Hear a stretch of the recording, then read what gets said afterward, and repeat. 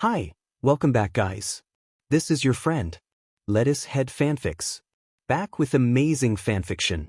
This is the series of What If Deku Became Batman's Protégé?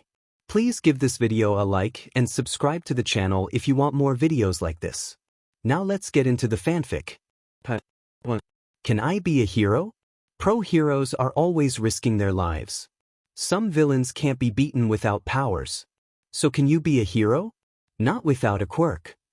Izuku Midoriya's heart sank into his stomach. His knees were weak and he felt sick.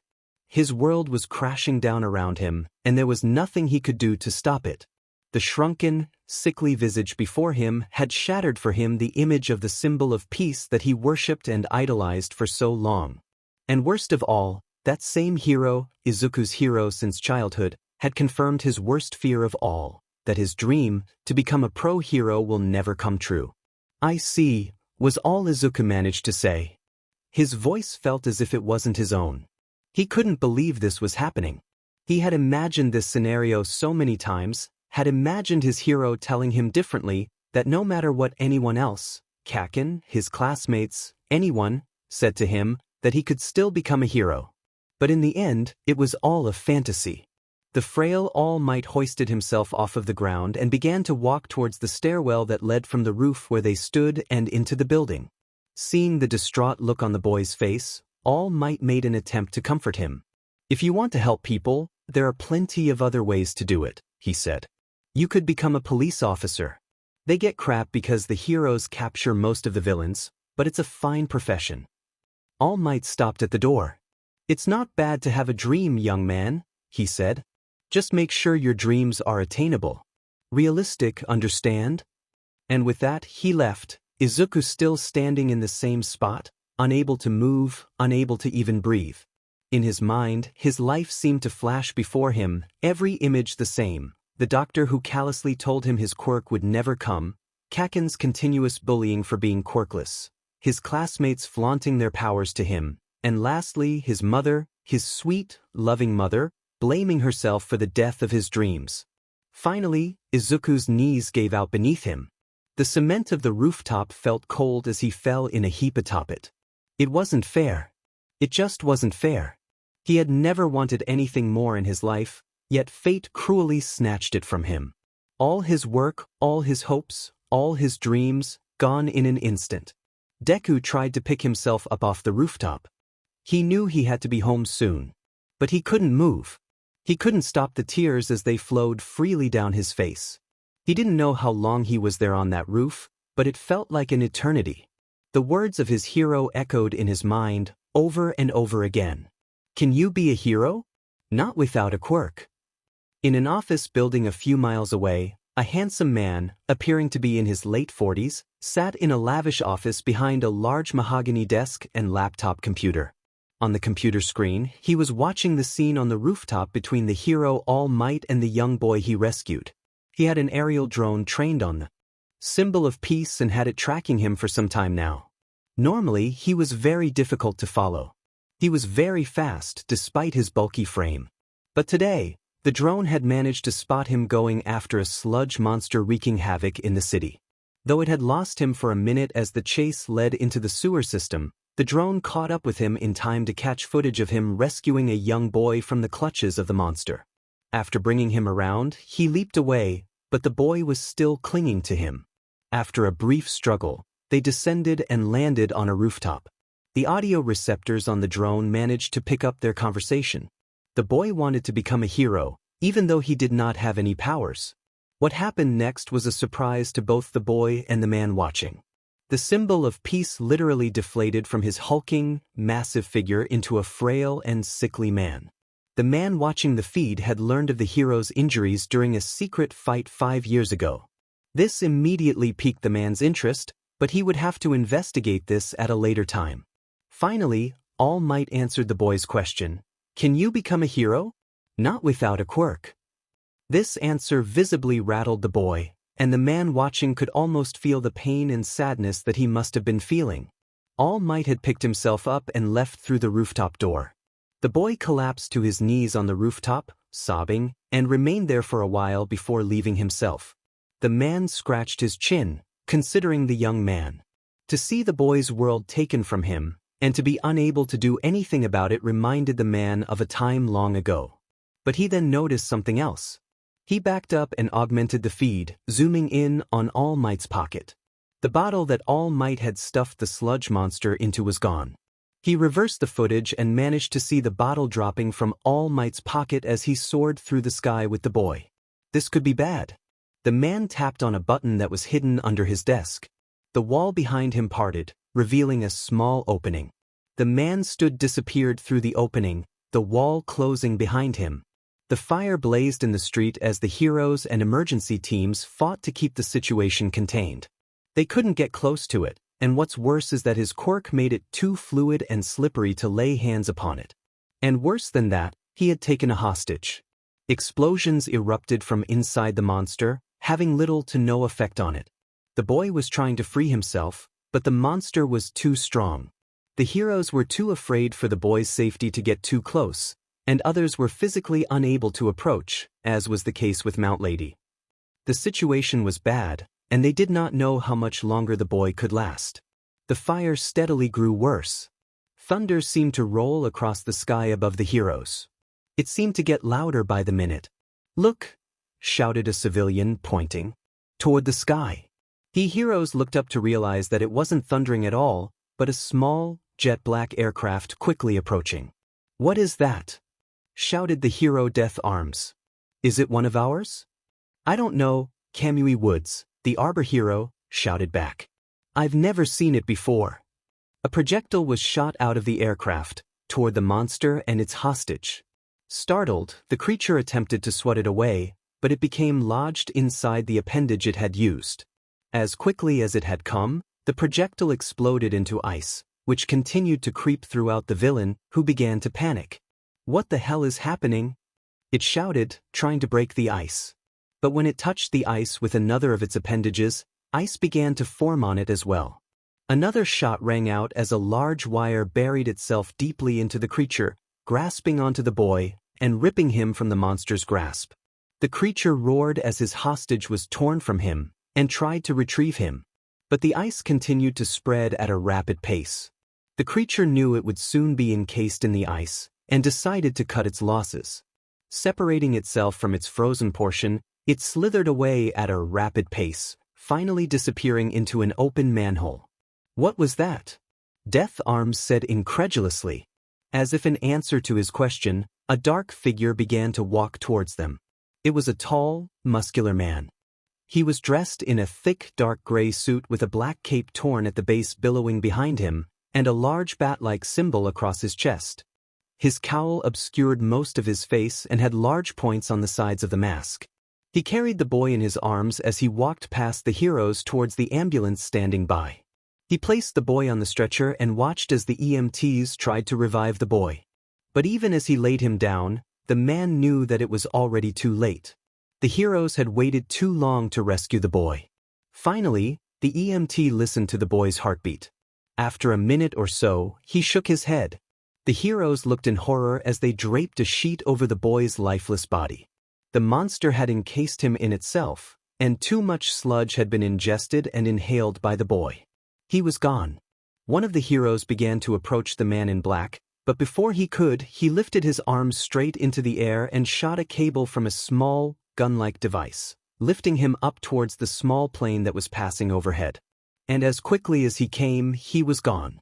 In the crowd, a tall, frail-looking man with dark shadows under his eyes began to tremble, grasping his side as blood began to seep from his mouth. He knew the boy was dead, and he knew that it was his fault. His rookie mistake had cost the life of a young man, and he was to blame. After what seemed like an eternity, he turned and walked away, his head hanging in regret. Izuku had returned to school the day following his encounter with All Might. He had been so depressed that he couldn't remember how long he had stayed on that rooftop before he wandered home and went to bed. It seemed like minutes, but it could have been hours. He had never been so lost in all his life. But in the end, he knew he could no longer deny what he had always known in his heart: he would never be a hero. It was time to set his sights on other avenues. Perhaps he could still go to UA, just in their general studies program. But the thought of going to UA and watching other students become heroes while he didn't put a knot in his stomach. He knew he would have to decide soon. But he had wanted to be a hero for so long he was at a complete loss for what to do next. He didn't think anyone could get as low as he was feeling right now. But then Izuku got to class. The classroom was solemn. There was a picture of Kaken on the desk, and a black ribbon was tied around the corner of the frame. Izuku went numb and looked at Kaken's desk. It was empty. Their teacher was sitting at his desk, and Izuku approached him. "Sensei," he said, panicking. "What happened? Where's Kaken?" The teacher looked at him, stunned. "You don't know? It was all over the news last night." "What was?" Izuku said in a frightened tone. The teacher's eyes widened. He really didn't know. He took Izuku out into the hallway, where they can be alone. "I understand Bakugo was your childhood friend," the teacher said. "So, this makes it difficult for me to tell you this. Bakugo passed away last night." The words hit Izuku like a freight train. He felt distant from himself, standing in the hallway with his teacher as if he was viewing the situation from a distance. He didn't know what to think. He and Kaken weren't really friends anymore. Over the years, the rift between them grew wider as Kaken's quirk grew, and Izuku stayed put. But despite his constant bullying, Izuku still admired him and had always hoped one day that their friendship could be rekindled. But now that would never happen. He was gone just like that. "How?" Izuku said, his voice barely a squeaky whisper. "How did it happen?" "He was killed by a villain," said the teacher. "Some kind of sludge monster." Izuku's face snapped up, his eyes meeting the teacher's. "What did you say?" The teacher looked at him with surprise. "I said that he was killed by a sludge monster." The teacher repeated. Izuku's breath stalled in his lungs. He felt dizzy, sick to his stomach. He held his hand to the wall to steady himself. The teacher reached out his hand to steady him. "Easy, Midoriya, what's wrong?" "I have to go," said Izuku quietly. "What?" said the teacher. "But class hasn't even started dash." "I have to go." Izuku flew past his teacher, running down the hall before the teacher could stop him. Izuku didn't know where he was going, he just had to run. It was his fault. It was all his fault and Kaken died for it. Izuku somehow found himself outside, and he just kept running. Down the street, into a neighborhood, past some shops, he just kept running. Tears streamed down his face as he ran, causing the wind on his face to sting with cold. All Might was right. He was no hero. He had gotten his best friend killed. How could he even think he could be a hero when he... Izuku stopped abruptly. He thought he had heard something loud enough to shake him from his haze. Someone was shouting. It was close. Very close. Without thinking, he ran towards the source of the noise. There was a burly man who had cornered a young woman, no older than Izuku himself. She had brown, short hair above her shoulders, with only her bangs at her face extending longer. Her face was round, with full cheeks that seemed to perpetually blush. The burly man was approaching her. She was frightened, but she stood her ground. "Stay back!" she shouted, extending her hand. "I'm warning you." "Hey kid," said the man. "I'm just looking for a handout. You look like you could spare some. Maybe there's something else you can do for me as well." The man liked his lips, causing a chill to run down Izuku's spine. He advanced upon the girl, grabbing her by the wrist. Izuku acted. Without thinking, his legs seemingly moving by themselves, he ran towards the girl and her attacker. "Hey creep! Leave her alone!" he shouted, with more bravery than he actually felt.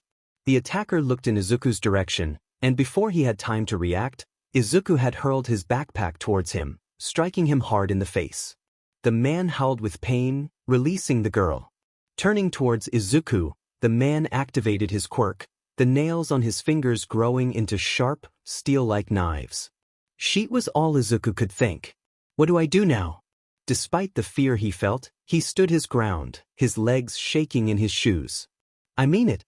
Leave her alone if you know what's good for you. Bratty kids, snarled the knife man. You need to learn your place. He began to advance on Izuku, who lifted his skinny arms to fight, well aware that he had no chance of victory.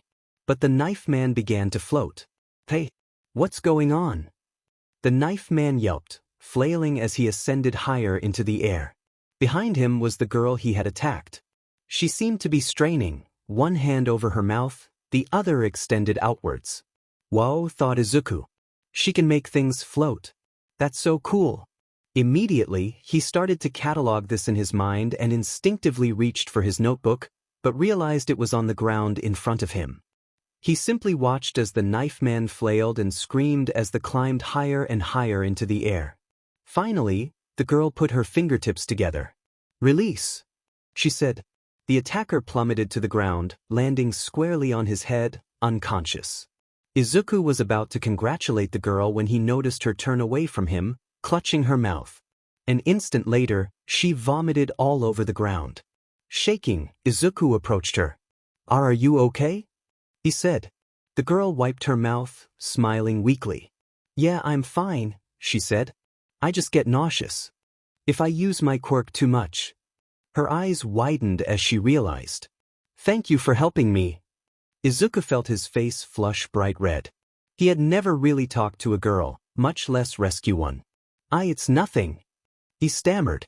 It honestly didn't look like you needed help, really? Then he remembered. But your quirk is so cool. You can make things float. Yeah, the girl replied, smiling. But you were amazing too.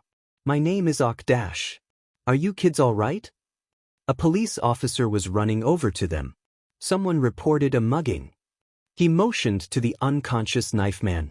Is this him? The girl and Izuku nodded. The officer cuffed the perpetrator and all three of them were then taken to the police station where the knife man was booked and the kids gave their accounts on the situation. Their parents were called, and they were both commended for their quick thinking in this situation. As Izuku was leaving, he heard the girl call after him. Wait, she said. Would you exchange numbers with me? Izuku felt his face flush again. Sure. As he wrote down his number, she said to him, Thank you again for helping me. My name is Ochako Uraraka. What's yours? Izuku paused. He glanced at the news report on the television behind Uraraka. It was displaying Kaken's face and a picture of the sludge villain that killed him. His heart fell into his feet as he heard the reporter, and the villain, reported to be a sludge-like creature, is still at large. Still at large, the words repeated themselves in Izuku's head. Still at large, still at large, still at large. The creature got away. Izuku felt sick again, his knees weak. Uraraka looked at him with an alarmed expression on her face. Are you all right? She said, helping Izuku steady himself. Are you sick? I have to go, Izuku said, getting to his feet. I'm sorry, I have to go. And without another word, Izuku ran before Uraraka could stop him.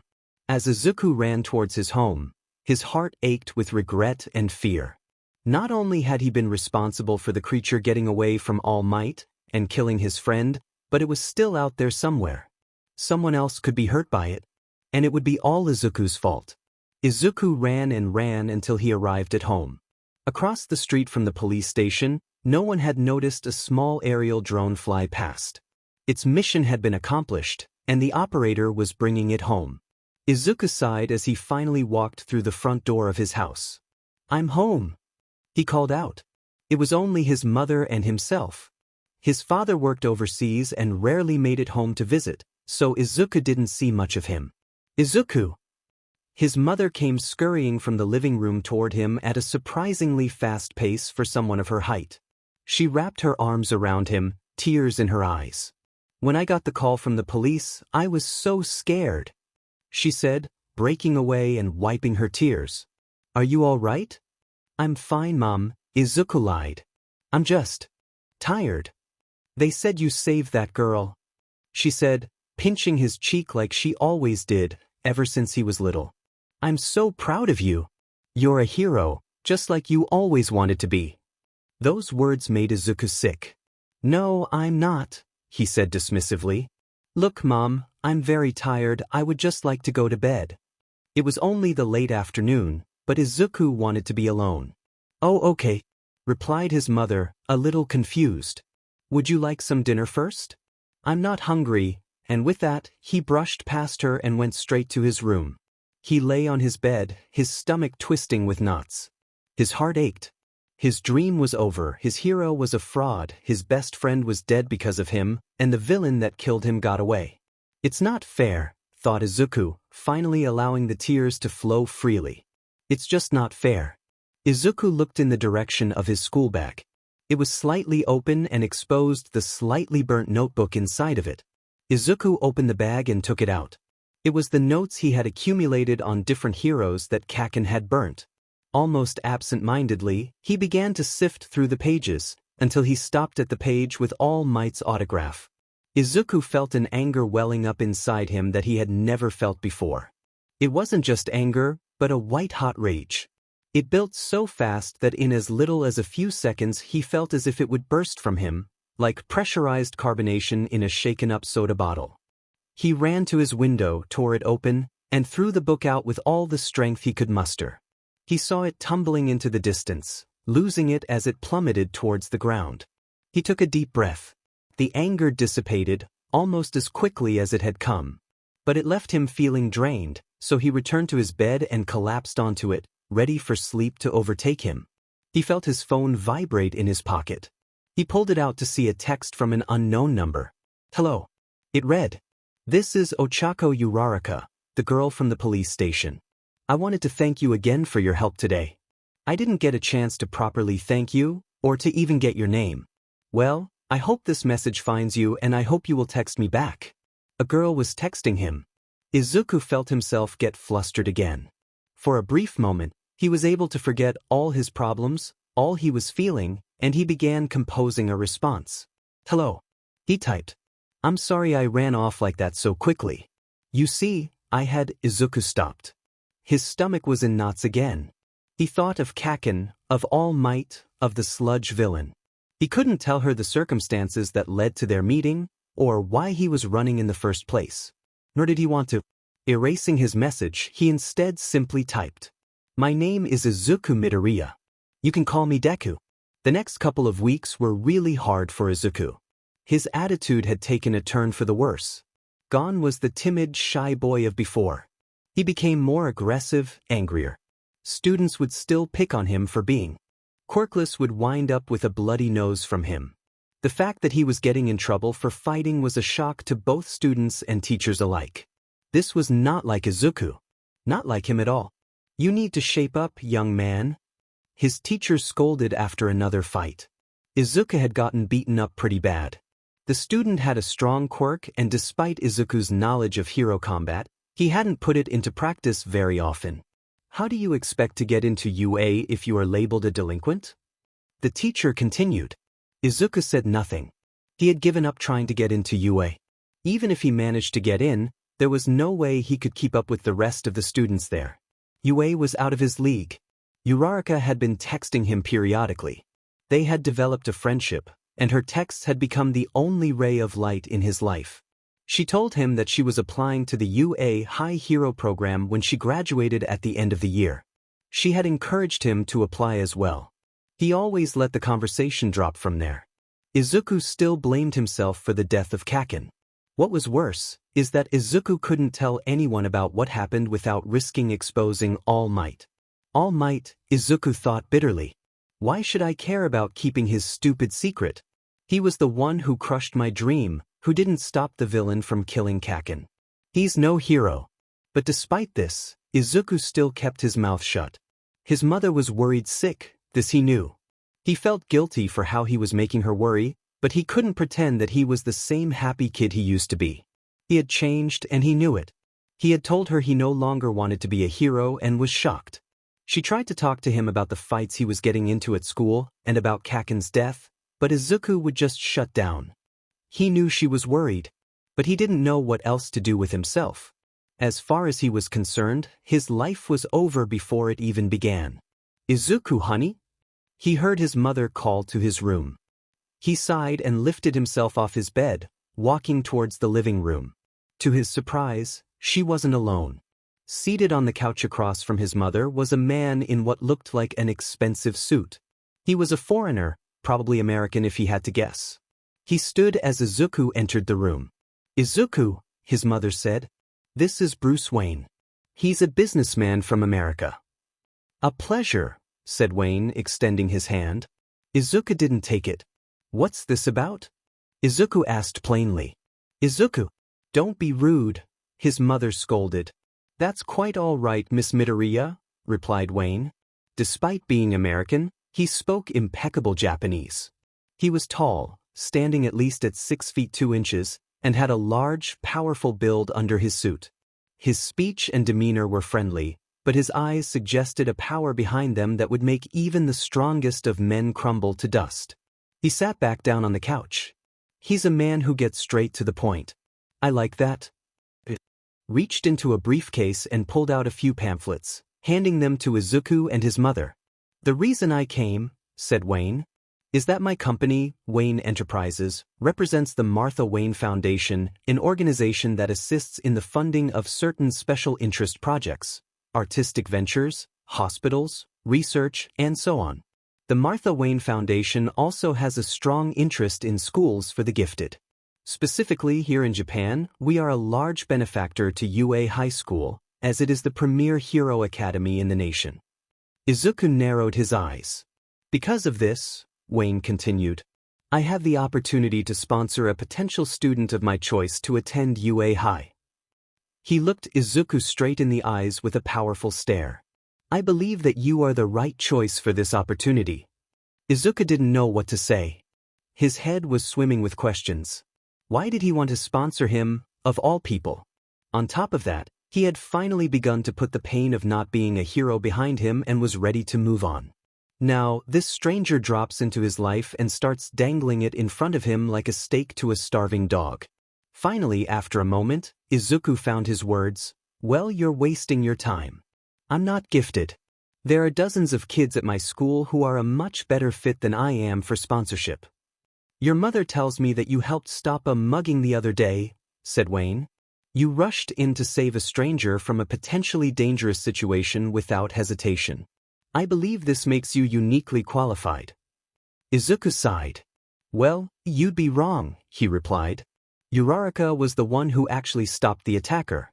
I simply provided a long enough distraction for her to use her quirk.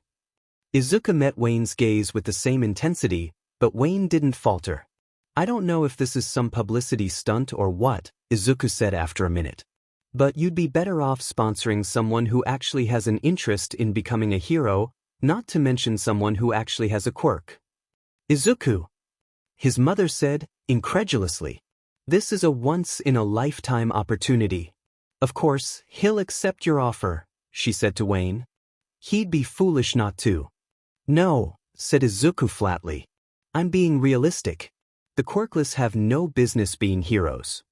He turned and began to walk away, but Wayne stopped him, holding onto his arm. Before you go, young man, he said, I'd like to tell you something. I don't make this offer lightly. It doesn't matter to me if you have a quirk or not. I believe that a hero can be anyone, even you. Izuku pulled away. No, he said simply. They can't. And with that he walked away, returning to his room. I am so sorry, Izuku's mother said, tears welling in her eyes. He recently lost his childhood friend to a villain. He hasn't been the same since. It's quite all right, said Wayne. He gave Miss Midoriya a business card. The offer still stands. Let me know if he changes his mind. Izuku had gotten quite a lashing from his mother. She burst into his room, tears streaming from her eyes. Why did you act in such a way? She had shouted. What has gotten into you? I don't want to talk about it, said Izuku, turning away from her on his bed. His mother was having none of it. He had offered you an opportunity you have dreamed about since you were little. A week ago you would have jumped at the chance. She began to tremble, her tears flowing freely now. What has happened to my little Izuku? Izuku didn't budge. He grew up, And with that she slid the door shut with a loud bang, and Izuku heard her stomp away. Izuku knew she had every reason to be angry, but she didn't understand how upsetting the situation was to Izuku. As far as he was concerned, fate had dealt to him a cruel hand of wanting to be a hero but had given him no quirk to make it possible. Even the symbol of peace told him his dreams were unrealistic. And yet, fate still continued to torment him by sending Bruce Wayne to him with sponsorship. It was as if he was a starving leash dog being dangled a succulent piece of meat, just out of reach. It was torture. He rolled over onto his bed, fighting his tears. He wanted to forget it all Might, UA High School, the professional heroes, all of it. He looked all around his room, at the posters and action figures of All Might. His unending smile once inspired confidence, hope, and safety in Izuku's heart. Now, all he could see is the thin, sickly shadow of his former self that he had become. Just looking at the memorabilia that lined his room made him sick and angry. Picking himself up, he tore the posters from his walls and packed up all the action figures and merchandise that represented his former hero, All Might. Putting them all in an old box, he went out back to the dumpster behind his house to finally put an end to the pain they gave him, once and for all. The box dropped into the nearly empty dumpster with a satisfying clang. Brushing his hands against each other, Izuku turned to leave. But as he did, in the corner of his eye, he saw one of the All Might figures at the top of the box. He was wearing his Silver Age costume. His never-ending smile seemed to shine, despite the lack of light. Izuku paused. The reality of what he just did weigh heavily on him. It was the end of an era for him. His passion to become a hero had been the driving force in Izuku's life for so long, and All Might represented all he aspired to be. Now that he knew the truth, it felt as if his entire life was a lie and all that he worked for only fed the lie. The thought of All Might made Izuku angrier. He slammed the lid of the dumpster down hard, the sound it made scaring a couple of alley cats away. Izuku sighed, collecting himself. He had done it. Every last bit of his past possessions that represented his desire to be a hero was gone. It was all over. I thought that All Might was the symbol that all heroes aspired to be. The voice spoke behind him, causing Izuku to jump out of his skin, falling on his rear.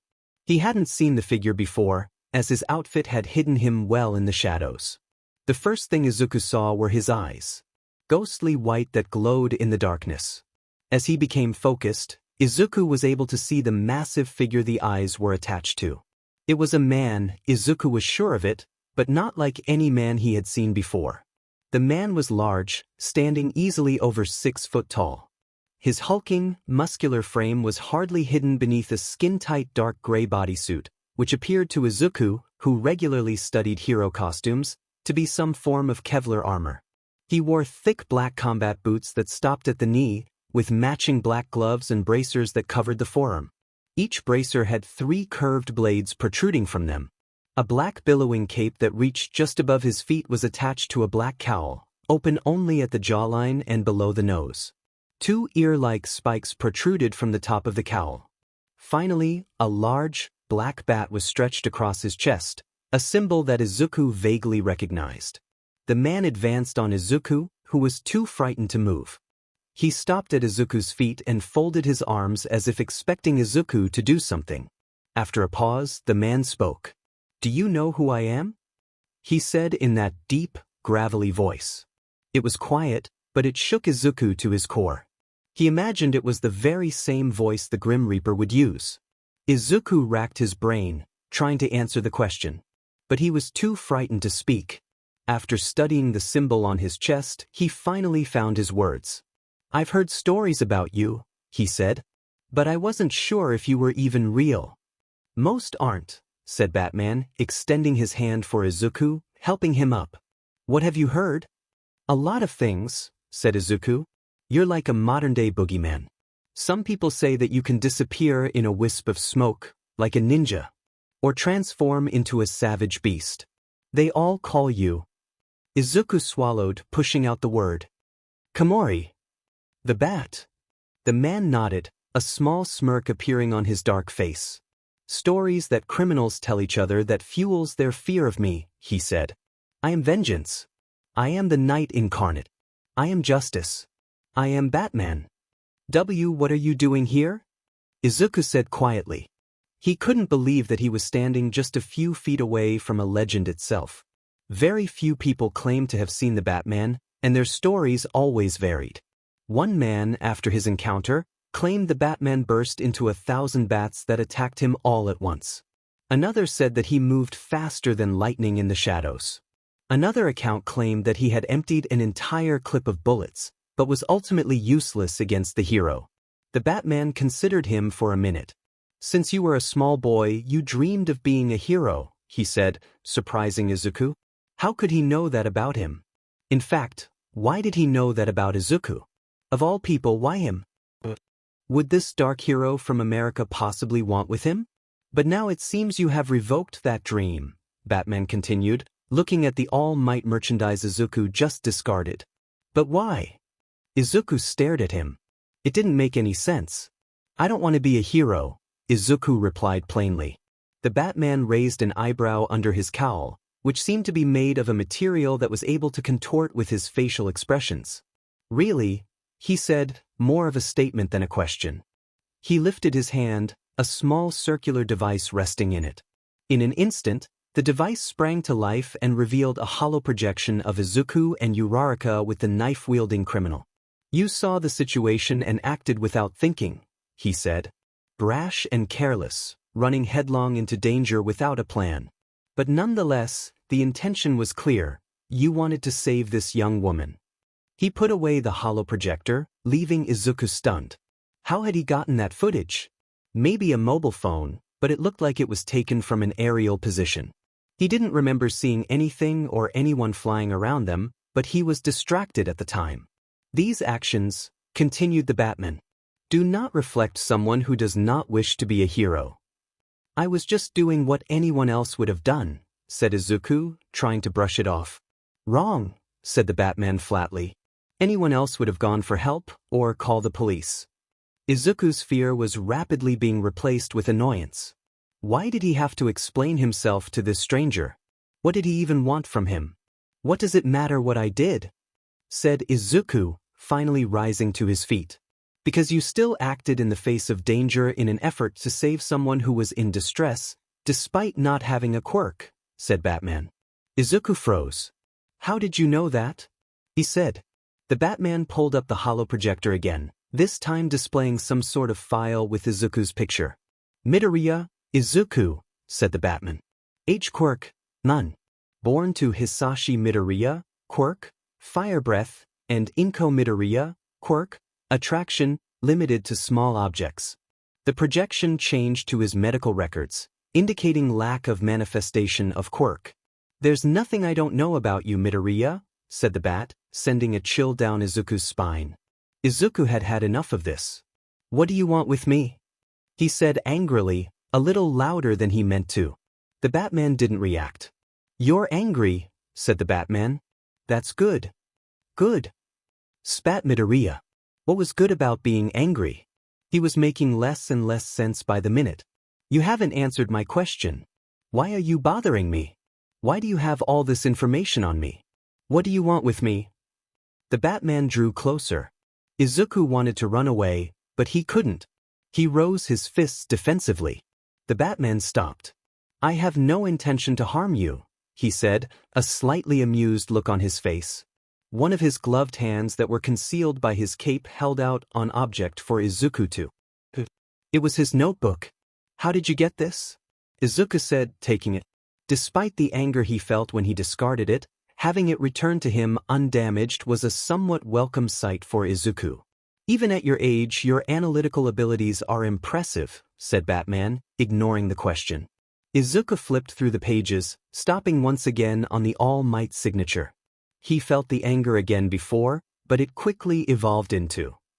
Izuku didn't quite know, but like a strange feeling of bitterness. "It doesn't matter anymore," Izuku said finally. "Neither does wanting to be a hero. You know I don't have a quirk. Some villains just can't be beaten without a quirk." "Is that you talking, or All Might?" Izuku's head snapped up. Batman's face was passive. Izuku swallowed hard. If he knew what All Might said to him, then he would know All Might's secret. But even so, he didn't want to bring it up and test his luck, so he remained silent. The Batman didn't press him. "If hearing that all throughout your life didn't stop you then, what is stopping you now?" Caution flashed through Izuku's memory. He felt sick again as he usually did when he remembered him. Izuku could feel the tears returning to his eyes, but he pushed them away. I don't deserve to be a hero, he said finally. I can't save anyone. Not everyone can be saved, said Batman. Izuku felt himself trembling. The guilt had been building up inside him for weeks. He didn't know how much more he could take before going crazy. What if, he said quietly, what if you were the cause? Batman said nothing, tilting his head slightly. He was waiting for an explanation. What if, Izuku continued, someone died because of you? Your actions caused someone to be killed. That would mean that you weren't meant to be a hero, right? You're asking a question that's not really a question, said Batman. Something did happen, didn't it? This time Izuku said nothing. He felt as though his heart was going to burst from his chest. His throat swelled and despite his efforts, tears began to form again in his eyes. He felt something resting upon his shoulder. Looking up, he saw it was the massive, gloved hand of the Batman. He was looking down at Izuku, this time with what looked like compassion, understanding. Don't fight it, Midoriya, he said softly. Feel your pain. Own it. Master it. Izuku broke down, dropping to his knees. He could feel the tears streaming down his face, the weight of all the pain and guilt he felt since Kaken's death pouring out of him through his sobs. It's all my fault, he said finally. If it wasn't for me, Kaken would still be alive. If it wasn't for me, All Might would have stopped that sludge monster. I caused it to get away. All Might said I couldn't be a hero without a quirk, and that I should give up and do something else, Izuku continued. And Kaken died because of me. And the monster is still out there. It's all my fault. Batman waited for Izuku to calm. Finally, he lifted Izuku up to his feet. A hero's life is laced with tragedy, he said. It's an unavoidable part of the mission. You can't undo what you did, but you can use it to make you stronger. But what if I told you, the Batman continued, that you could bring your friend's murderer to justice? Izuku could hardly dare believe it was possible. How? He said. That is up to you, replied the Batman, and whether or not you are prepared to do what is necessary. He took a device from his belt and handed it to Izuku. It was a smartphone, but one that Izuku was not familiar with. You are to keep this on you at all times, said Batman. When the time is right, we'll be in touch. He then backed away from Izuku and began to walk away. Wait. Izuku called after him. When the time is right for what? The Batman glanced over his shoulder, taking a gun-like device from his belt. Your training, he replied.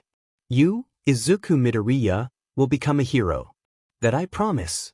And without another word, the gun device fired a long cable, and the Batman disappeared into the night, leaving Izuku alone with his thoughts.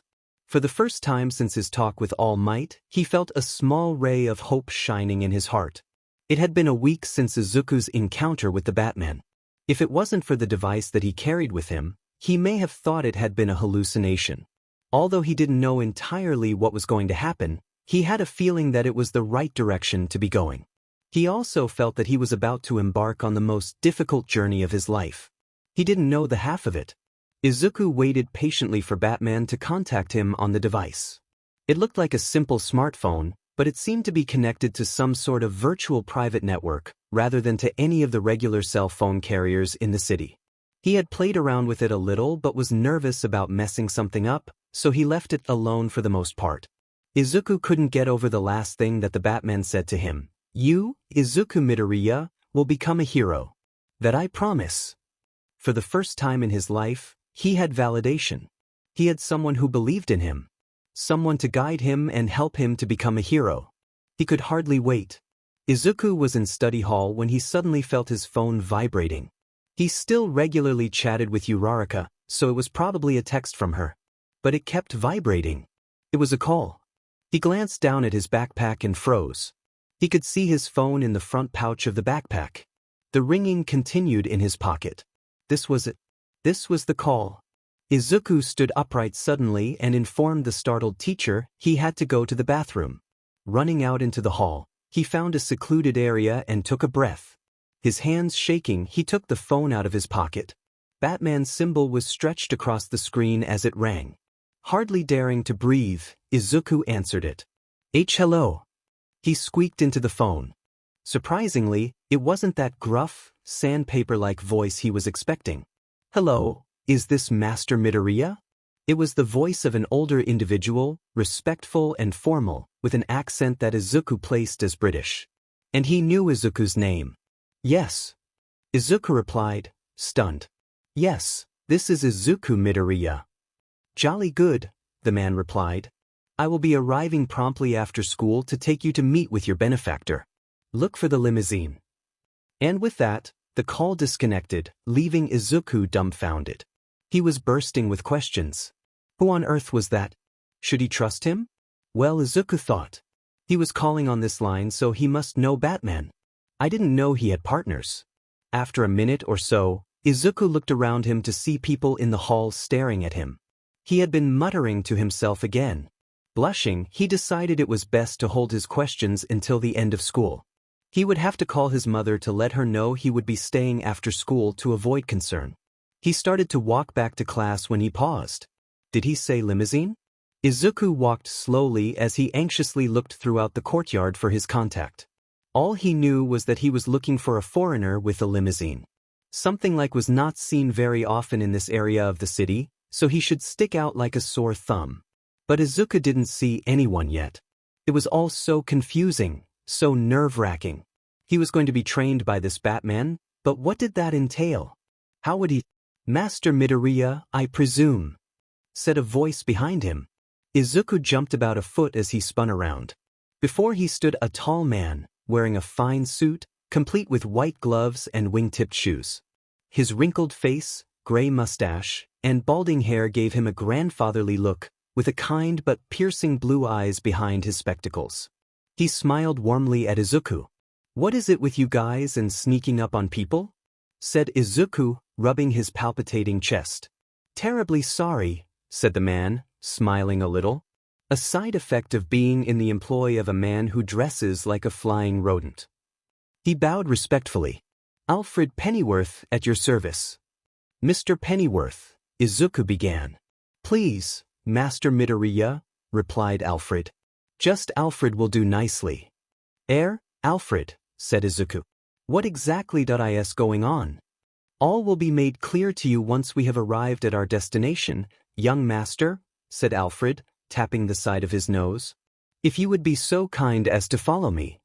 Izuku felt extremely self-conscious as he approached the limousine parked outside the school. There were students and passers-by, some from his class, that gawked as he passed them. He could only imagine the questions that they would bombard him with tomorrow. He had no idea how he was going to answer them. Once inside, Izuku was amazed at how luxurious the accommodations of the limousine were. The seats were expensive leather, with plenty of leg space.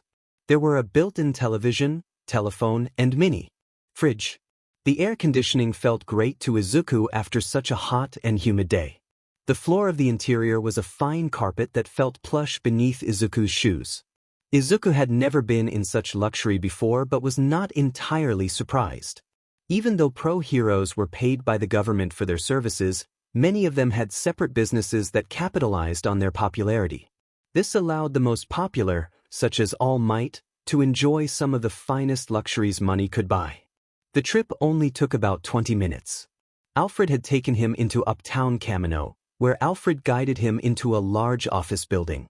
The security guard at the desk waved them through with a nod, and they entered the elevator. Alfred waved a keycard in front of the scanner and pushed the button to take them to the penthouse office. When the elevator opened, it revealed to be a long, partially lit hallway, lined with windows on each side that opened to an expansive view of the city. Alfred led him down the hallway, which led a large pair of double doors. Alfred opened the door and led Izuku in. Inside was an extravagant office. It was minimally decorated with a large desk, 2 couches, an armchair, and a few paintings that lined the walls. Izuku assumed that each piece was very expensive. The desk was located at the end of the room, a large computer screen resting on top of it. High on the wall behind them was a large oil painting of a handsome, mustached man standing next to a beautiful woman. Someone was sitting at the desk. Their face was obstructed by the computer screen. Alfred cleared his throat.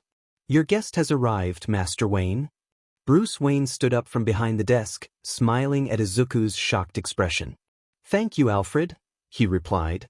Alfred simply bowed and excused himself, leaving Izuku and Wayne alone.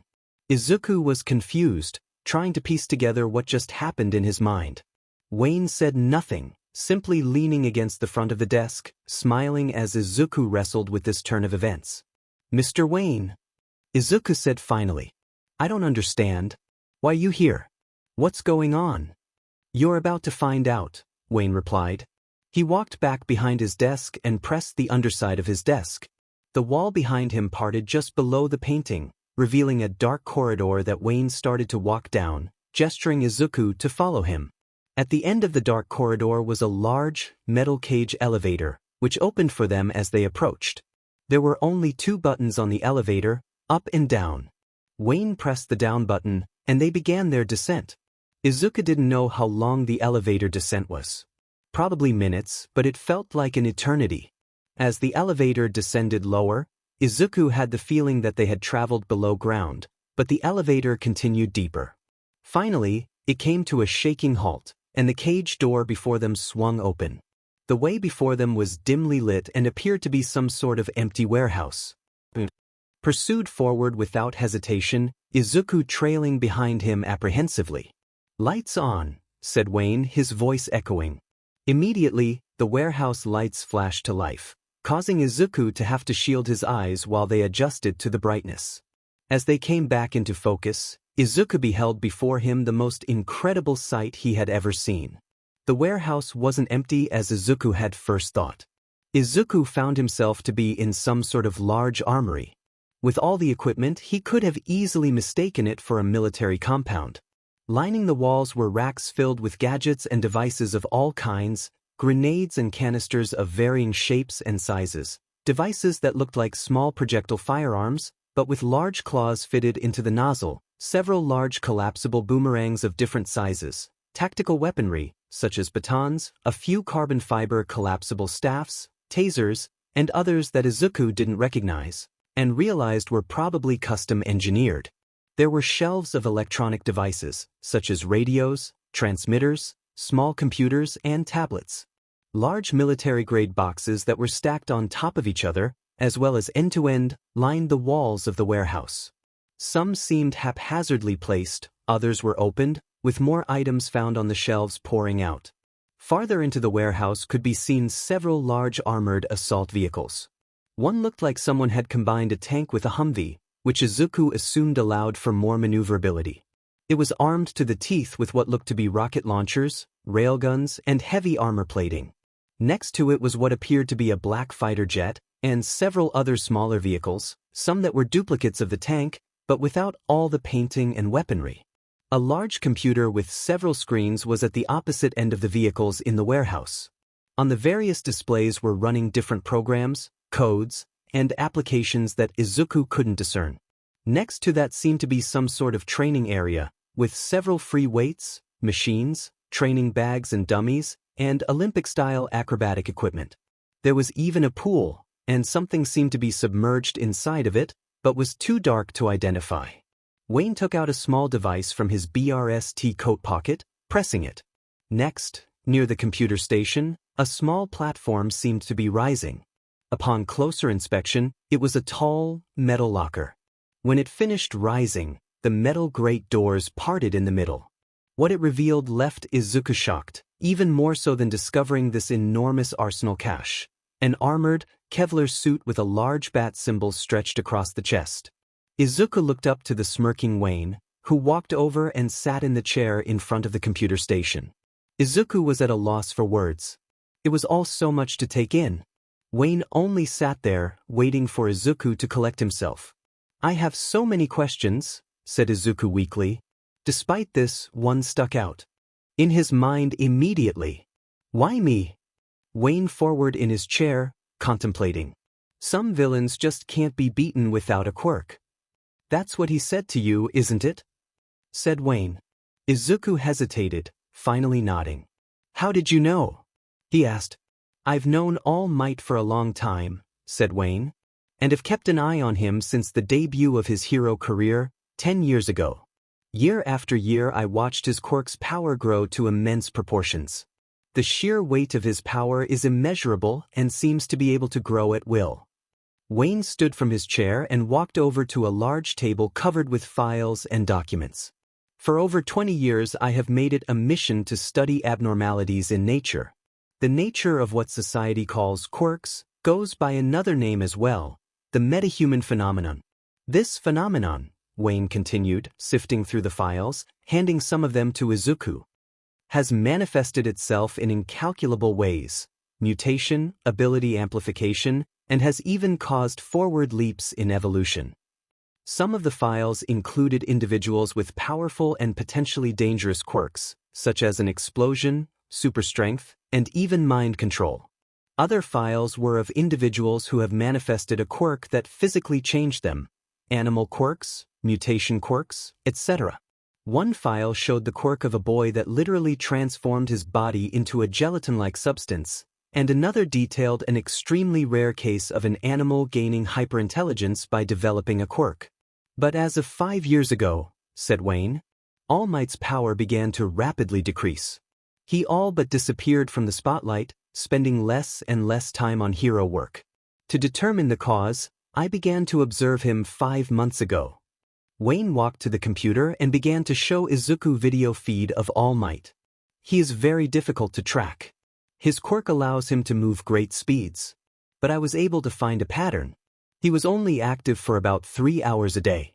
Sometimes it was all at once, others it was spent intermittently, but they always hover around the 3-hour mark. If you are friends, said Izuku, why couldn't you just talk to him about it? Wayne gave Izuku a wry smile. I said we knew each other, he said, but I didn't say we were friends. Wayne returned to the computer. But last month, I was finally able to obtain this footage. He paused. This may be hard for you to watch. He pulled up a video feed of Izuku being attacked by the sludge monster.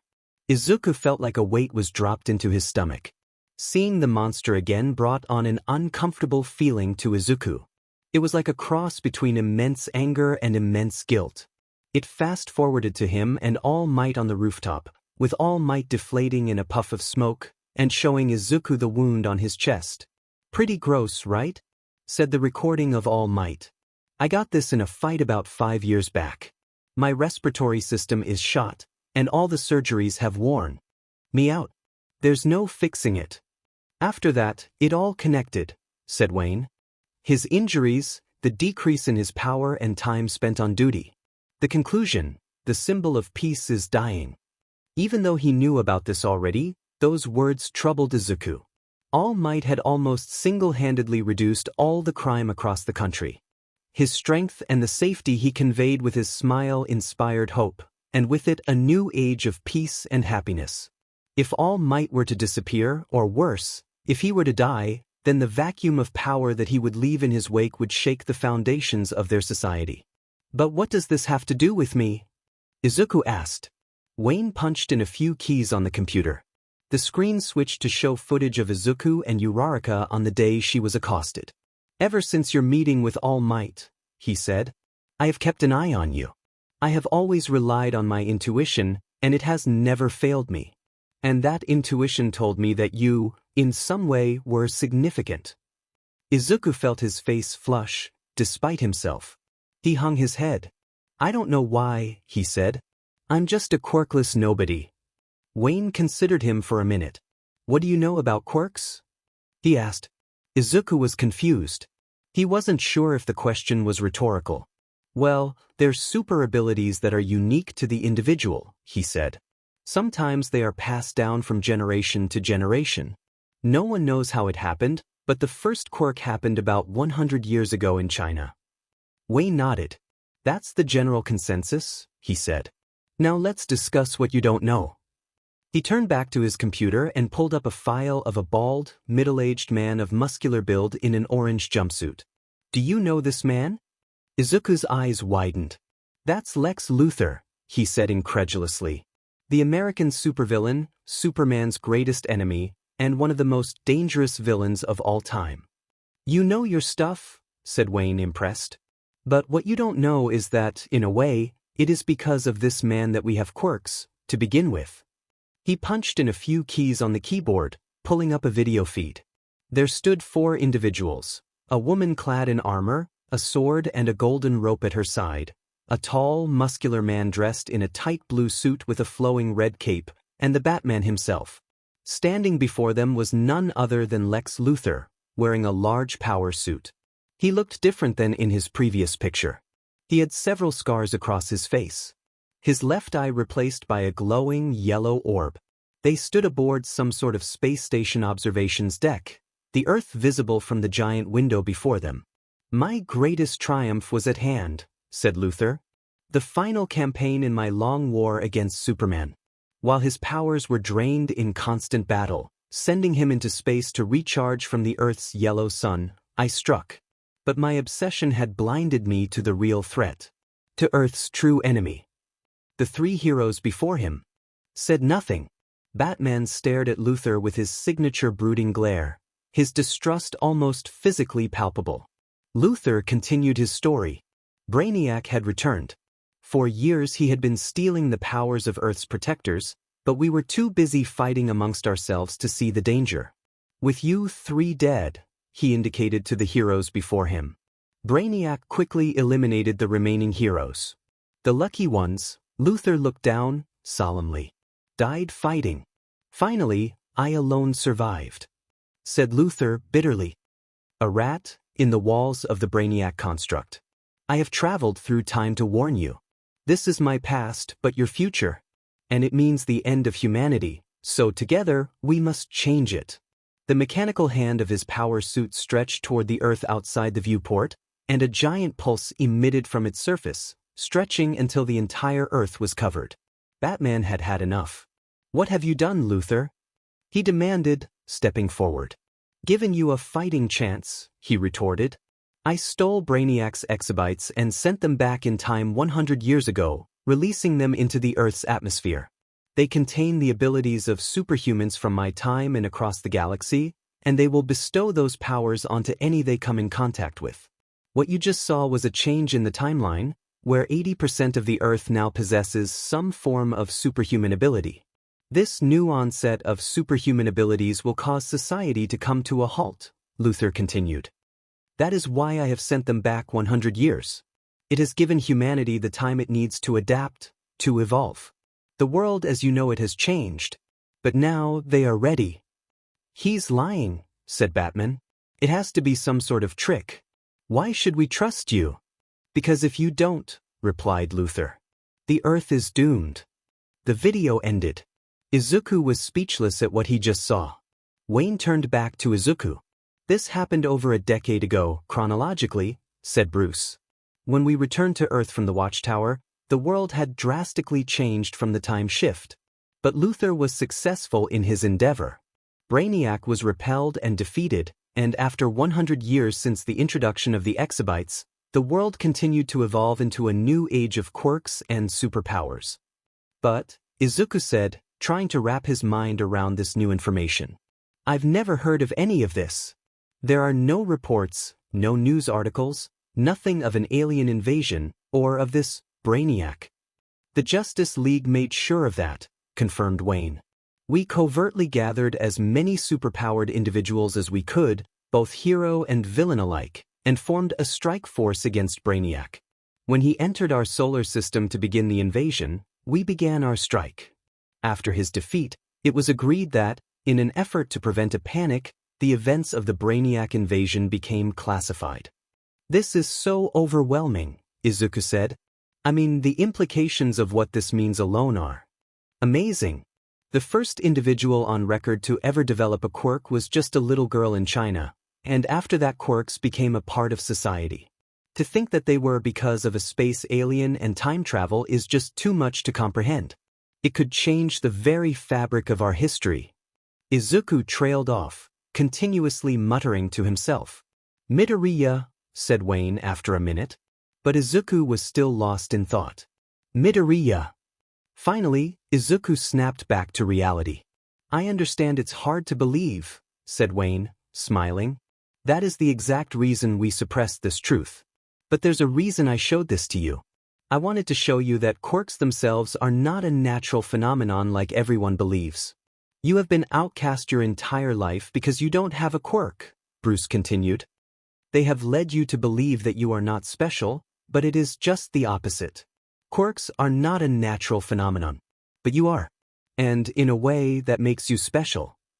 Izuku had never thought of it that way, and the implication of Wayne's words warmed his heart. But there's more to it than that, said Wayne. It hadn't become clear to me yet, but after observing you, I saw it with my own eyes.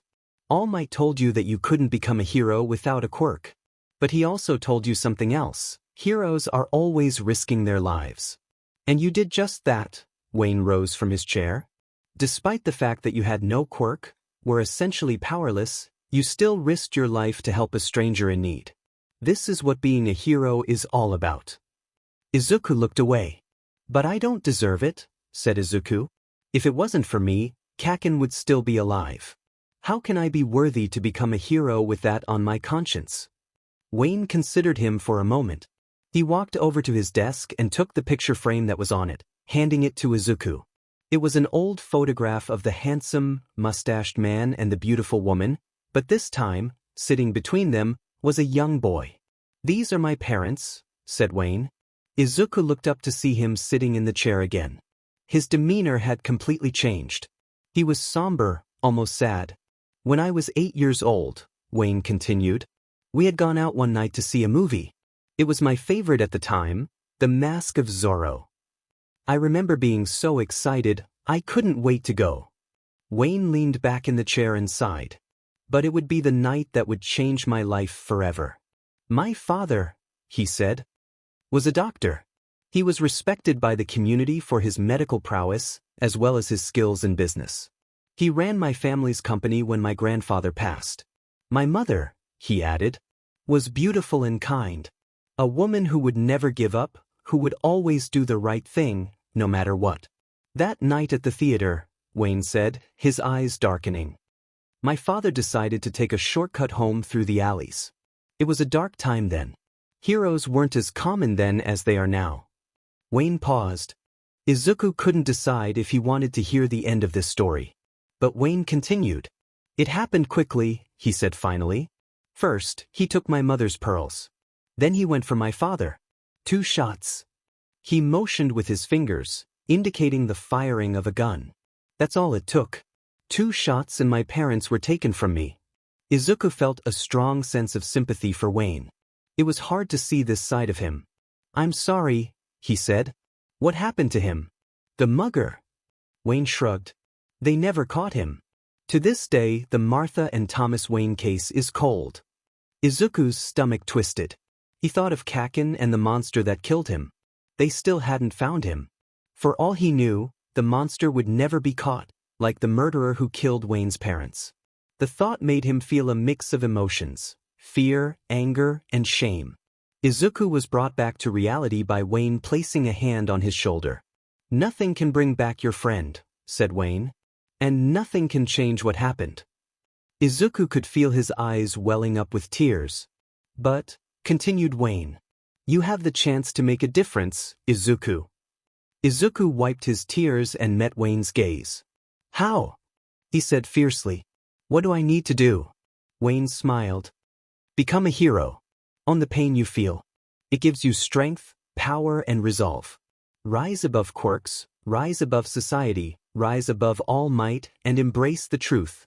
A hero can be anyone, so long as they are willing to heed the call. Not to fame or wealth, but to the mission, to see it through to the end. You must vow, with every fiber of your being, to protect those who cannot protect themselves.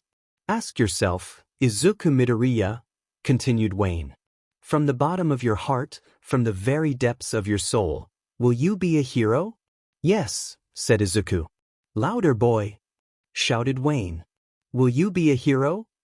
Yes, shouted Izuku. Say it. I will be a hero. Izuku's cries rang all around him. Wayne gave him a satisfied smile. Then your training begins now. Hours later, Izuku returned home. Upon seeing her, he hugged his mother for the first time in a month and apologized. He told her that he was going to accept Wayne's proposal, much to her happiness. He went to his room and collapsed on his bed. He was bruised and sore from the training. Wayne had told him that the next 9 months would be the hardest he ever faced in his life. But honestly, Izuku didn't care. For the first time in his life, someone believed in him. He was going to make his dreams come true. He was going to bring Kaken's killer to justice. He was going to be a hero. Izuku never felt so alive. Izuku felt sick, his limbs shaking. He was hunched over on all fours over a puddle of his own vomit and bile.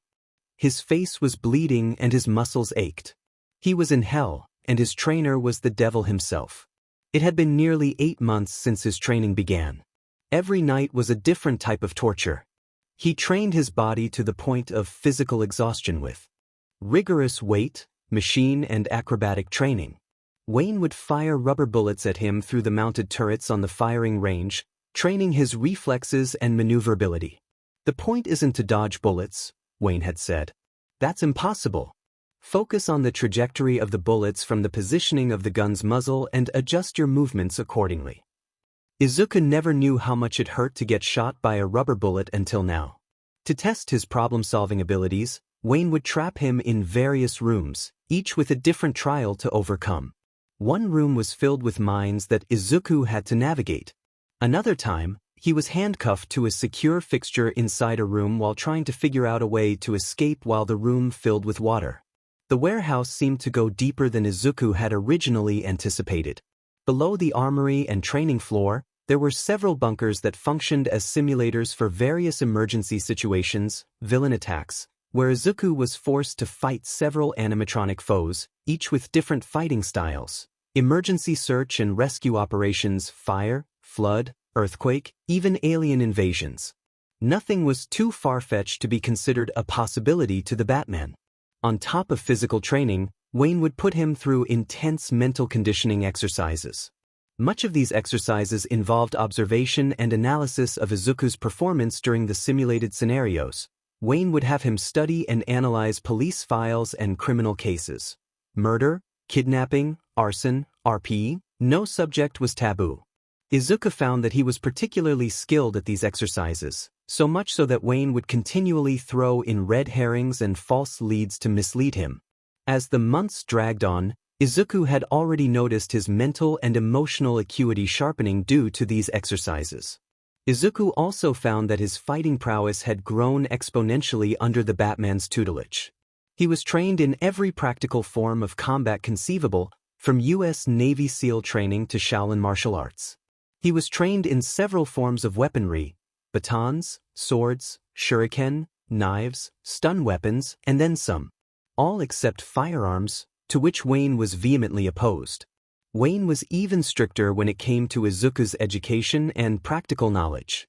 He tutored him in various fields of science, engineering, technology, forensics, chemistry, physics, medicine, anatomy, psychology, computers and cybersecurity, business, strategy, and even driving and piloting.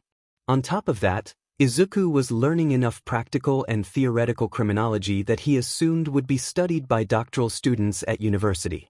Alfred also had a hand in tutoring him in both his school and hero studies, and Izuku saw his grades and exam scores increase tenfold. Bruce was also teaching him about the various practical uses of the gadgetry he employed in the field. Most of the devices were not conventional items you could pick up at any electronics store. They were unique items that were designed specifically for Batman's crusade.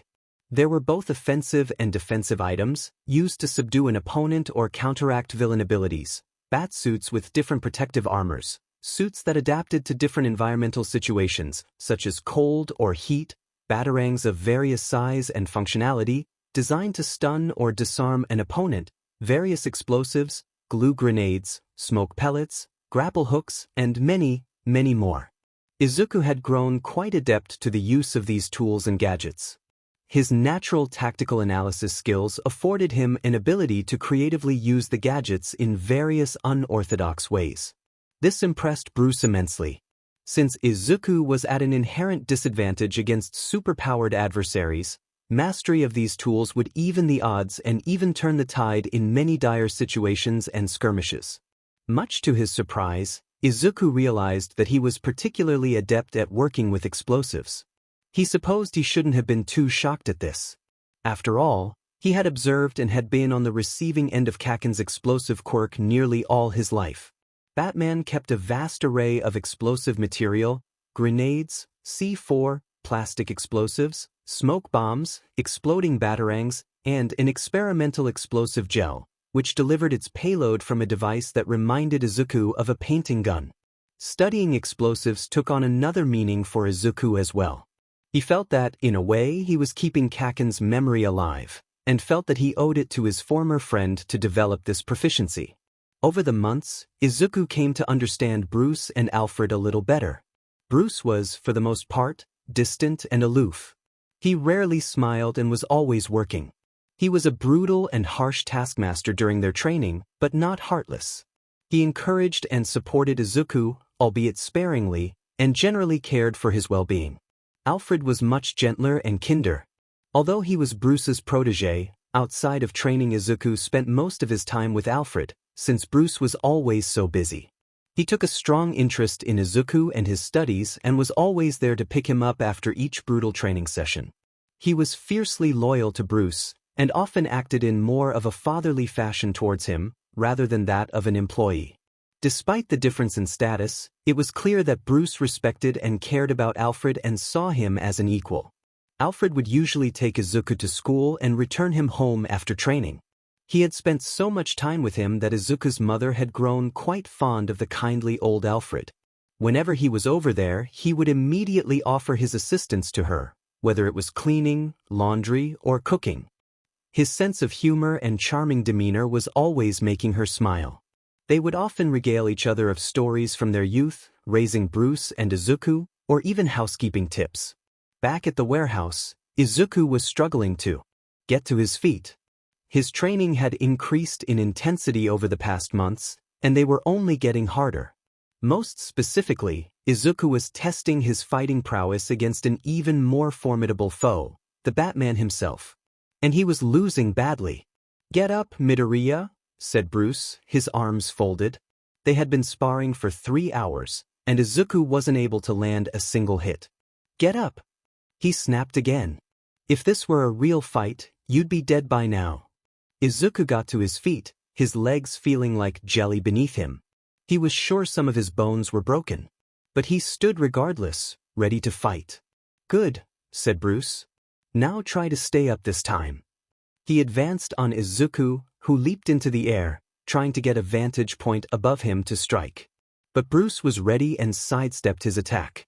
Turning on his heel, Bruce's axe kick connected to the back of Izuku's head, sending him back to the ground in a heap. At first, all he could see were colors, and then, gradually, his sight went dark as he drifted into unconsciousness.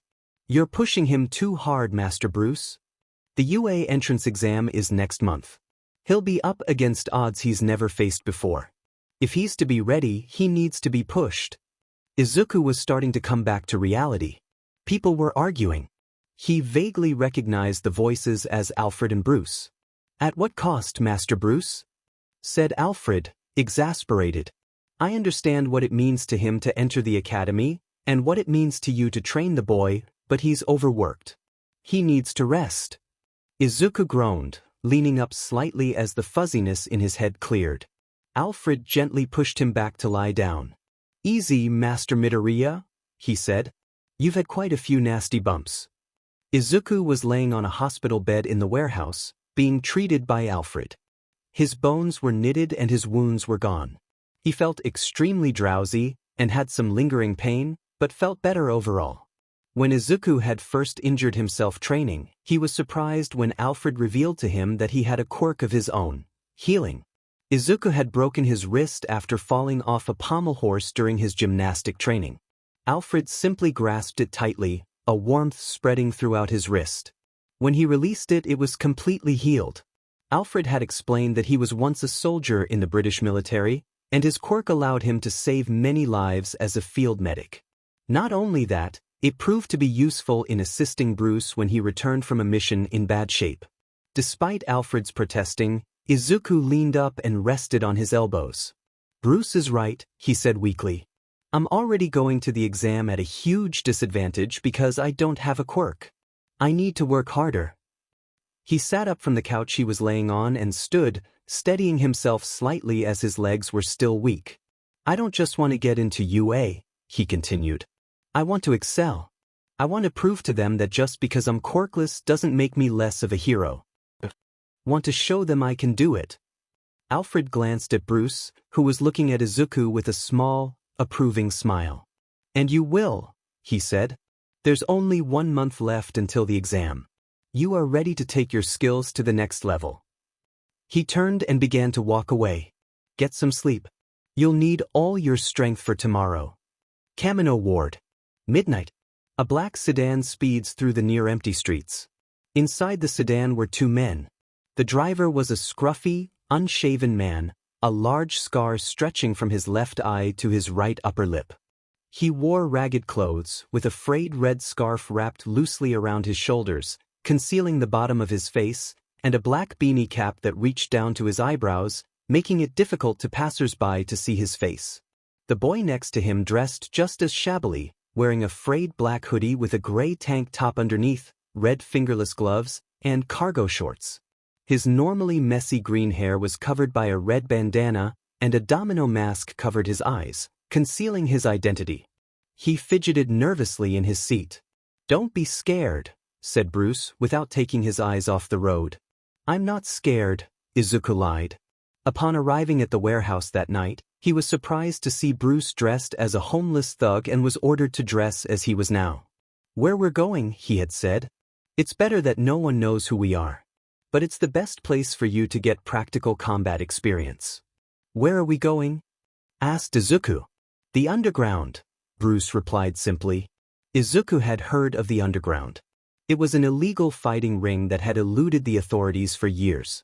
They always chose a different place to fight, and you had to know someone to get there. In the underground, there were no rules. Any quirk was sanctioned, and you won only when your opponent was no longer standing. It was a place Izuku never thought he would ever find himself at. And not only was he going there, but he was going to fight. People see you as disadvantaged because you don't have a quirk, said Bruce. You need to test yourself against those who are naturally stronger than you. It's only when faced with a situation that seems impossible you will surpass your limits. They pulled into a covered parking structure. Once parked, they walked to the elevator that led into the building and took it down to the basement. The elevator doors opened to a dank, darkened hallway. Izuku could hear loud music blasting from the large double doors at the end of the hallway. Next to the double doors stood a hulking gorilla-faced bouncer. He glared at the Bruce and Izuku as they approached.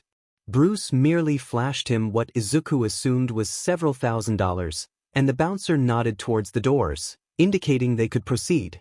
Past the doors, Izuku felt the immediate assault of his senses, the loud, screeching music playing over the raucous cheers of the surrounding crowd, the smells of cigarette smoke and booze filled the air, burning Izuku's lungs and stinging his eyes.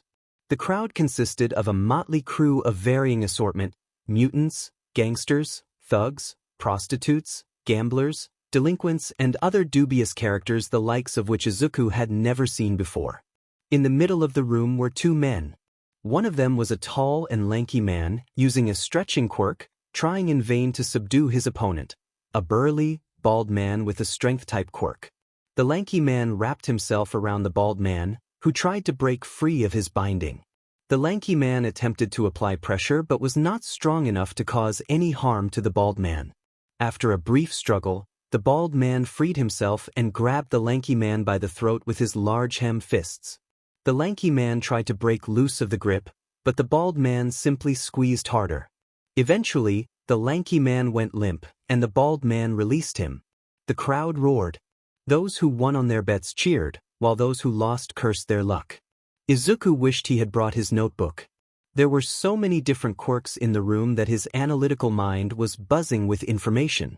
After a moment, he turned to see that Bruce was no longer standing next to him.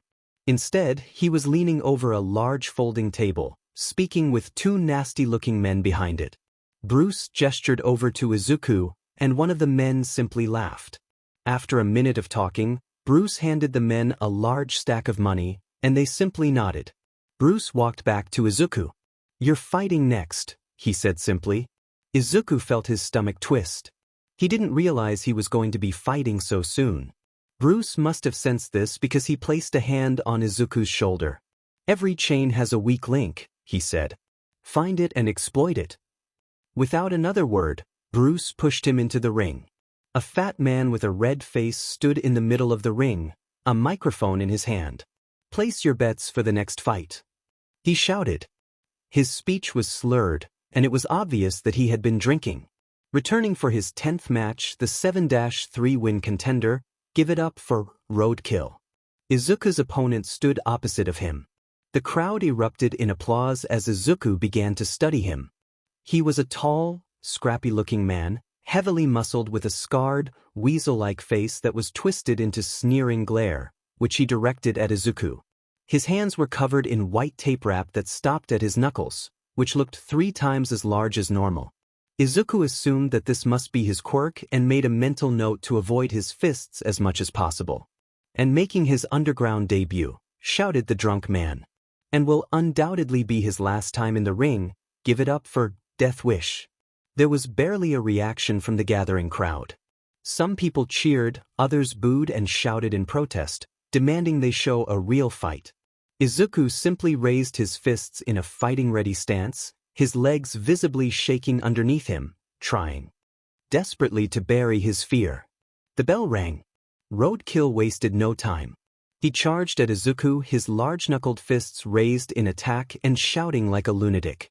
Izuku felt his fighting instincts kick in and began to dodge the incoming barrage of punches, one after the other. Roadkill swung his fist at Izuku's head for a haymaker, which Izuku ducked under. This was what Roadkill was apparently hoping for, and move his knee into Izuku's chin, knocking him backward. The crowd cheered as Izuku fell on his back, clutching his face. Roadkill raised his hands, gloating and soaking in the praise from the crowd. He turned back to Izuku, spitting on him as he lay there. Izuku gradually pulled his hands away from his face, and anyone looking at him saw that he no longer looked like the scared boy from 30 seconds ago. As a matter of fact, he looked sad. He looked really sad. Rolling back onto his hands, he leaped to his feet in an instant. The sudden movement took his opponent by surprise and attempted to advance on him.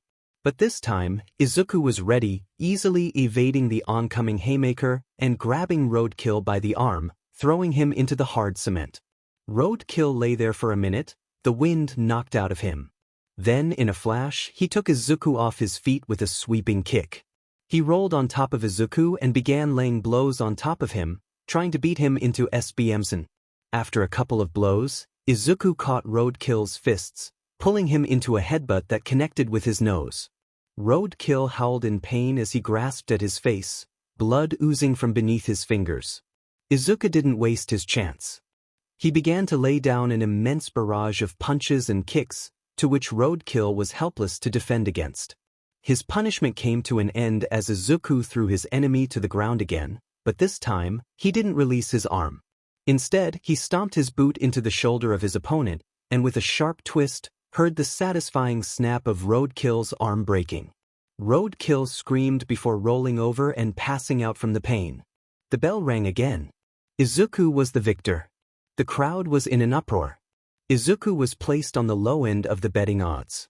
A few people were celebrating their winnings, while most were shouting that they had been hustled. One man stood in anger, pushing his way through the crowd. "That fight was fixed," he shouted. "No way this punk but beat Roadkill." Tearing off his shirt, he lifted his fists to fight. "You and me, bitch. Let's go." Izuku looked at Bruce, who nodded, a slight smile on his gaunt face.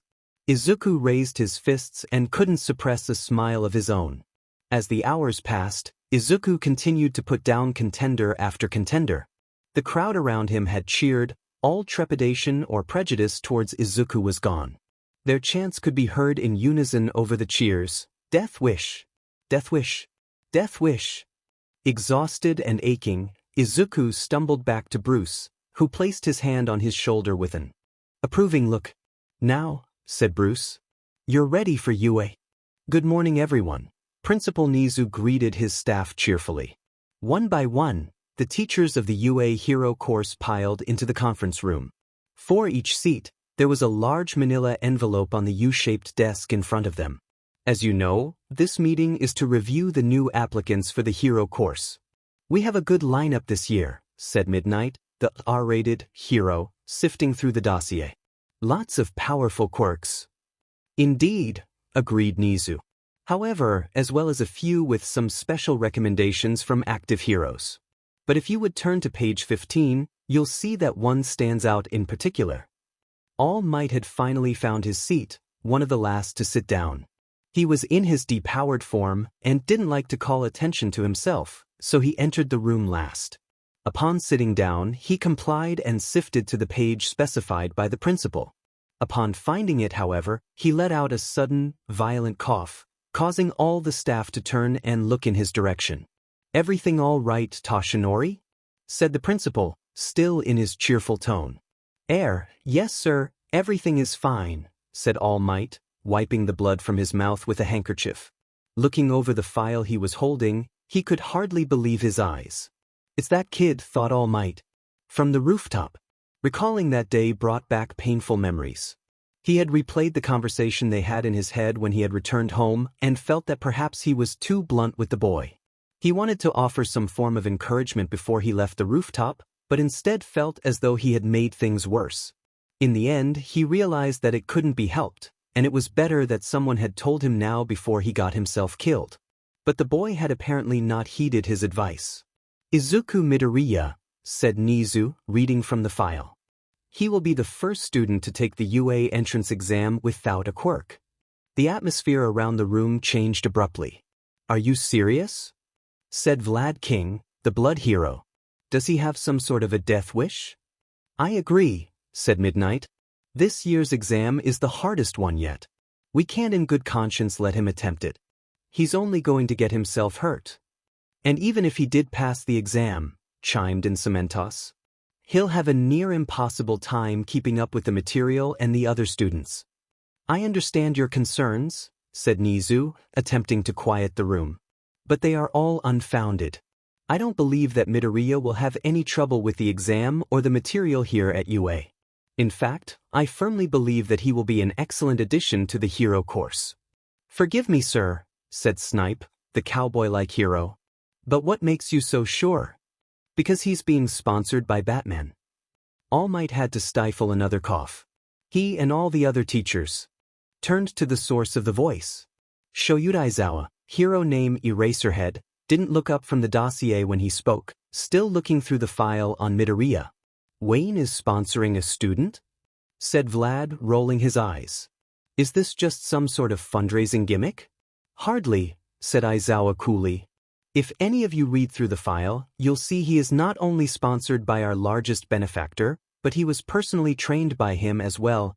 Aptitude in multiple martial arts, various weapons expertise, advanced technical knowledge, demolitions experience, as well as experience in combat and search and rescue operations." He moved his finger down the paper as he read off the list. "This is a list of all the material that was taught to Midoriya over the span of only 9 months. All Might began sifting through his own file of Midoriya. There it was in black and white. Midoriya was Batman's new protege. The teachers all began chattering amongst each other.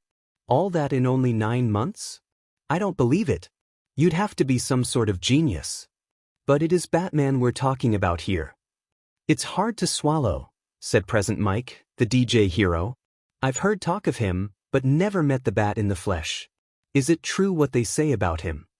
"There are many things that are said about him," said Aizawa. "That is the very reason that he is so feared in the criminal underground in America. Here is what we know. As UA's largest private benefactor, Bruce Wayne's donations through the Martha Wayne Foundation account for nearly 40% of UA's funding alone. That equates to billions every year. He's been a hero longer than any of us here and is a founding member of the Justice League of America, the top hero agency in the West. He funds his hero work entirely out of his own pocket and chooses to stay out of the spotlight on principle, preferring to operate from the shadows through espionage and subterfuge. Despite this, he has been credited with taking down some of the most dangerous villains and criminals in the world. He is one of the most brilliant tacticians and if not the most dangerous man on the face of the planet, as quoted from Superman himself. Sounds like you're in love, Shoyuta, said Midnight playfully. Aizawa scowled. I simply admire his methods. I don't, said All Might. Everyone looked at him, surprised, as if they had forgotten he was there. I beg your pardon? Said Aizawa. I don't approve of his methods, repeated All Might. He's a violent, unlicensed vigilante brute. His methods of hero work rely heavily on fear and excessive force, constantly leaving criminals with severe and sometimes permanent injuries, the lucky ones only suffering broken bones and missing teeth. He has no respect for and completely thumbs his nose at modern heroes and their work. You've met him? Asked Snipe. Once, when I was training in America. All Might shuddered, despite himself. If you ask me, he's only one step up from a villain. But wait, said Midnight. If he's not licensed, how is he able to perform hero work? That's illegal. Not for him, technically, replied Aizawa. As you know, since the introduction of the Rhode Island New State Statute and the laws following its introduction, it is illegal for unlicensed individuals to use their quirks openly in public. But as Batman, the law does not apply as he operates without the use of a quirk.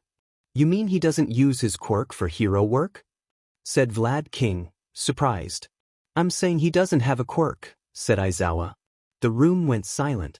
All Might stared at the floor, averting any wandering eyes. It was true, All Might had only met Batman once before during his training years. David Shield, who supplied his costumes and support equipment, had to travel to Gotham in order to meet with Lucius Fox, the CEO of Wayne Industries, one of the vendors for David's support company. All Might had accompanied him, eager to see more of the United States. Gotham was a far cry different from California, where he had come from. It was darker, grungier, and much more dangerous. On the way to the meeting, a large explosion a few blocks away had drawn their attention, so All Might and Dave went to investigate. Running ahead of Dave, as he often did, All Might had arrived at the site of the explosion, Gotham Bank, and had come face to face with what he assumed was a black-clad, pointy-eared villain, and didn't hesitate to attack. And much to his embarrassment, was quickly subdued. It wasn't until Dave had caught up to him and informed him of who he was fighting did All Might realize his mistake.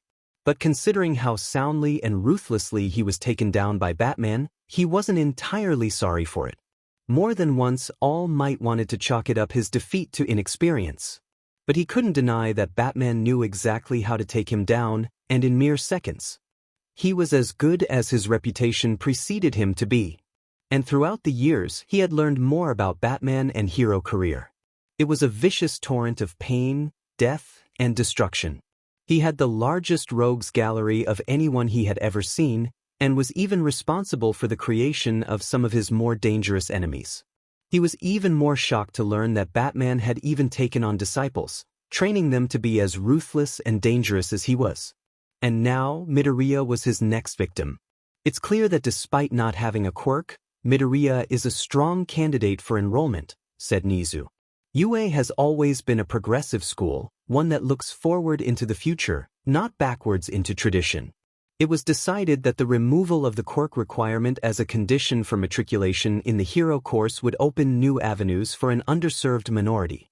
As a representative of that minority, we would be remiss if we did not give Midoriya that same opportunity.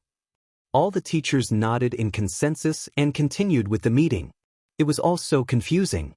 Batman was training the boy to be a hero, the same kid who All Might told couldn't be a hero without a quirk. This was more than a big coincidence, and All Might didn't believe in coincidences. In any case, he was very interested to see Midoriya's performance in the entrance exam. He only hoped that he didn't get hurt.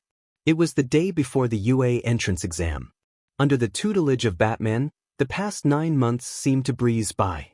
Izuku had gained a lot more confidence in himself and his abilities, especially after his performance in the underground. He observed himself in the mirror yesterday and was amazed to see how much he had grown physically. His once weak and skinny body was replaced by a larger, muscular frame. He wasn't same quirkless weakling he was 9 months ago. But all his hopes and dreams were riding on this exam, and he had never felt more nervous in his life. While Bruce was sponsoring Izuku for UA, he informed Izuku early on that he was still going to take the entrance exam. The exam is a culmination of all that you have learned up to now, he had told Izuku. Unless they see for their own eyes what you can do, they will doubt your ability to be a hero. Izuku agreed with Bruce. He knew that if he got in on recommendation alone, without having a flashy quirk to show for it, he would be looked down on as to having attended UA without having earned it. He wanted to show everyone that he deserved to be there just as much as the rest of them. But that didn't alleviate any of the fear he felt. Arriving at the warehouse that day, Izuku was met by Bruce leaning over a table with 5 items atop it: a grapple gun, a pack of batarangs, a pair of combat gloves, and a small canister of explosive gel. "Midoriya," said Bruce, nodding in Izuku's direction. This was Bruce's customary greeting. "The entrance exam is tomorrow. You've exceeded my expectations during your training, but don't let that go to your head. You have a lot more to learn, and time was short, so we had to cut a few corners." Izuku nodded. He amazed himself at how much he had learned already, but knew that it only scratched the surface of what Batman had to teach him. "The UA review board for the hero course," continued Bruce, "allows students to use support items should it be deemed necessary. This is usually done on a case-by-case basis and varies depending on the student's abilities. Seeing as how you do not have a quirk, you have been permitted to use support items of your own." Izuku didn't answer. He had mixed feelings about this. On one hand, he was relieved that he could use the items that he had grown so accustomed to using, as it would greatly increase his chances of success in the exam. On the other hand, it felt as if he was being given a handicap, and that rubbed him the wrong way. Once again, he was being singled out for his perceived lack of ability. Bruce seemed to have read his mind.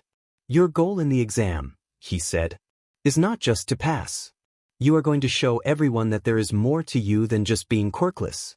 Your strength and abilities come from you, not from powers, gadgets, or trickery. Which is why," Bruce added, gesturing to the items on the table, "you will go into the exam using only these items. As you can see, they are not an inexhaustible supply, the same as it would be in the field. You will have to make your use of these items count. This will also teach you to be adaptive, to utilize your surroundings to turn the tide in your favor." The way Bruce was describing it to Izuku made it sound like just another training exercise. In a way, it helped ease Izuku's anxiety a little. "Come with me," Bruce said suddenly, walking away from the arsenal table. He was taking Izuku out of the warehouse. They made the same ascent as it had so many times before, after each training session with Bruce. But this time, it continued to rise past the top office where he customarily got out. Izuku wasn't aware that there was a floor above Bruce's office, but remained silent as the elevator ride continued. The elevator opened to a large penthouse greeting room. Like Bruce's office, it was lavish, but sparsely decorated with simple black leather furniture, an office table, and a hallway which Izuku assumed led to Bruce and Alfred's quarters. A few paintings hung on the wall, and several pillars were erected throughout the penthouse, each holding a statue or other eclectic art piece. Alfred was waiting for them as they approached. He was wearing his usual suit, this time without the coat, swapping it out for a black apron. He smiled as Izuku and Bruce approached. "Master Bruce," he said. "Master Midoriya. Through with your training early, I see. Splendid. I have just put on a pot of tea and have prepared dinner." "That's not necessary," began Izuku. He always felt uncomfortable when Alfred waited on him. He wasn't used to being pampered, having grown up in a middle-class home. "Nonsense, Master Midoriya," said Alfred. "Tomorrow is a big day, and you need a full belly and a good night's sleep for optimal performance." Smiling, Izuku relented. If there was one thing that he knew about Alfred when it came to taking care of others, he was as stubborn as Batman himself. Izuku stood at the gate of UA High School, trying to steady his breath. He had not gotten a wink of sleep the night before, his nerves being the worst they have ever been. Instead, he had spent most of the night researching his competition. UA had some strong network security and detection software in their systems, so Izuku knew it would have been fruitless to try and hack their databases. The educational division of the government, however, was very lacking compared to UA's. They kept a list of all the schools in the district, and Izuku was able to find the file of new applicants to the UA Hero course filed by the administration. There were a lot of applicants, and they all had powerful quirks. Izuku knew that he had his work cut out for him. Izuku absently adjusted the belt on his school uniform. His utility belt was in his backpack with his training suit. Throughout his training, Bruce had always ordered Izuku to keep his utility belt within reach. He had grown so accustomed to it that he felt naked without it around his waist. Steeling himself, he took his first step towards the school entrance when, Deku! Izuku turned to see a flash of brown and pink rush towards him. He braced himself, as it looked like she was about to hug him, but she stopped short before reaching him. Her face was beaming with excitement. I wasn't sure you would be here, she said happily. I'm so excited, I could barely sleep last night. How about you?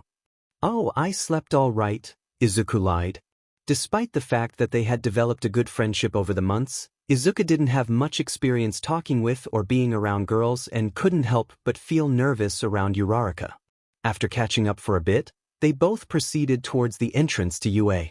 Deku, said Uraraka after a moment of silence. Are you scared at all? For the test? Asked Izuku. No. Uraraka twiddled her fingers absently. About being a hero. What do you mean? It's just, her eyes fell to her twiddling fingers, avoiding Izuku's gaze. I have a lot riding on this. What if I'm not good enough? What if I can't make it as a hero? She turned her face away. What if I fail? What if I let everyone down? Izuku was surprised. Uraraka talked about her dreams of being a hero often. She was passionate and driven and had a strong desire to help those who couldn't help themselves. She worked hard to develop her quirk and had developed many talents to supplement the strength of her quirk. Izuku had no doubt that she would not only do well at UA but would also become a top-rate hero. He never thought that underneath all these amazing accomplishments lay a foundation of fear and doubt. Izuku sighed, looking at the imposing UA building before them. I haven't been completely honest with you, Uraraka. Izuku said. She turned to look at Izuku, confused. I haven't told you what my quirk is all this time because, well, I don't have one. Uraraka's eyes widened. You don't? She asked incredulously. Nope, Izuku said. When I found out that I wouldn't be getting a quirk, I was devastated. I wanted to be a hero all my life, and after hearing this news I thought my dreams of being a hero were over. Growing up, I used to get bullied a lot. They told me I would never amount to anything, that I was useless or weak. All because I was quirkless. I even got the chance to meet my hero from childhood. I idolized him. He was all that I wanted to be in a hero. I always told myself, when things got hard, if I could just talk to him, he would tell me there was hope. He would tell me that I could be a hero. But when I finally met him, Izuku clenched his fists tightly. He didn't. He only said the same thing that everyone had told me my whole life. You can't be a hero without a quirk. I'm so sorry, said Uraraka somberly. Don't be, said Izuku. Honestly, there was always that little voice inside me that agreed with them. For a while, I even began to feel that they were right all along. But someone found me and believed in me and taught me to believe in myself. Izuku smiled brightly at Uraraka. I've worked so hard to get here, nothing is going to stop me now, he said. And if a quirkless wonder like me can become a great hero, there's no doubt in my mind that you'll become a great hero too. So, let's do our best today and show them what we're made of. Uraraka returned his smile in earnest, a newfound look of determination and pride in her face. Together, they marched through the large doors of UA High School, eager to face their destiny. What's up, UA candidates? Thanks for tuning into me, your school DJ. Come on and let me hear ya. The auditorium was silent. Present Mike thought that he could literally hear a pin drop. This group was a tough crowd. Keeping it mellow, huh? He said, trying to recover. That's fine, I'll skip straight to the main show. Let's talk about how this practical exam is going to go down, okay? Are you ready? He shouted again, throwing his hands up into the air in true DJ fashion. More silence. Izuku himself was too starstruck to say a word. He listened to present mixed radio show every day of the week, often while he trained. All the UA teachers were pro-heroes, and Izuku was thrilled to be learning at the hands of legends such as Mike. Like your application said, Present Mike continued. Today you rockin' boys and girls will be out there conducting 10-minute mock battles in super hip urban settings.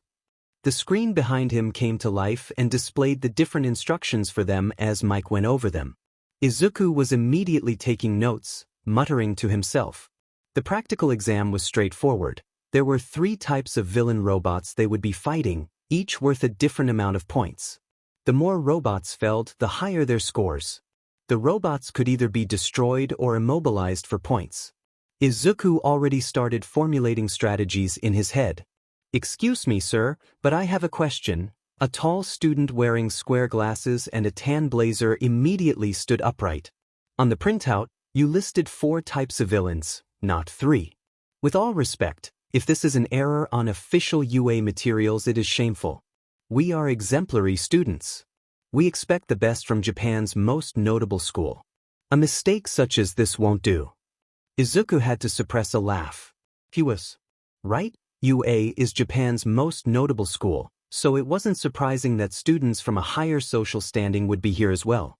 But this student was on another level entirely. Additionally, you with the unkempt hair, he said, pointing directly at Izuku. Excuse me? Said Izuku, raising an eyebrow. You've been muttering this entire time, said the glasses student. Stop that. If you can't bother to take this seriously, then leave. You're distracting the rest of us. The auditorium erupted in laughter. Izuku said nothing, his eyes narrowing. He recognized the student from the list of applicants. His name was Tenya Ida. His quirk gave him organic engine-like devices in his calves, allowing him to move at extreme speeds. He came from a very prestigious junior high school with top marks. He was a contender in every way. Tenya Ida, Izuku thought to himself. I know I've heard the name Ida before. Izuku was brought back to reality when Present Mike continued his explanation. The 4th villain type is worth 0 points, he said. That guy's just an obstacle we'll be throwing in your way. It's not that it can't be beaten, there's just kinda no point.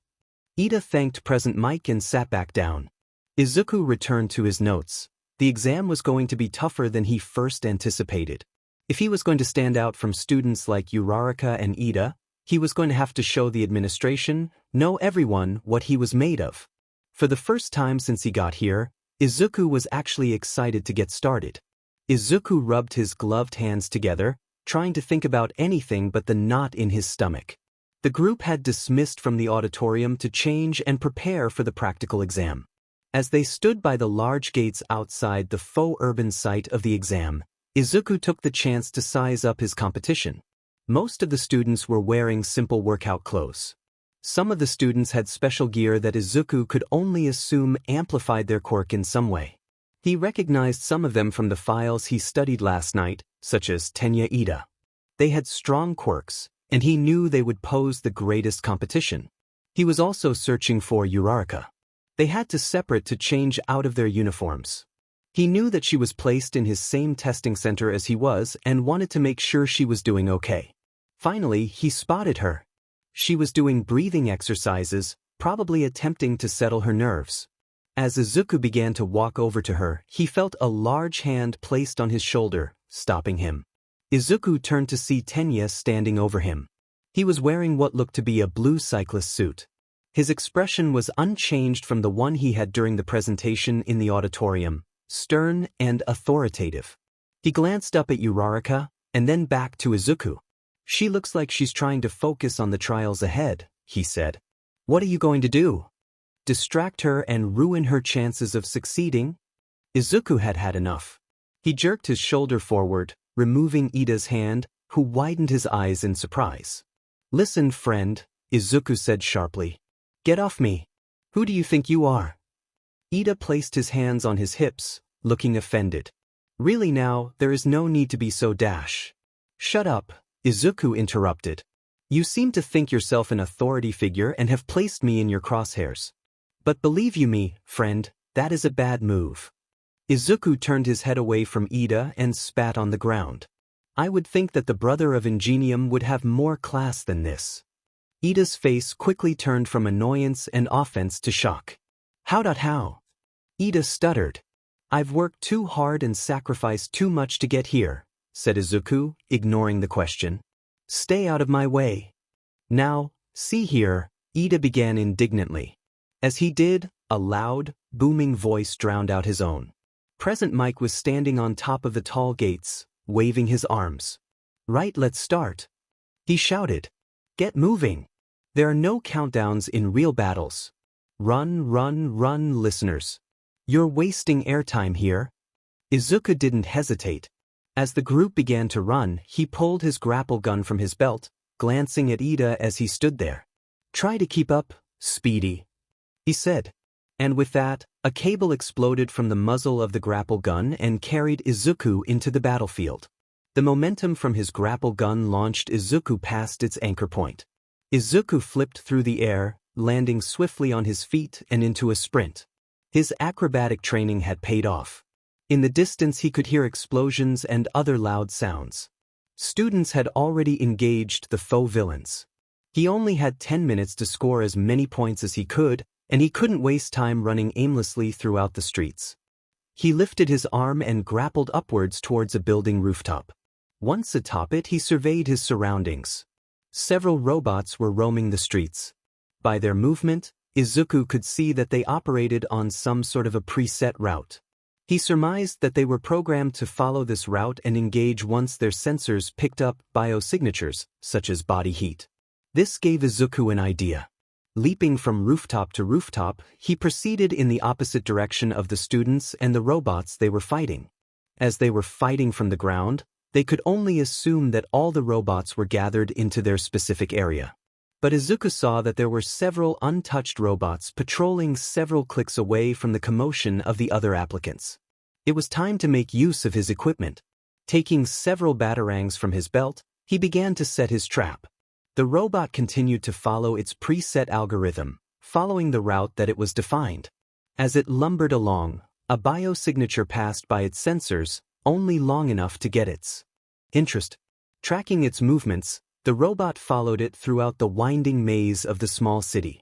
After a few minutes, the biosignature came to a stop. The robot approached it, and its offensive programming took effect. Before it could attack, the biosignature seemed to take off directly upward and disappeared from the sensors.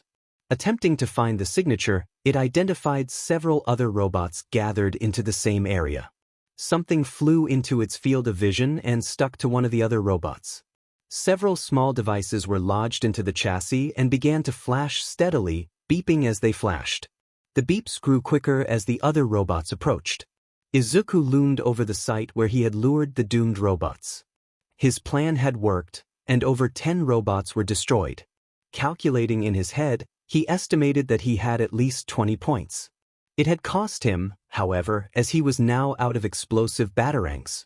Grappling down to the explosion site, he began to sift through the wreckage. He noticed that these robots seemed to be solar-powered, as they didn't seem to have a fuel tank of any kind. Most of the robots were too wrecked to be of any use, but Izuku found some of them, though inactive, had most of their working parts. Target acquired. The metallic voices came from behind him. 3 robots began to advance on him. Absently, Izuku calculated that there were 7 points between them. In a flash, Izuku lifted a heavy jagged shard, the same length as his arm, that was once part of the chassis of one of the destroyed robots. Izuku took a deep breath and charged. He rammed the shard deep into the optical device that served as its eye. Logically, that had to be where the metal was weakest.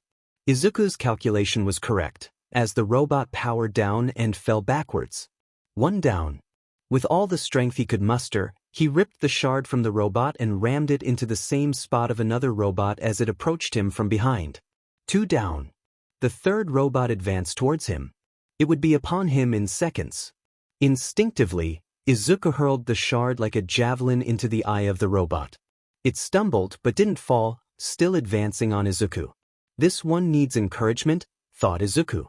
Running at full speed, he launched himself into a flying kick at the robot, connecting with the protruding end of the shard, ramming it further into the robot. Izuku heard the satisfying sound of its power failing, and the robot tipped over. Pausing only for a moment to catch his breath, Izuku raised his hand and grappled away. It was time to rejoin the group. All Might could hardly believe his eyes. He had lost sight of Midoriya for a moment when the exam started. He had pulled a device from his belt and it carried him out of view of the camera, ahead of the other students. After a few minutes of searching, hoping that he wasn't hurt too badly, he finally found him, and was at a complete loss for words at what he saw. Not only was Midoriya uninjured, he had destroyed several robots by luring them into a trap. When he was accosted by 3 more, he used the broken shards of one of the destroyed robots to take down the others.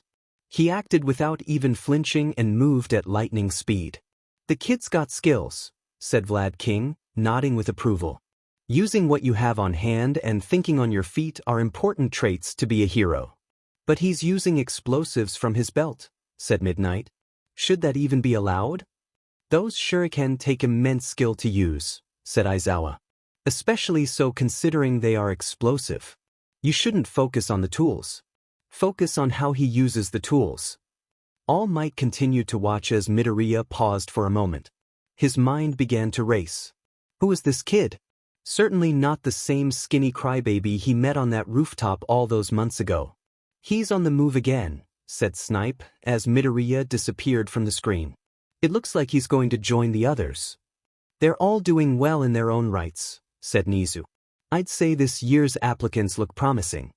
Midnight agreed. "Well, there's still plenty of time before it's over," said Snipe. "The real test is yet to come." And with that, Aizawa opened a small, see-through lid on the control panel in front of him and pressed the large red button it covered. "Let's see how they react." The exam was utter pandemonium. Explosions, the sound of bending and tearing metal, rubble and debris everywhere, students arguing and shouting, and robot carcasses piled across the landscape. Izuku released the grapple from its anchor point and dropped to the ground, rolling as he landed to lessen the impact. He brushed himself off and readied himself to continue his crusade. The ground shook. Izuku paused, puzzled. The ground shook again. It shook a lot. Izuku wondered if they were experiencing an earthquake when he heard an explosion off in the distance behind him. He and the other students turned to see the source of the destruction. A large shadow dropped ominously over the applicants. It continued to grow until the sun was completely obstructed. Looming over them, grasping the side of the buildings in front of it as it hoisted itself towards their position, was the zero-point robot. "You've got to be kidding me," thought Izuku. The zero-pointer was taller than the buildings around it. It tore into them as it tried to move through the small gaps between them. Debris and wreckage rained down upon them. The students panicked and ran as fast as they could in the opposite direction. Izuku noticed Ida run by, their eyes locking for a brief second as he passed. Izuku's first instinct was to get away. He could avoid the robot easily and take out as many 1, 2, and 3-point robots along the way. Prepared to run, however, he heard a loud yelp of pain behind him. It was a voice he recognized. The rubble from the damaged building that the zero-point robot had caused had fallen on Uraraka's legs, pinning her to the ground. She struggled to get up, trying to free herself from the wreckage. "No," said Izuku, horrified. "No, no, no, no, no." Without a second thought, he sprinted as fast as he could towards Uraraka. He would not lose another friend. Not now, and not ever again. "Uraraka!" At the sound of his voice, Uraraka's head snapped in Izuku's direction. "Deku!" she shouted. "I can't move my legs." "I'm here," Izuku said. "I'll help you." He strained as he tried to lift the wreckage off Uraraka. There was too much of it, and it was too heavy, despite the strength Izuku had gained over the past 9 months. "I can't lift it," Izuku said, dismayed. He had to think fast. If he tried to pull Uraraka from the wreckage, he might injure her further. He looked back at the robot. "I was approaching fast. It would be upon them in a matter of seconds." Izuku knew what he had to do. "Uraraka!" He shouted over the noise. "Try and use your quirk on the rubble. I'm going to buy you some time." Without another word, he sprinted in the direction of the robot. "Deku, wait!" shouted Uraraka after him. "Are you crazy?" As he ran, Izuku was wondering the same thing. He had fought against plenty of robots during his training with Bruce, but never one of this size. He had no idea how he was going to slow it down, to say nothing about destroying it. He had to think, what would Bruce do in this situation? Thinking back to his training, an image of Bruce passed through his mind. Every armor has a CHK in it, a weakness, he had said. Find that weakness and exploit it. No matter how small it is, it could be the difference between life and death. Find the CHK in the armor. Izuku scanned the massive automaton as it destroyed more buildings in its path. His analytical mind was going a mile a minute. This was obviously the real point of the test, to see how they would react to a disaster situation. It didn't seem to have any weapons, but its immense size made up for that. A robot this size couldn't just rely on solar power. That's it. A secondary fuel source. Something other than or alongside solar power had to be used to power a robot that size. Nuclear power was too dangerous, and the administration wouldn't dare use it around students. No, it had to be something safe but powerful, such as a large diesel engine. The fuel port would be somewhere easily accessible for the engineer. Scanning the robot, a second time he saw it. On the right side of the robot's neck was a small access panel, easily missed if you didn't know what you were looking for. It had to be it, easily accessible with a direct line to the fuel tank, protected by the robot's chest armor. Raising his hand, he launched his grapple hook, which carried him quickly towards the top of the monster robot. The robot reacted, attempting to swat Izuku off like a fly, only missing him by a few feet. He could feel the force of the wind as it passed him. Izuku reached the neck of the robot. The access panel was locked. Izuku didn't have the time nor the tools to pick it. Taking out his explosive gel gun, he sprayed a small drop on the lock of the door, enough for a controlled explosion. Bracing himself, he pushed the detonator. With a loud pop, the access panel flew open. Just as he thought, it was the entry point for the fuel tank. There was no time to lose. Izuku emptied the entire canister of explosive gel into the entry point. Holding the detonator in hand, he readied himself. He only had one shot at this, so he had to make it count. He leaped from the robot and pressed the detonator. The explosion from the robot's neck knocked its head off balance, tilting it to one side. The students stopped in their tracks. "Look!" shouted one student, pointing towards the top of the robot.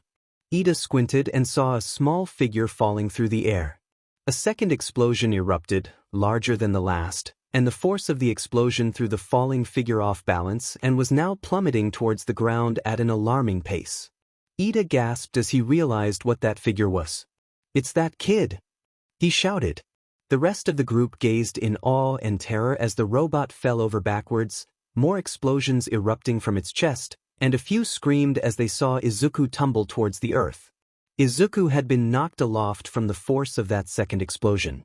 He was trying to steady himself long enough to find a place to shoot his grapple hook, but the ground was approaching fast. He had to be quick or he might not. Something clasped hard around his forearm, stopping his fall short. He looked up to see he was being held by Uraraka, floating on the remains of a robot, straining immensely from his weight. "I've got you," she said. Izuku clasped her hand back and hoisted himself atop the robot. Uraraka placed her fingers together. "Release." The two of them dropped in a heap atop the wrecked robot. They simply stayed there for a moment, hardly daring to move. After a minute, Uraraka, unable to hold it anymore, wretched and vomited over the side of the robot. Coming back up for air, she looked weakly at Izuku. Then they both started to laugh. They laughed for a good minute before calming down. "You saved me, Uraraka," said Izuku. "I had to return the favor," said Uraraka, smiling and wiping her mouth with her sleeve. Thankfully, besides Uraraka spraining her ankle from the debris falling on her, neither of them were hurt. The students all ran and gathered around them, shouting and cheering as they stumbled off the robot. Even Ida had dropped his pretense and was clapping and cheering along with them. The control room was silent, visual shock on the teachers' faces. The silence was broken only by a small noise, the principal clearing his throat. Well, said Nizu cheerfully. Is there any doubt about his ability now? All Might couldn't even speak, his words failing him. After a minute or so, he finally regained his composure. This kid, he said. Who the hell is this kid? 498. 500. Izuku collapsed on the floor, his muscles aching from the push-ups. He absently looked around his room. Once its walls and shelves bore all kinds of All Might memorabilia. Not anymore. The walls were bare save a calendar and poster board. Most of his furniture was removed to allow him to make room for training. Perhaps Bruce's minimalist decorating style was rubbing off on him. He continued with his workout, moving on to crunches. It had been a week since the entrance exam at UA High. Bruce had to return to Gotham after the exam, so it had been radio silence from him since then. Waiting for the exam results was torture. He felt he did well at first, but taking down the zero-pointer took up the rest of the time for the test. He didn't blame Uraraka. It was a situation that couldn't be helped. All they could do was wait patiently for the results, and hope that they scored enough points for them to get in. After the test, he and Uraraka began to hang out more regularly, becoming a lot closer. Izuku had learned more about her and her family. She came from an impoverished family. Her father owned a construction company but didn't find much business. Due to villain or criminal attacks, several construction agencies gained government contracts to repair the damage. Because of this, heroes and businesses would often default to these so-called government-approved companies to help them in building their agencies. This made business very scarce for non-contract companies. If a business was not able to get a government contract, their options were very limited in private enterprise projects or home construction, as was the case for Uraraka's family. Still, her father found work where he could, and always put on a brave face, despite their circumstances. He was a man that Izuku could respect. It also taught Uraraka a strong sense of humility and frugality. She did not let anything go to waste and found creative, and sometimes worrisome, ways to save money. It was because of her family that Uraraka wanted to be a hero in the first place. She hated seeing her family suffer from poverty. Because heroes often became independently wealthy, both from hero work and capitalizing on their fame with side businesses, Uraraka wanted to provide a comfortable life that her parents deserved. She wanted to be their hero. That was a dream that Izuku found admirable. There were many other things that he also admired about Uraraka. She was strong, intelligent, quick-thinking under pressure, determined and loyal to a fault. Her strong desire to save people led her to want to become a rescue hero. He had no doubt that she had everything it took to make a great hero. Izuku finished his workout. He could smell his mother's cooking and became very aware of how hungry he was. Standing, he was about to leave when his door suddenly slid open. His mother was standing there, holding a letter in her hands. "Izuku," she said excitedly. "It's here." The letter sat atop Izuku's desk, sealed with wax and branded with the UA seal. He had been staring at it for 10 minutes. After each minute, he resolved to open it. The minutes continued to pass. The letter remained unopened. He shook his head and slapped his cheeks. "Come on, Izuku." He snapped at himself. "You can do this." Hands shaking, he ripped open the envelope, which was heavier than he anticipated for its size. When it was opened, a small, gray disc-like device hit the table with a dull thud. Izuku looked at it, puzzled. As he reached out to pick it up, the device sprang to life, startling Izuku. A holographic projection appeared, a familiar-looking, handsome man in a black suit looking back at him. "Hello, Midoriya," said Bruce Wayne, his voice projecting from the device. "Bruce," Izuku said. "What's going on? Isn't this from UA?" "The administration at UA let me record this message personally, considering the fact that I sponsored you," the holographic Bruce said. Izuku blushed slightly at the fact that he had tried to talk to a hologram but regained his composure. "You performed adequately in the entrance exam," said Bruce, his face gaunt. "You scored a total of 30 hero points. Not exactly your best work. I've certainly seen you perform better." Izuku bowed his head. So this was it. He didn't make it after all. It only made sense that Bruce would be the one to tell him that all his training was a waste. that he was a failure. But that's not important. Izuku lifted his head, confused. You demonstrated your true nature during the exam, said Hologram Bruce. Once again, you put yourself at risk to help someone in need. Not only that, you accomplished a seemingly impossible task and defeated a nearly unbeatable foe with no thought to your own safety. To the end, you are always thinking about others, and when someone's in trouble, you don't question, you act. These traits are what it truly means to be a hero, not useless points. Izuku held his breath. What did he mean? You showed them all, Izuku, Bruce said. Just like I knew you would. You showed them you have what it takes to be a hero, even without a quirk. The hologram Bruce stood up, brushing himself off. You're in, kid, he said. And with that, the hologram shut down. Izuku couldn't hold back his tears. All these years of planning and dreaming. All these months of training. It was all happening. They were coming true. He was going to be a hero. He only wished that Kaken was alive to be there with him. After the exam, Batman stood on the giant wall outside the faux city. He had seen Izuku take down the villain robots, as well as the zero-pointer. He couldn't have been prouder. He knew the boy had it in him, and now he proved it not only to the school and the other applicants, but to himself as well. He was on his way to becoming a great hero. I knew I'd find you up here. Batman didn't react to the loud, booming voice, nor when the hulking frame of All Might stood next to him, placing a large hand on his shoulder. It's been a long time, my friend, said All Might. How have you dash? Would you knock that off, Toshinori, said Batman. I know you're almost at your 3-hour limit, and you look ready to burst. All Might paused, taken aback. In a flash of smoke, the massive All Might reduced in size. So you do know, said All Might. For how long? Was it Gran Torino that told you? No, said Batman. I've known since your fight with All for One. All Might blanched in surprise at the name. Yes, I know about that, Batman added. He lifted his arm horizontally, and holographic projection emanated from his gauntlet. It displayed medical data from All Might's surgeries 5 years ago. You were severely wounded, said Batman, going through the data. And it's hindering your abilities. Your body can't keep up with your quirk anymore. Eventually, you'll lose your powers permanently. You really are the world's greatest detective, said All Might, raising an eyebrow.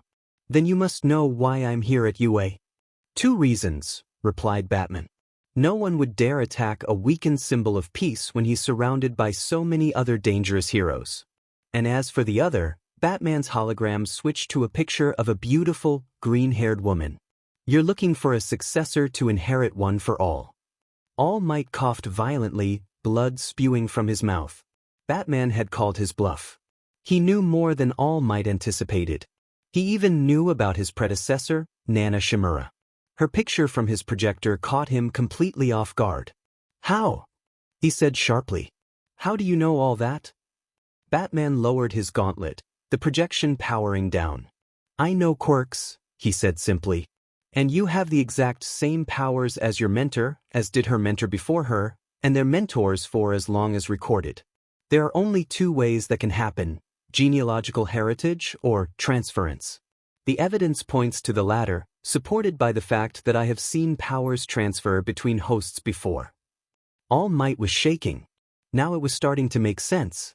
All those years ago, when they first met, it had always bothered All Might how Batman seemed to have known how to take him down. It seemed impossible to comprehend at the time, and just chalked it up to experience. But now he knew how he did it. How long have you been studying me? spat All Might. A long time, said Batman. Since your time at UA. Keep your friends close, and your potential enemies closer.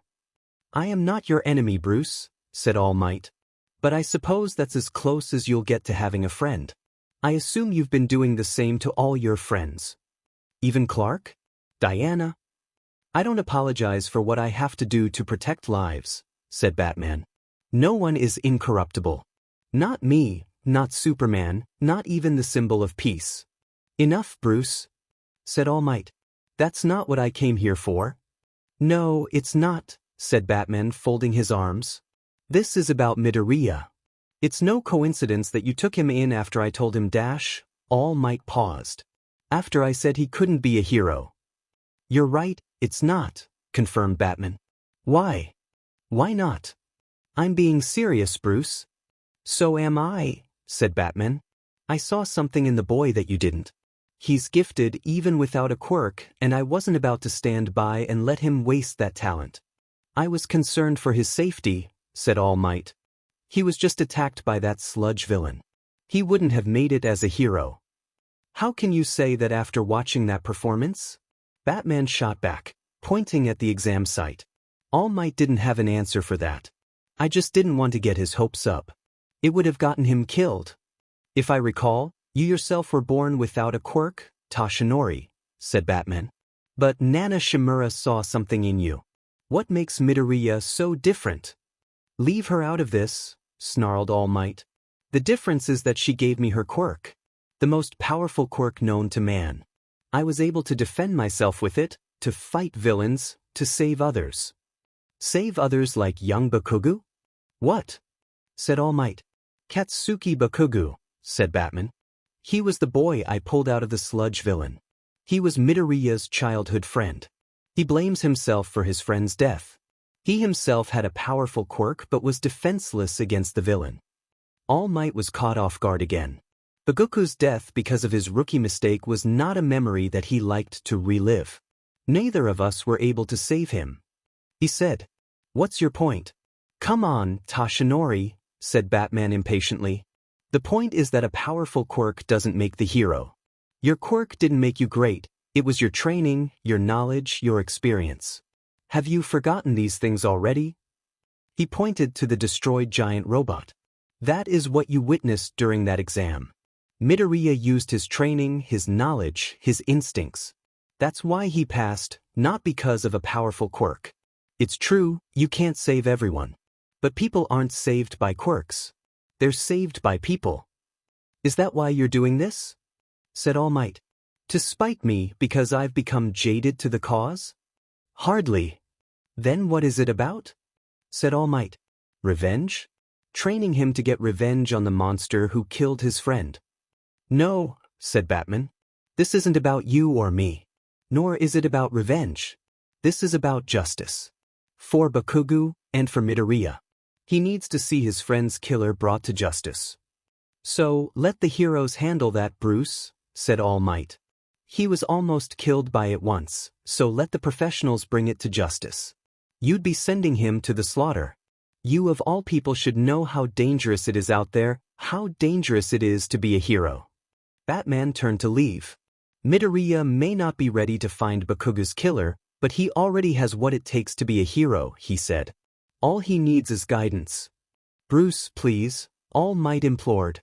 "He's going to end up hurt, or worse. Do you want him to end up like you? Think about Jason." Batman paused at the name. "Do you want Midoriya to end up like him?" Bruce turned and looked All Might dead in the eyes. "That's exactly why he's here," he said. "So that he won't." Batman took his grapple gun from his belt and launched it, zipping off into the distance. All Might grew back into his powered form, smoke billowing from his pores. He glared as the dark silhouette of Batman shrunk in the distance. "I may not be able to stop Midoriya," he said through gritted teeth. "But I will protect him. From danger, from villains, even from you. You have everything you need, Master Midoriya?" "Yes, Alfred," replied Izuku. It was the first day of his new life at UA. The acceptance rate into the hero program was just as small as it ever was. Only 1 in 300. Forgot in on recommendations, and even though Izuku was sponsored by Bruce Wayne, he didn't count since he took the entrance exam. His mother had fussed over him before he left, as mothers do. He had planned on taking the train, but was surprised to see Alfred was already waiting for him with the car. And he had fussed over Izuku almost as much as his mother did. "Quite an exciting day," said Alfred cheerfully. "I remember driving Master Bruce to his first day of school at Roxbury Fielding Academy back in Gotham. It was hardly a school for heroes, but in a way it was there that Master Bruce's hero journey began." Izuku had never thought to ask where Bruce had went to school. His knowledge was extensive and wasn't limited to criminology. And according to rumor, Batman was considered to be one of the most intelligent heroes on the planet, he had to have gained the knowledge from somewhere. Come to think of it, he had never asked Bruce about how or when he had become the Batman in the first place. He knew the reasons behind him being a hero was the death of his parents, but it was a mystery as to the circumstances that led him to become his alter ego. Alfred? Yes, Master Midoriya? How did Bruce learn to? When did he first become? Izuku was having trouble formulating the question. I believe you want to know about when Master Bruce first donned the cape and cowl, correct? Alfred said. Yeah, replied Izuku. As you know, Master Bruce had a troubled childhood, said Alfred. The trauma of losing his parents. It was earth-shattering. As he had no immediate family other than his parents, I took over the responsibility of raising the young master. Izuku knew this much from his conversations with Bruce and Alfred. They had a very father-son-like relationship, and Alfred was more loyal to Bruce than anyone, his conscience and voice of reason. Bruce tried to live a normal life, and I tried to provide it for him, continued Alfred. But as the years passed, it became clearer and clearer that any hope of a normal life died with his parents. He had another destiny to fulfill. Master Bruce left Gotham for a while, continued Alfred. I had hoped that getting away would help him find healing and peace. It was during these travels where he developed the skills he employs now, and after 8 years he finally returned to Gotham, and I hardly recognized the man who stood before me. It was as if the Bruce I knew as a child had completely transformed. It was both amazing and frightening. Here we are, sir, Alfred added, pulling up alongside the curb, just outside the UA gate. Thank you, Alfred. Izuku was glad there wasn't anyone around.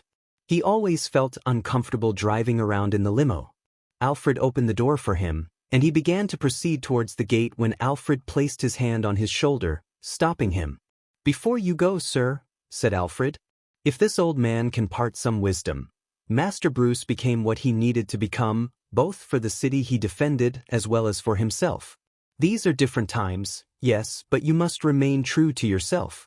As you take these first steps into your hero's journey, focus on becoming the hero that you need to become, not what you think others need you to be.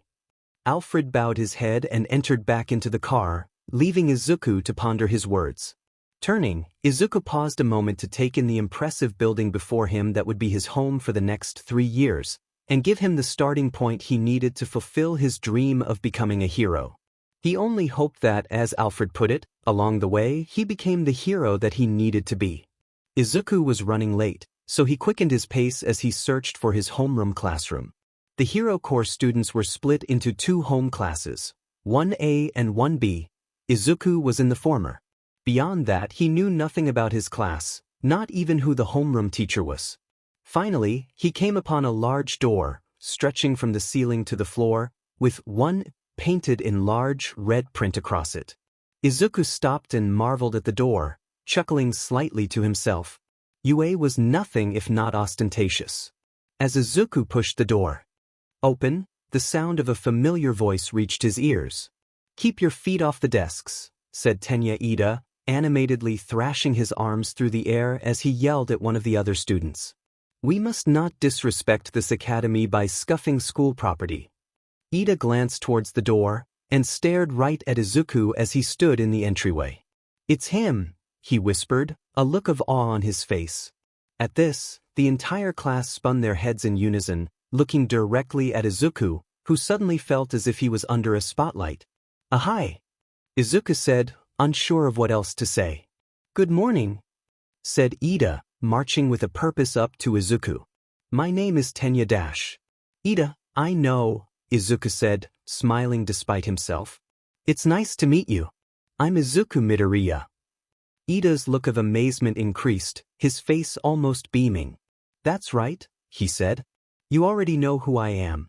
You also realized that there was something more to the practical exam, didn't you? Izuku said.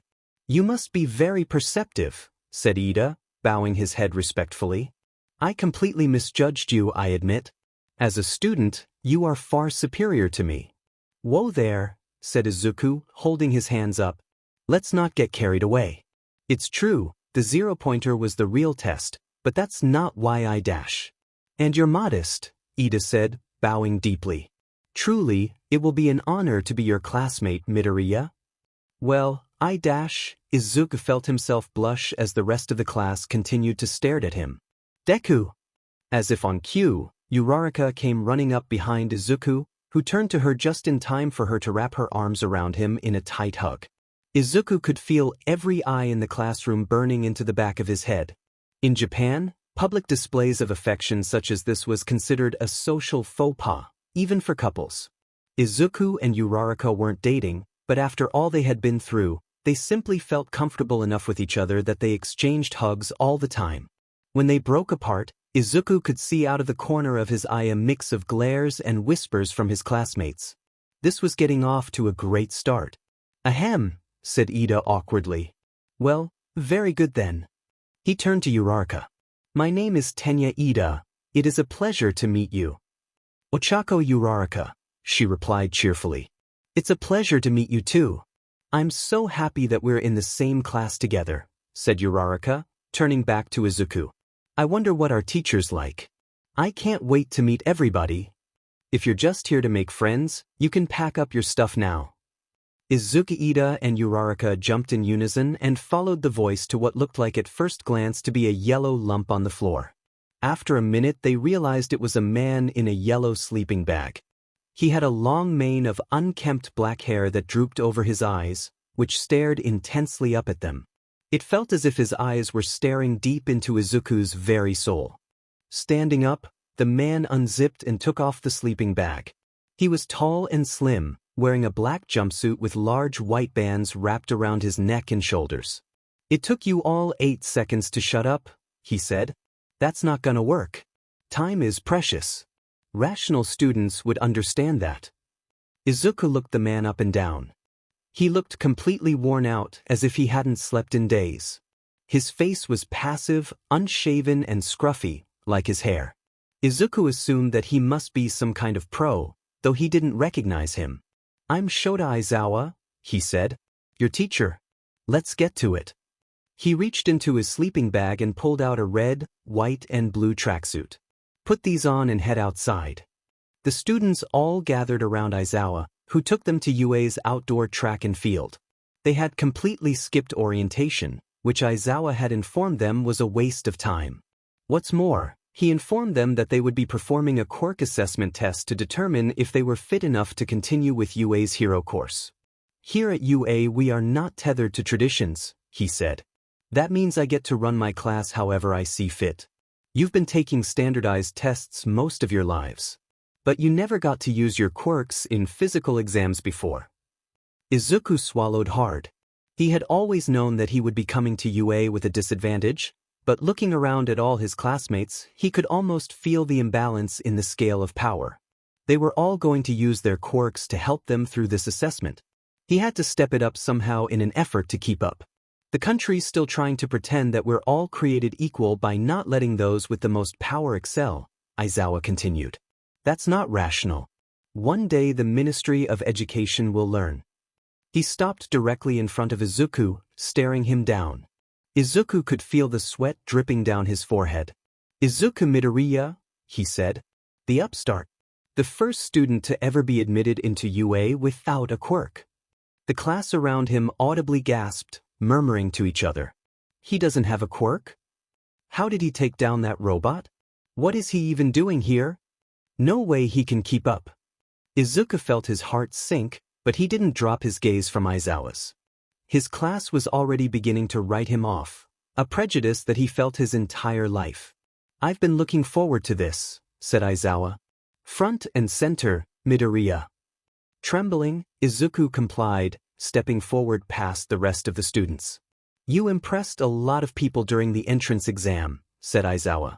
In the 15 years that he's been a patron to UA, your benefactor has never sponsored another student until you. He cracked his knuckles. I have planned something special with you in mind. Let's see if you really deserve to be here. Today was not Izuku's day. The next couple of hours consisted of the class going through basic exercise drills, throwing a softball, long jumps, 100-meter dash, etc. Izuku felt he had performed well in all of them, but he was unsure of the results as he was the only one who didn't use a quirk for assistance.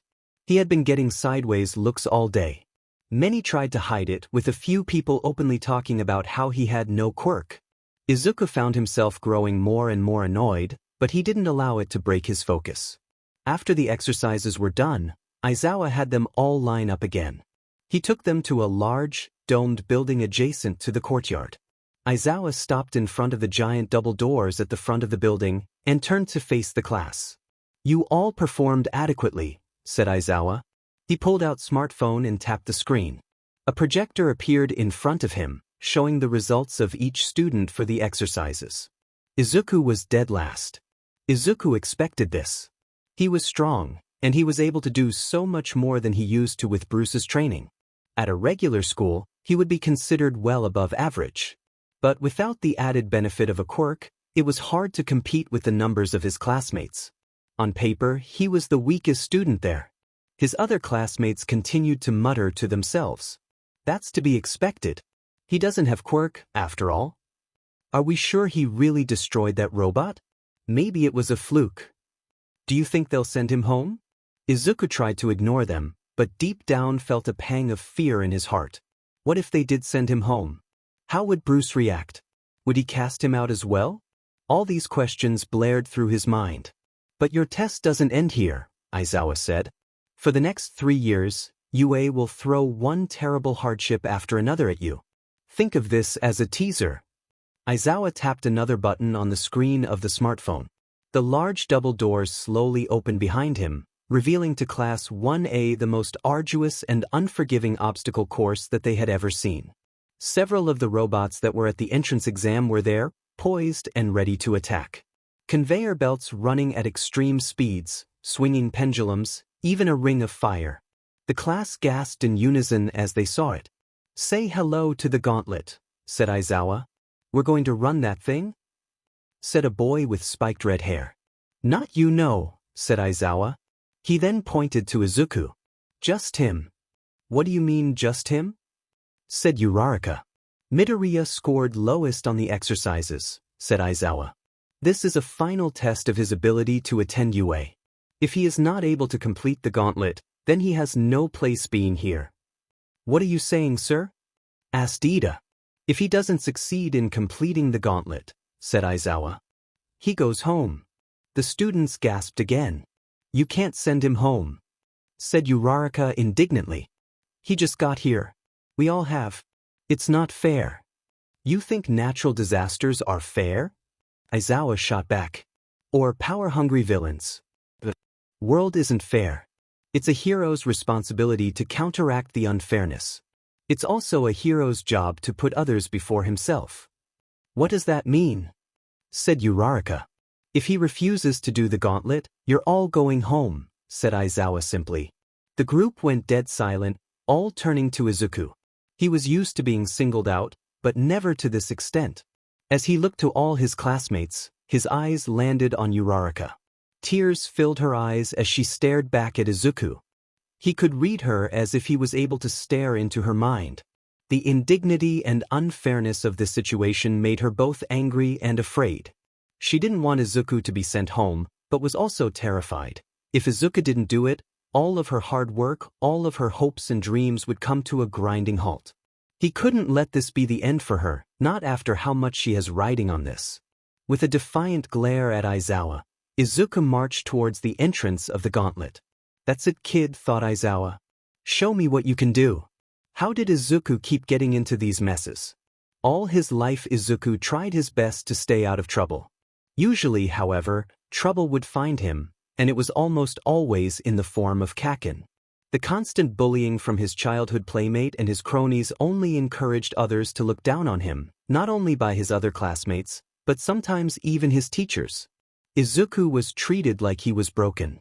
A freak in a world where freaks were the norm. As he stared down the terrifying gauntlet before him, he realized that no matter how many times he tried not to stand out, it was inevitably his destiny to do so.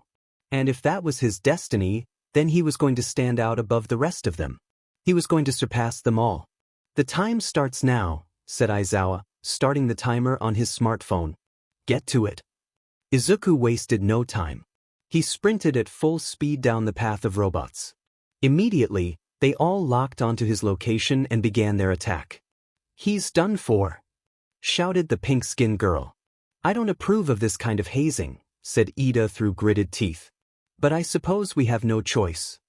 Uraraka could hardly bear to look, but didn't dare turn away. Two zero-pointer robots advanced on Izuku. They were the exact same make as their giant counterpart from the entrance exam, but roughly the same size as the other robots. In unison, they swung their robotic arms at him with great speed.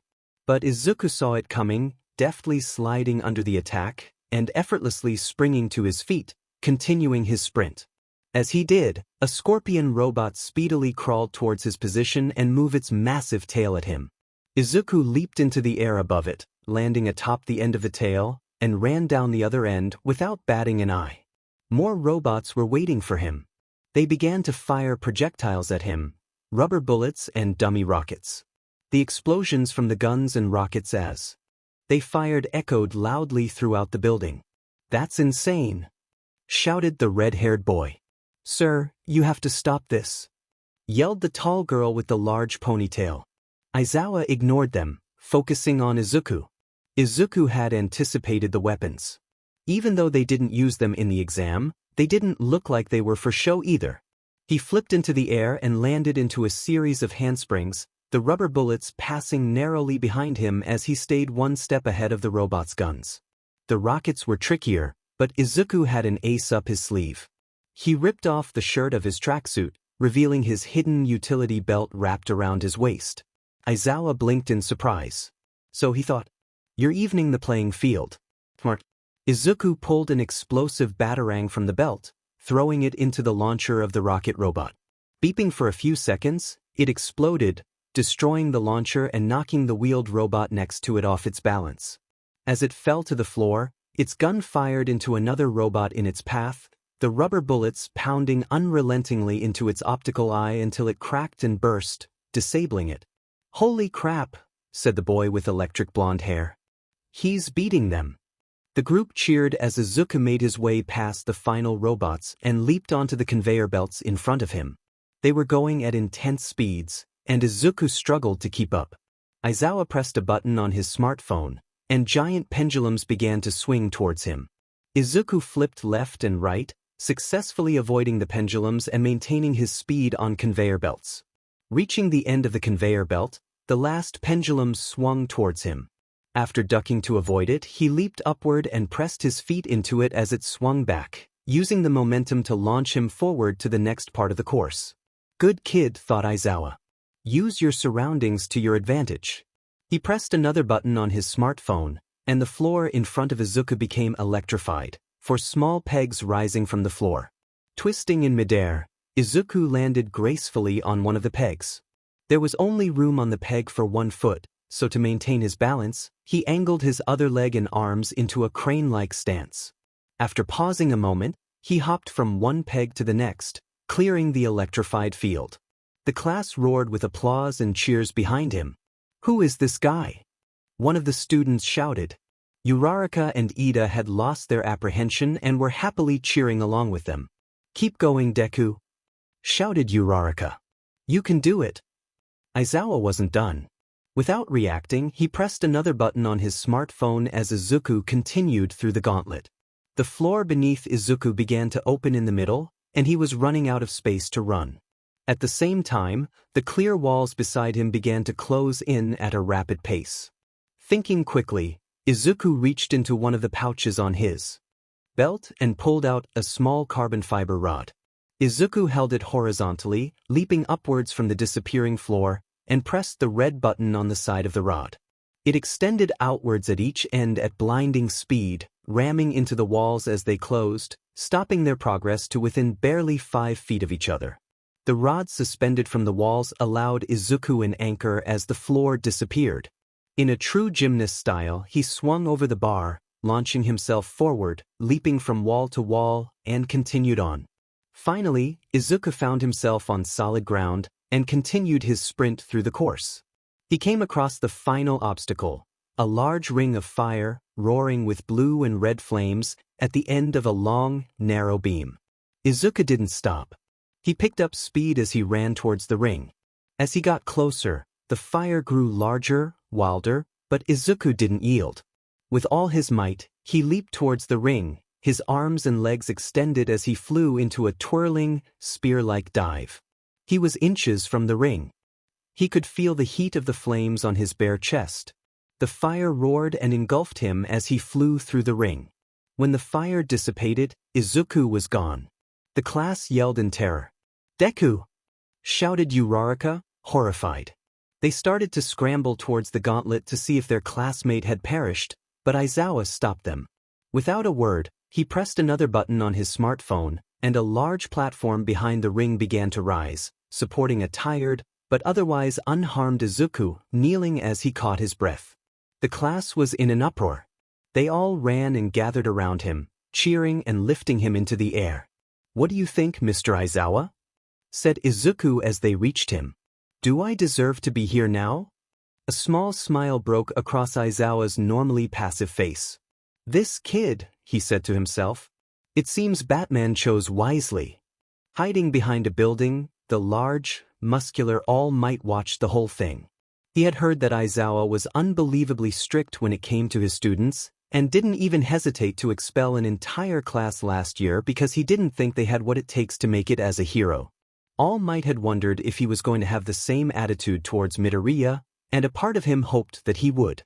But as he watched Midoriya's performance, he couldn't help but quietly cheer along with them. "Midoriya," he said quietly, "when did you get so cool?" Aizawa had the class gather around him.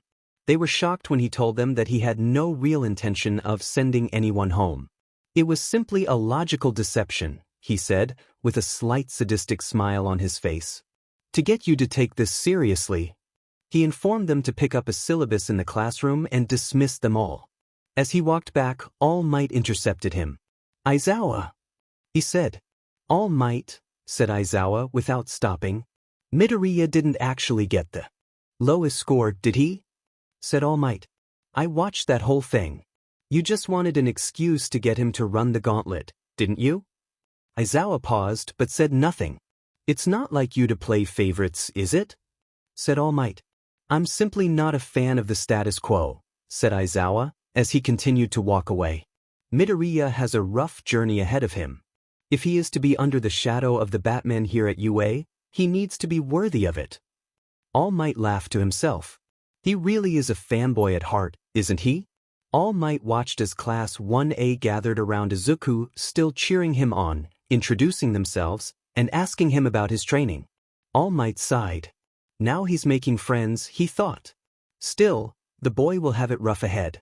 I don't know if he'll have what it takes to keep up with the rest of them. But as he walked back towards the office, All Might couldn't shake the feeling in the back of his head that maybe, just maybe, he really had made a mistake back on that rooftop. All Might held the old red hero costume that marked his Silver Age PRD. It was time for him to teach his first class. He'd be lying if he said he wasn't a little nervous. He always had imagined that he would be a good teacher, but in light of recent events with Midoriya and Batman, now he wasn't so sure. He was going to be teaching combat training to the class of 1A. The prospect was daunting to him, especially with Midoriya. He saw his performance in the exam and the gauntlet, but fighting against machines was very different from fighting against a living person. He had to be sure that things didn't get out of hand. He especially wanted to make sure that Midoriya didn't get hurt. But there was also a part of him that was excited to see what else Midoriya was capable of. Since his performance in the gauntlet, Izuku had become quite popular with Class 1A. He had already made some friends, especially with Ida. Despite their animosity when they first met, Izuku found that he was a passionate, helpful, and considerate person at heart. He looked up to his brother, the hero Ingenium, and wanted to live up to his legacy, something Izuku respected. All of the students of Class 1A had great quirks, and Izuku could immediately see why they were chosen for the hero program. He made it a point to study all of their quirks, strengths, and weaknesses. Batman had lectured Izuku intensely on the importance of knowing the full extent of a subject's ability, even if that subject is your ally. Allegiances are never set in stone, Batman had said. At any time, any given moment, your ally could become your enemy. Knowing what they can do and how to bring them down could be the difference between lives saved and lives lost. It had been a hard lesson to learn at first. He idolized the hero community, and to think that any one of them could turn rogue was a frightening thought. Conversely, word had spread quickly throughout the school that UA had accepted its first quirkless student. Izuku would receive awkward glances and conversations would hush as he passed them. On occasion, he could hear their whispered conversations. "Is that him?" "That's him, the quirkless kid. How did he even get in?"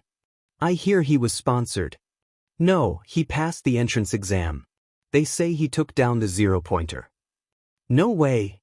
Some of the students from Class 1A say he even passed the gauntlet. "Aizawa's student crusher? I don't believe it. I guess we'll see how long he lasts." Izuku had grown used to the attention, but still found it annoying. But he wouldn't let it distract him. He had to remain focused if he wanted to surpass them. Back in Class 1A, Izuku was going over his notebook silently to himself when, "I am here," a voice shouted into the classroom. Izuku jumped to see All Might, in full hero form, dramatically posing in the doorway. Coming through the door like a hero. The class gazed in awe and wonder as All Might marched to the front of the room.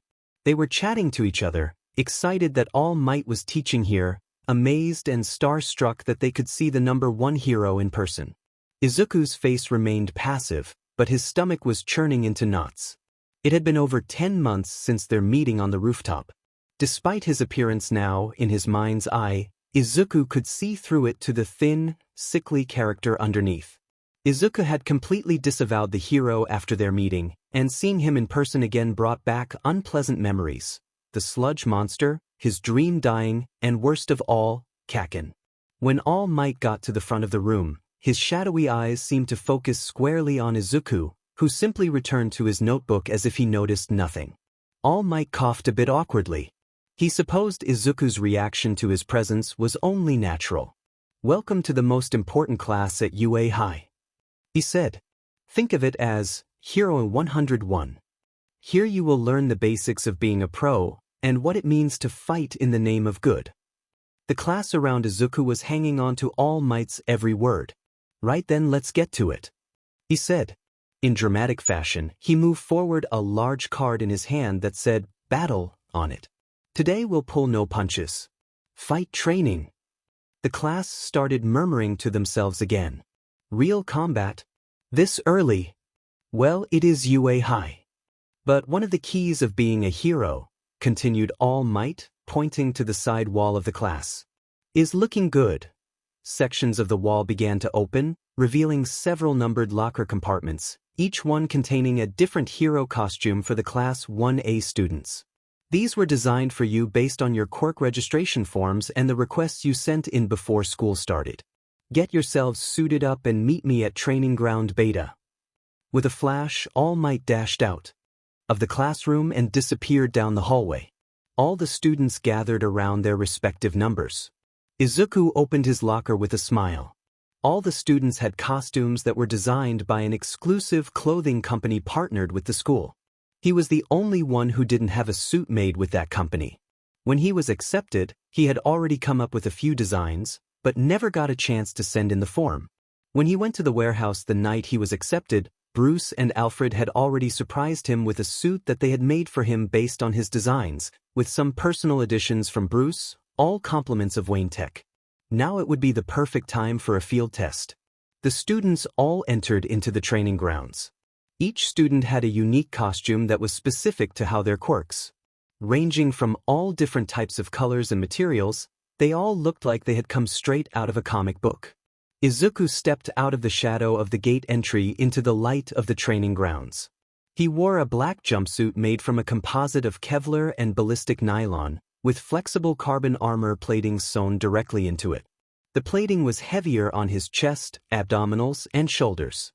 His hands and forearms were covered by heavy-duty combat gauntlets, made from the same flexible carbon composite, with 3 curved blades sticking from the sides.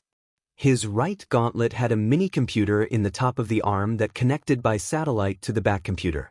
His boots were thick and insulated, designed for combat and functionality. He wore a black hood to cover his wavy green hair and a black mask that covered his eyes and face.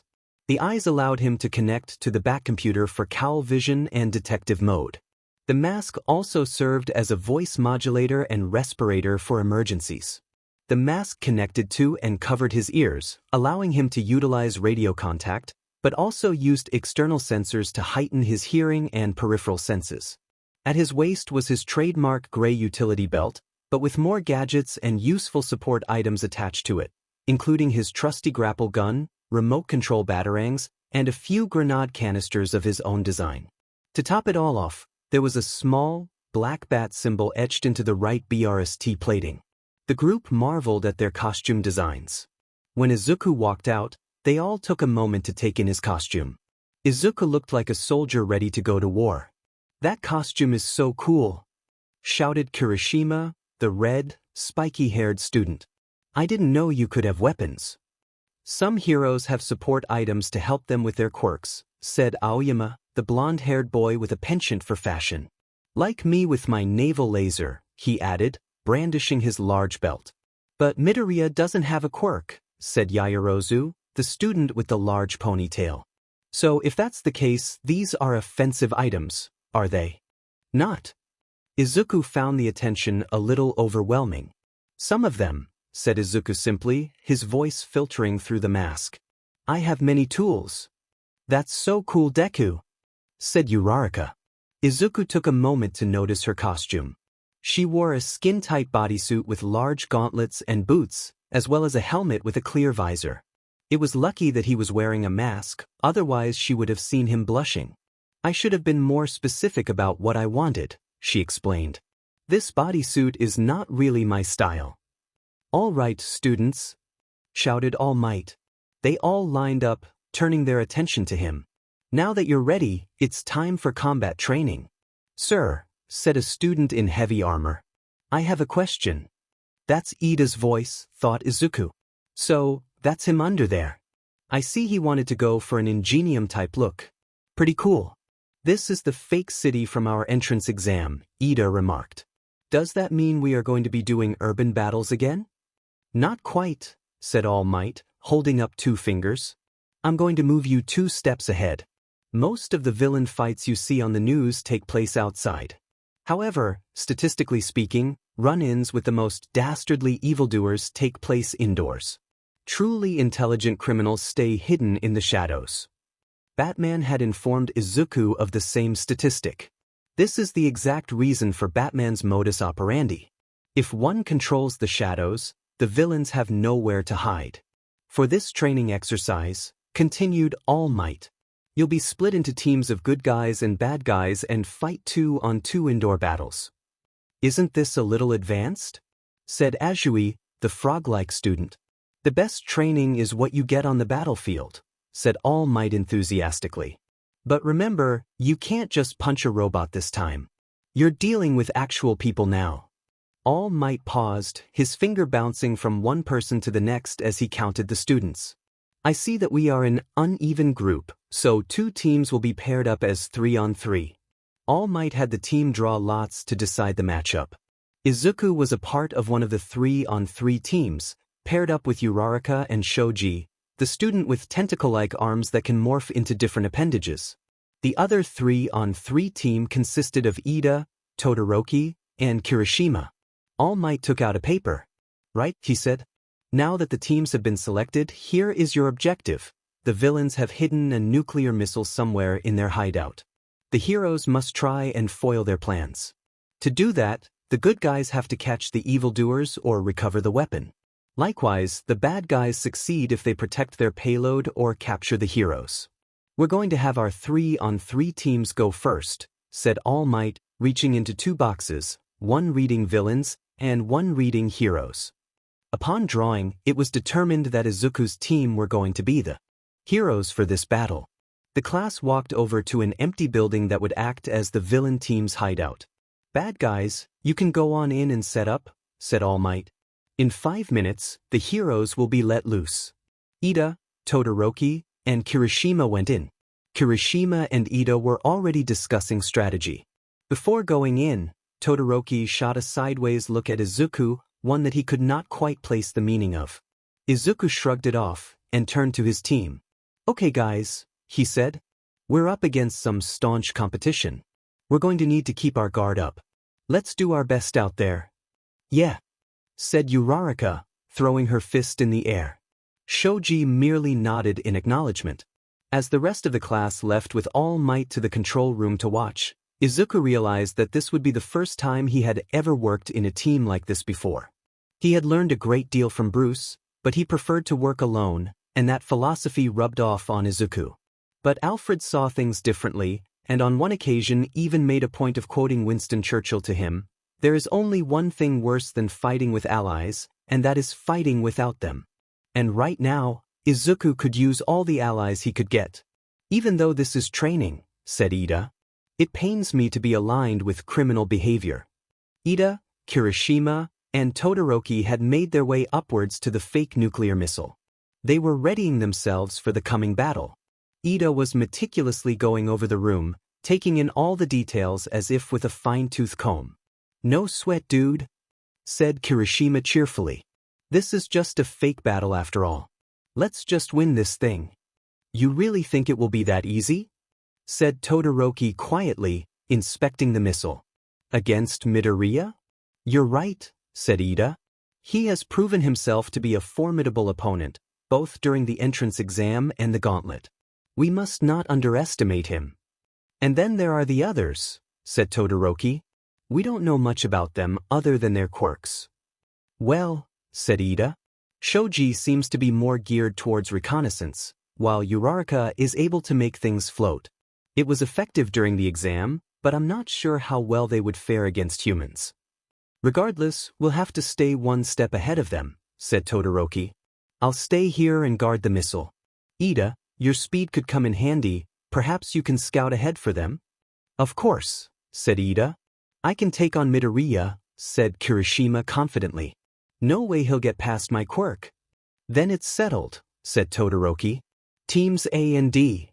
All Might's voice yelled over the speakers. "Your time starts now."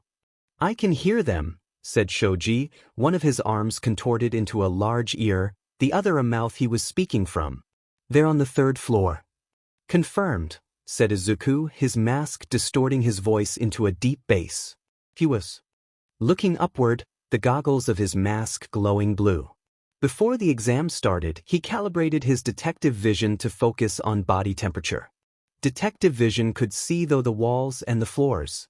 Just as Shoji said, 3 red shapes were gathered together on the 3rd floor. One of them took off with blinding speed. "Ida's on the move," Izuku added. "He must be scouting ahead." "What about Kirishima and Todoroki?" asked Shoji. "It looks like Kirishima took off in the opposite direction," Izuku replied. "I believe that Todoroki is staying behind to guard the missile." "How can you tell?" asked Uraraka. "The detective vision in my goggles can detect body heat," replied Izuku. "One of them has an irregular temperature to them, half red and half blue. It must be Todoroki's quirk." Izuku turned back to Shoji and Uraraka. "I have a plan, but we don't have much time. Ida will be on us in minutes." Izuku took 2 canisters off his utility belt and handed them to Shoji and Uraraka. "Take these," he said. "One for each of you, so you have to make them count." "What are they?" asked Uraraka. "Adhesive grenades," said Izuku. "They'll release a glue-like substance once the pin is pulled. Ida's speed is impressive, but it's because of the engines in his calves. This means that his speed is limited to his legs." "So you're saying," said Shoji, "take out his legs and we've got him?" "Exactly." "What about Kirishima?" said Uraraka. "Kirishima's quirk is hardening," said Izuku. "That suggests he's limited to close-quarters combat. I'll engage him myself. Once he's down, you two will rendezvous on the 2nd floor by the window." "The window?" asked Shoji. "What are you going to do?" "I'm going to confront Todoroki," said Izuku. "And here is what I need you to do." Ida sped through the hallways at lightning speed. If he could find the hero team quickly, Perhaps he could use the capture tape All Might had given them against them and end this battle quickly. "Come out, you hero dogs," he said in his best villain voice. He had concluded that since he was playing a villain in this scenario, he should act the part to the best of his ability. "I will find you." That's when he saw him. There was Midoriya, standing down the hallway clear as day. "Ha!" exclaimed Ida. "You can't escape me now, hero." As quick as he could, he ran towards Izuku, capture tape in hand. With blinding speed, so quick that Ida had almost missed it, Midoriya had pulled a small orb from his belt and threw it to the ground. The orb erupted in a puff of smoke, catching Ida off guard. He tried to stop before hitting the smoke, but he was running at full speed, causing him to slip and stumble into the smoke. The smoke stung his eyes and lungs. Coughing, he waved his hand to clear the air. After a minute, the smoke dissipated and Midoriya was gone. "Todoroki, Kirishima," said Ida to his comlink. "I lost Midoriya." "How?"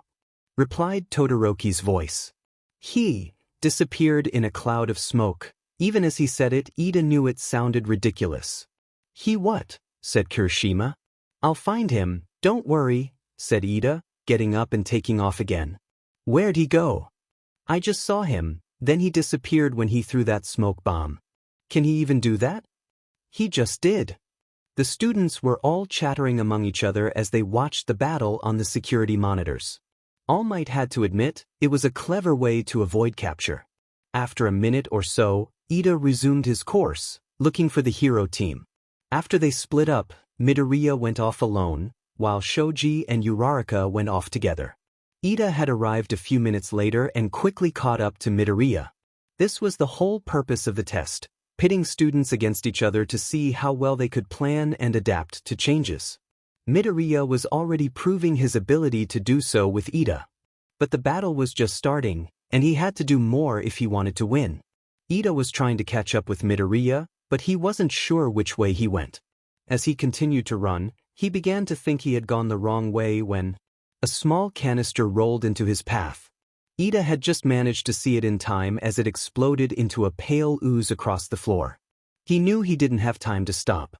Thinking quickly, he leaped into the air, his momentum carrying him over the ooze and landing him to safety. He turned to see a startled Uraraka in the corridor the canister rolled from. "Nice try, hero," said Ida. "But you weren't quick enough." He pulled the capture tape from his belt and proceeded towards her. But there was a loud pop near his feet, startling him. He couldn't move. He looked down at his feet. They were encased in the ooze, past his engine mufflers, restricting his quirk. He looked over to the ooze that he just leaped over, but it didn't extend farther than a few meters. He looked down at his feet again and saw it. A second canister. He tried in vain to pull his feet from the ooze, but it was too late. The ooze had hardened. He was trapped. "In the name of villainy, I demand you to release me," said Ida, struggling. Suddenly he felt two large hands clasp around his wrists, pulling them behind him. He turned back to see Shoji restraining him with the capture tape. "Midoriya," he said, placing one finger in his ear to activate his comlink. It worked. "Ida is down." "Ida is what?" "Ida is down," repeated Todoroki. "He was captured. You need to stop Midoriya before they get any further." "That was pretty quick," Kirishima said to himself. He was starting to feel a little anxious, but slapped himself.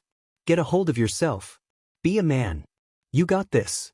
Out of nowhere, what looked like a large bat came flying towards Kirishima. He lifted his arms in defense, and bat hit him with a metallic clang. He put his arms down to see a bat-shaped shuriken sticking out of his forearm. Because of his hardened form, it didn't hurt him or go in very far, just enough to stay there. Kirishima looked up. "Midoriya!" he shouted. Izuku turned and ran down the hallway, Kirishima in hot pursuit.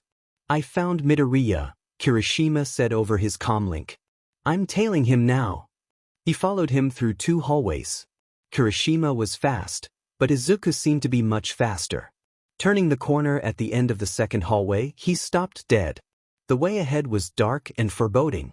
It didn't feel right. There was no way this was a coincidence. Midoriya led him there on purpose. But he couldn't back down, he had a job to do. Slowly he pressed on. "I know you're there, Midoriya," he said into the darkness. "Come out and fight like a man." From the shadows, more of the bat-like shurikens came hurtling towards him at blinding speed.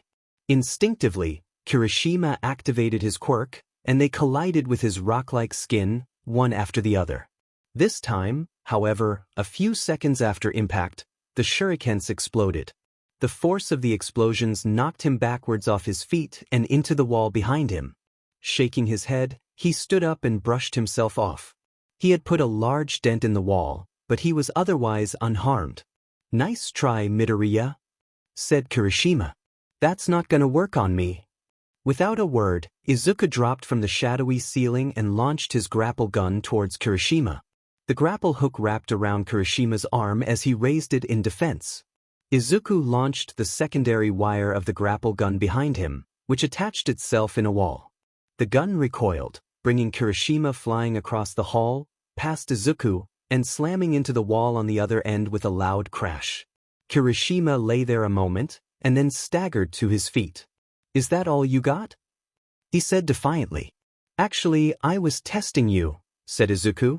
"I wanted to see how durable your skin really is." "Well, as you can see, not much can hurt me when I'm in this form," said Kirishima proudly. "That makes me feel better," said Izuku. Kirishima blinked. "For what?" Izuku pressed the button on the explosive gel detonator. The floor beneath Kirishima exploded, crumbling and falling through the ceiling below, sending him with it. He kept falling and falling and falling, finally landing with a loud crash, like the sound of a boulder falling off a cliff. Izuku leaned over the crater, staring into the rubble 3 floors down. "You all right?" he called after him. Kirishima returned a weak thumbs up before passing out. "I like him," Izuku thought to himself. "He's got spirit." Izuku raised Uraraka and Shoji on his comlink. Kirishima is down. Now for the final phase. "Did you see that?" shouted Mineta, the short, purple-haired student. The class was chattering in amazement. All Might found himself once again surprised beyond measure at Midoriya's resourcefulness. Midoriya and Kirishima were on the 3rd floor. Not only did Midoriya rig the floor beneath him to explode, but the 2 floors under him had exploded as well, sending him down 3 stories into the rubble below. He used the explosive batarangs and the grapple gun maneuver to test the density of Kirishima's skin before carrying out his plan. If his skin didn't hold up against them, it wouldn't have held up against the fall. He didn't want to hurt Kirishima, just incapacitate him. This was all calculated and planned in advance. This kid was good. Really good. Kirishima? Kirishima? Todoroki had heard the explosion and tried to raise Kirishima on his comlink. As he had expected, radio silence. He was on his own. It wouldn't be long now until Midoriya was upon him. He had to act fast. He threw up a wall of ice around the missile and himself. He didn't think it would stop him, but it would at least slow him down. If he did manage to get through the ice, Midoriya would still have to contend with him. And so he waited. After a minute, he could see the silhouette of Midoriya through the ice. He was inspecting the wall Todoroki created. Todoroki readied himself. He guessed that Midoriya was looking for the right spot to place his explosives. But instead he put both hands on the ice wall. After a few seconds Todoroki saw a crack in the ice wall. Before he could react, Midoriya punched his way through, shattering the ice wall like glass. "How?" was all Todoroki could say. Izuku lifted his hands. They were glowing red in the palms. "Thermal gloves," he said. "My mentor has faced a few ice villains in his time, and he designed my suit with an environmental regulator. He's not one to leave things to chance." "I see," said Todoroki. "Let's see how well it works against my ice." Todoroki launched a flurry of frost and ice at Izuku, who leaped away in the nick of time. Todoroki didn't let up his barrage, and continued to throw his ice while Izuku continued to dodge. "I see you're only using your right side," said Izuku, backflipping over 2 ice pillars sent his way. "That coincides with the white in your hair. I wondered about that." "Hold still." Todoroki was getting annoyed. His ice was more effective in large open spaces. It was difficult to use freely in tight, enclosed spaces, such as the hideout room. It didn't help that Midoriya was so quick on his feet and maneuverable. "You're Endeavor's son, aren't you?" Izuku said. Todoroki froze. He stopped throwing ice and stood dead in his tracks, as if his mind had stopped functioning properly at the mention of his father. "I recognize your last name," Izuku said. "And you were one of 4 students who were admitted on recommendation, which would make sense since Endeavor is the number 2 hero and alumni at this school." Todoroki didn't know what to say. The way he explained it sounded so simple, but so bizarre at the same time. "That begs the question," Izuku continued. "Does that mean your left side is fire?" Todoroki's eyes widened. His hands were shaking. He looked at his right arm, which was covered in frost. He had used too much of his ice, he was feeling cold. "Why don't you use your left side?" asked Midoriya. It wasn't mocking, but a genuine question. "If it's anything like your ice, it must be immensely powerful." "Stop talking!" Todoroki shouted, blasting more ice at Midoriya. He drew 3 explosive batarangs from his belt and threw them towards Todoroki, who threw up his hands in defense. The batarangs arched and flew past Todoroki, missing the missile by inches and embedding themselves into the wall behind it. "Foolish," said Todoroki. "If this were real and you hadn't missed, we'd all be dead." "I didn't miss," said Izuku. Pressing the detonator, he shouted into his comlink, "Uraraka, show now." The wall behind Todoroki exploded, revealing to his shock Shoji and Uraraka, suspended in midair outside the building where the wall used to be. Before Todoroki could react, he felt something heavy and strong wrap around him, pinning his arms to his side. Izuku had thrown a wire bola around him to keep him from attacking. Shoji, using all his strength, threw Uraraka towards the missile, who continued to keep them both suspended in midair. All Todoroki could do was watch as Uraraka made contact with the missile, wrapping her arms and legs around it and hugging the side of it tightly. There was a pause, and over the speakers came All Might's booming voice. "Team A wins!" The class cheered behind All Might. He breathed a heavy sigh of relief. The cleanup robots began their work, and Midoriya was checking on his classmates. Midoriya and his team came through this exercise unscathed, due to his strategy and leadership. Not only did he prove he was capable of operating against foes with strong quirks, but he was able to work in a team function. Simply put, he smashed this exercise. All Might felt he could no longer deny it. Midoriya was becoming a hero. Bruce had trained him better than he ever could. Perhaps all this time he was wrong. Maybe you didn't need a quirk to be a hero. What would Nana think? Nana. All for One. All Might's heart dropped. He still remembered that day when All for One's reign of terror came to an end. The sheer power of 100 years' worth of stolen quirks raging against him. He was nearly killed, and in the end was very lucky to walk away with just a hole in his side. It was true, Midoriya was strong, and getting stronger every day. But would it be enough? Only time will tell. Izuku's popularity exploded overnight. His performance during battle training spread like wildfire. Nobody could understand how he had become so powerful, despite not having a quirk. More than once, he was approached by other students challenging him to a match. Izuku always declined. He had more important things to do. The students had returned to their classes and were enjoying a much-needed break before returning home. Izuku took the time to study what he learned of his classmates' quirks during the training exercise. Despite his feelings for All Might, he had good insight on hero work, even if he wasn't very good at teaching it. There was a strong tension between All Might and Izuku. He could feel that the pro-hero was trying to connect with him in some way and would address him directly, and would often purposefully direct most of his questions to him. However, Izuku preferred to avoid him as much as possible, and would oftentimes feign ignorance to avoid answering his questions. There have been a couple of times that All Might had attempted to corner him in the hallway for some reason, but Izuku had always managed to evade him either by pretending not to hear his booming voice, blending into a crowd of students, or outright disappearing entirely, something Izuku was very adept at, thanks to his training. He had a feeling that he wouldn't be able to dodge All Might forever, and eventually would have to face him. But he would deal with that later. The day after the battle training, his classmates had voted that he be their class president. He had politely declined. He didn't want to be a leader and had no patience for bureaucracy. Instead, Ida and Yaoyorozu were given the job of president and vice president, respectively. Izuku was pleased with this result, as he felt he was already in the spotlight too much already. This was especially so after what happened after the battle training, when Kirishima returned from the treatment with Recovery Girl. Midoriya, Kirishima said as he burst into the classroom, startling the class. He rushed towards Izuku, who instinctively tensed and reached for his utility belt. Kirishima, however, stopped at his desk, his face beaming. "That was so cool," he said excitedly.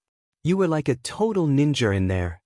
He flailed his arms around, making karate gestures in the air. "Where did you learn to fight like that? Could you teach me?" Izuku said, blushing slightly. "Yeah," said Mineta. He and Kaminari both approached Izuku's desk with Kirishima. "You took down 3 of the strongest students here. Where did you learn that?" "It's obvious, isn't it?"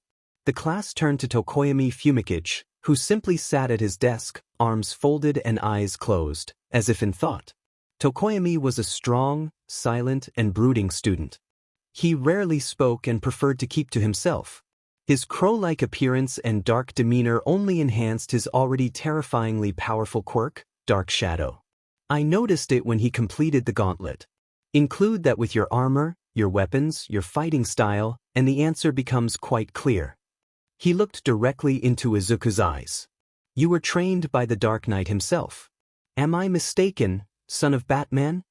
The class went silent, all eyes turned to Izuku. As he pondered his answer, he could almost hear his heart beating in his chest. Batman had a mixed reputation in the hero community, and he was concerned about how others would react to the knowledge of Izuku's connection to the Dark Knight. He supposed that he couldn't keep it a secret forever, and would have to face the inevitable eventually. He gave out a heavy sigh. "You're correct," replied Izuku. The class erupted in unified amazement. "Teehee Batman?" said Kirishima excitedly. "Isn't he a vigilante?" said Yaoyorozu. "I thought he was a myth," said Hantashiro.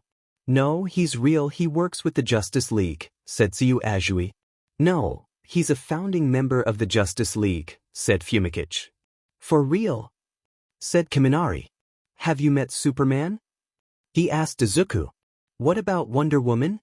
said Mineta, drooling slightly. "Is she just as hot in person?" "Everyone please," shouted Ida over the noise. "Don't badger Midoriya." "Besides, I think we're all missing the biggest question," said Mina. "No one knows who he really is. He keeps his identity secret." "That's true," said Toru Hagakure, the invisible student. "Who is he under that mask?"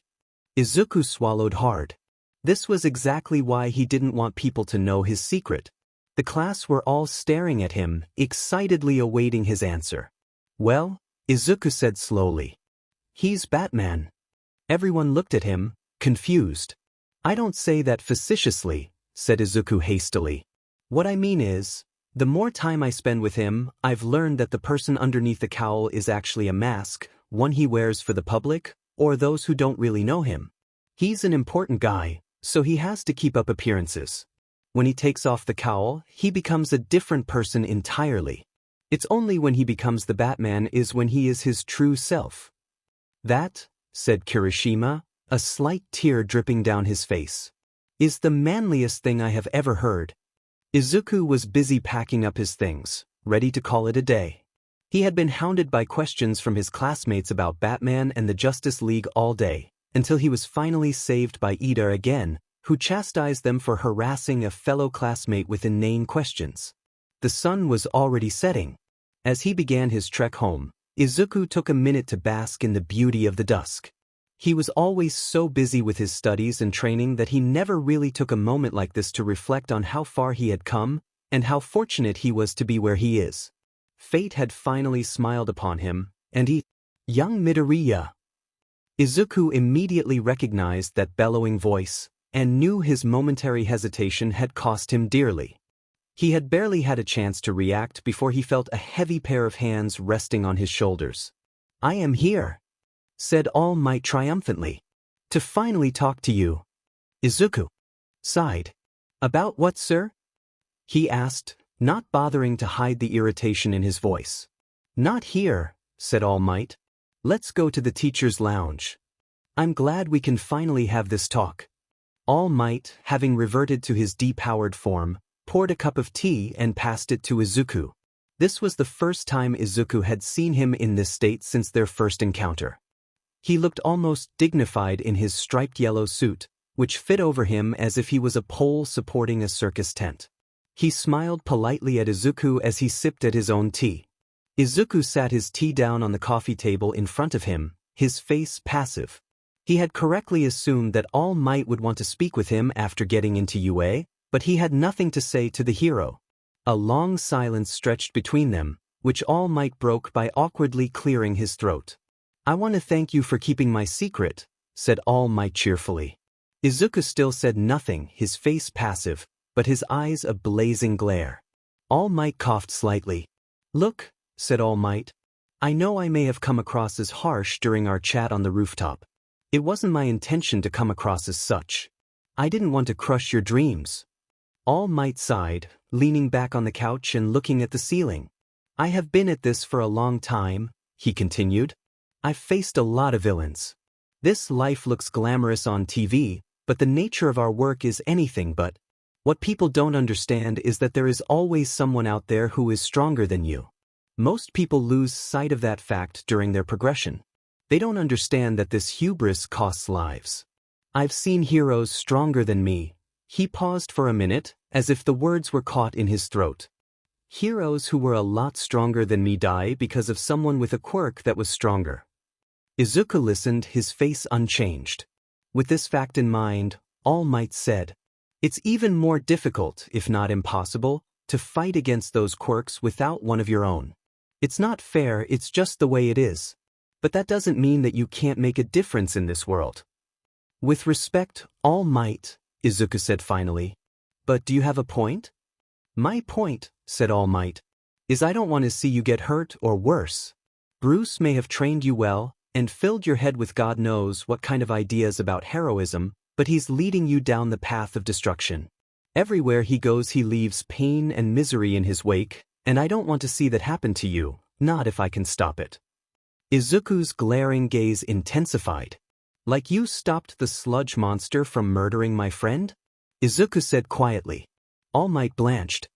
He looked as if Izuku had physically struck him, but said nothing. Izuku continued to glare at the hero, his clenched fists visibly shaking. You've been my hero for as long as I can remember, All Might, Izuku said, breaking the silence between them.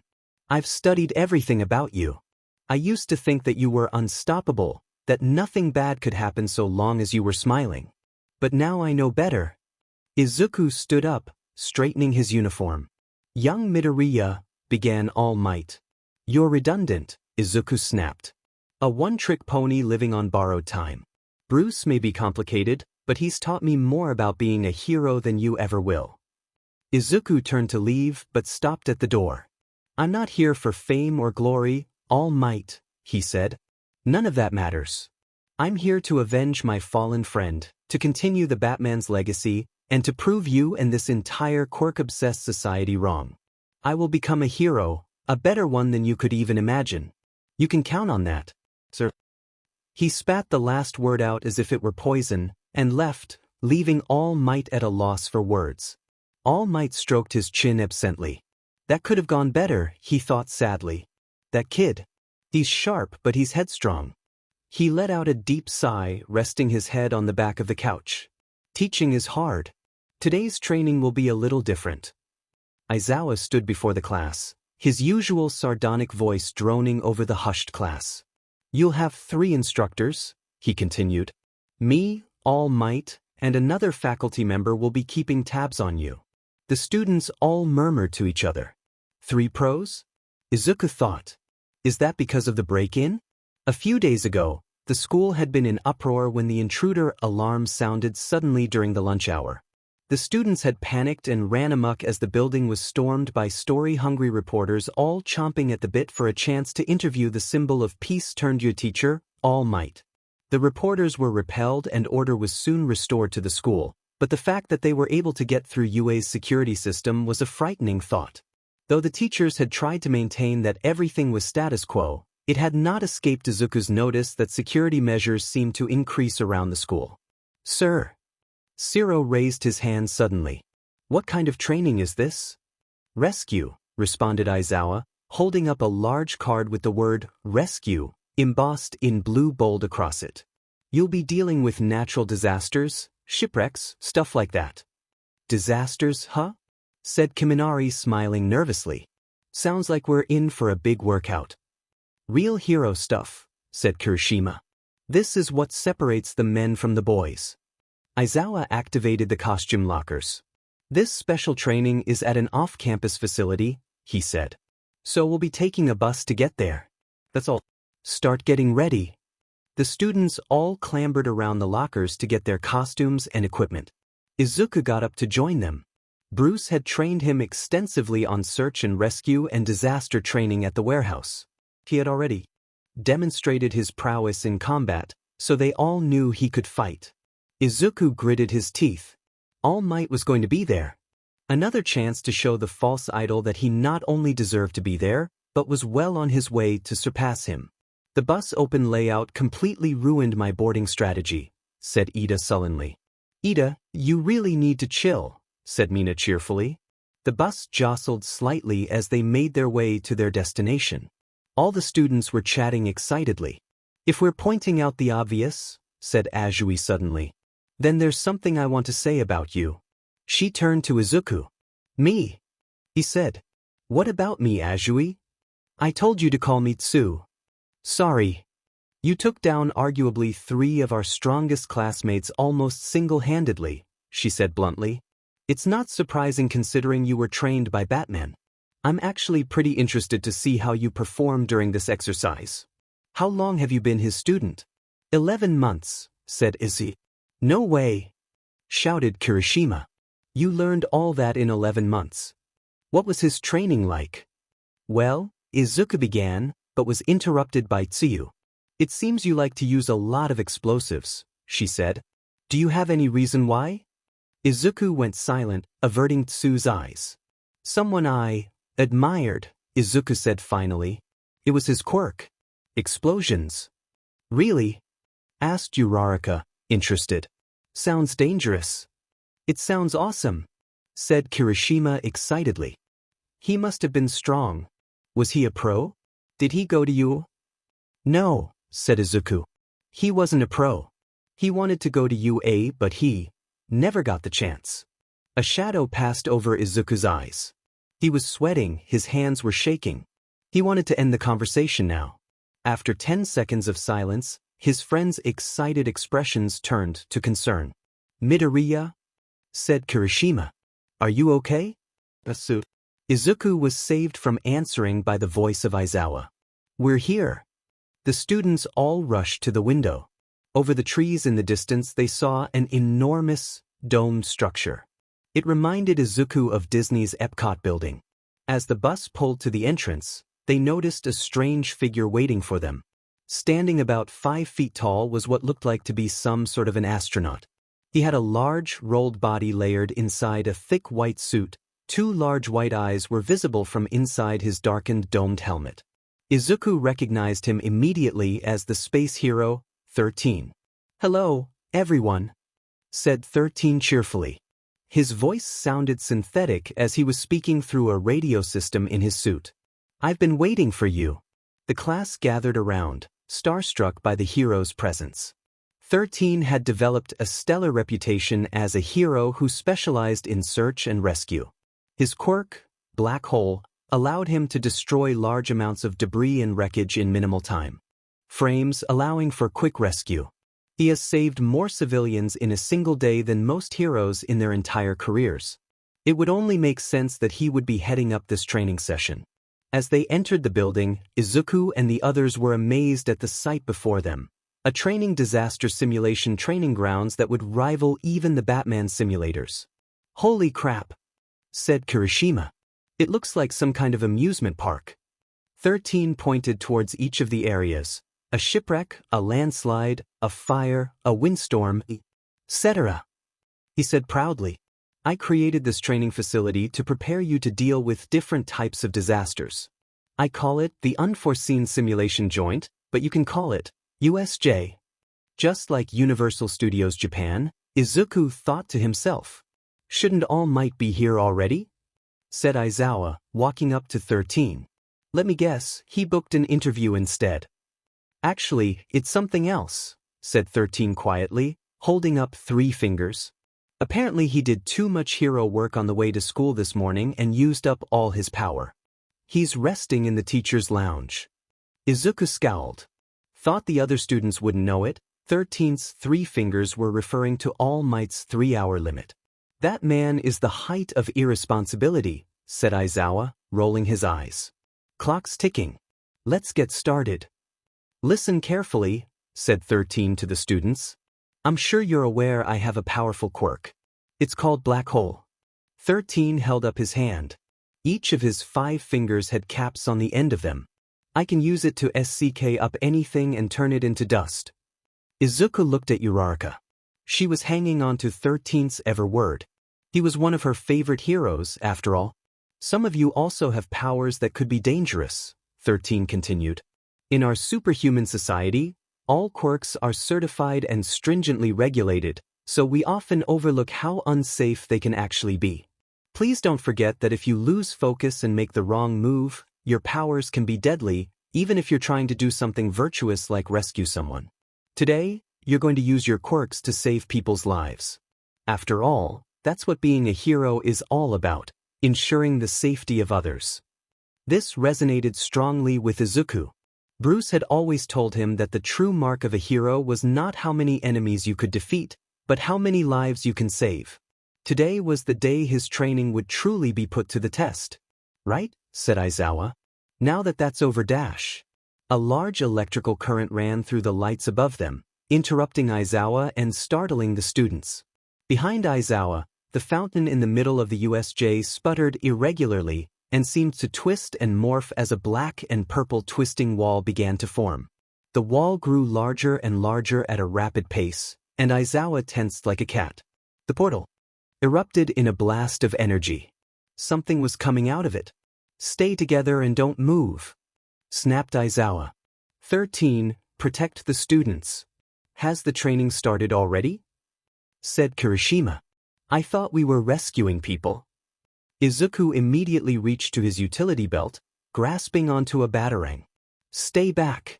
Aizawa snapped again. He was placing his goggles on. This is real. Those are villains. The students gasped in terror. A tall, slender man walked through the wall. He was clad all in black and covered head to toe in what looked to be severed hands. Behind him, one after the other, more and more villains piled in droves out of the wall. There had to be dozens of them. Finally, the last one came out of the wall. A hulking, bird-like creature, bearing large teeth, 2 vacant eyes protruding from a see-through, domed structure revealing the creature's brain. It stood at least 8 feet tall, rippling muscles across its dark blue body. The handman signaled the creature to stop at his side. The very sight of it drove a chill down Izuku's spine. It wasn't natural. Izuku tried to turn on his cowl vision. It wasn't functioning. He tried to pull up the interface on his gauntlet computer. It wasn't functioning either. The stark realization of their situation dawned on him. Something was blocking his signal to the back computer. He couldn't radio Bruce for help. They were on their own. Real villains, said Kirishima. No way. How did so many of them get into a UA facility this secure? Yeah, 13, said Yaoyorozu. Why aren't the alarms going off? Good question, said 13, looking around. I'm not sure.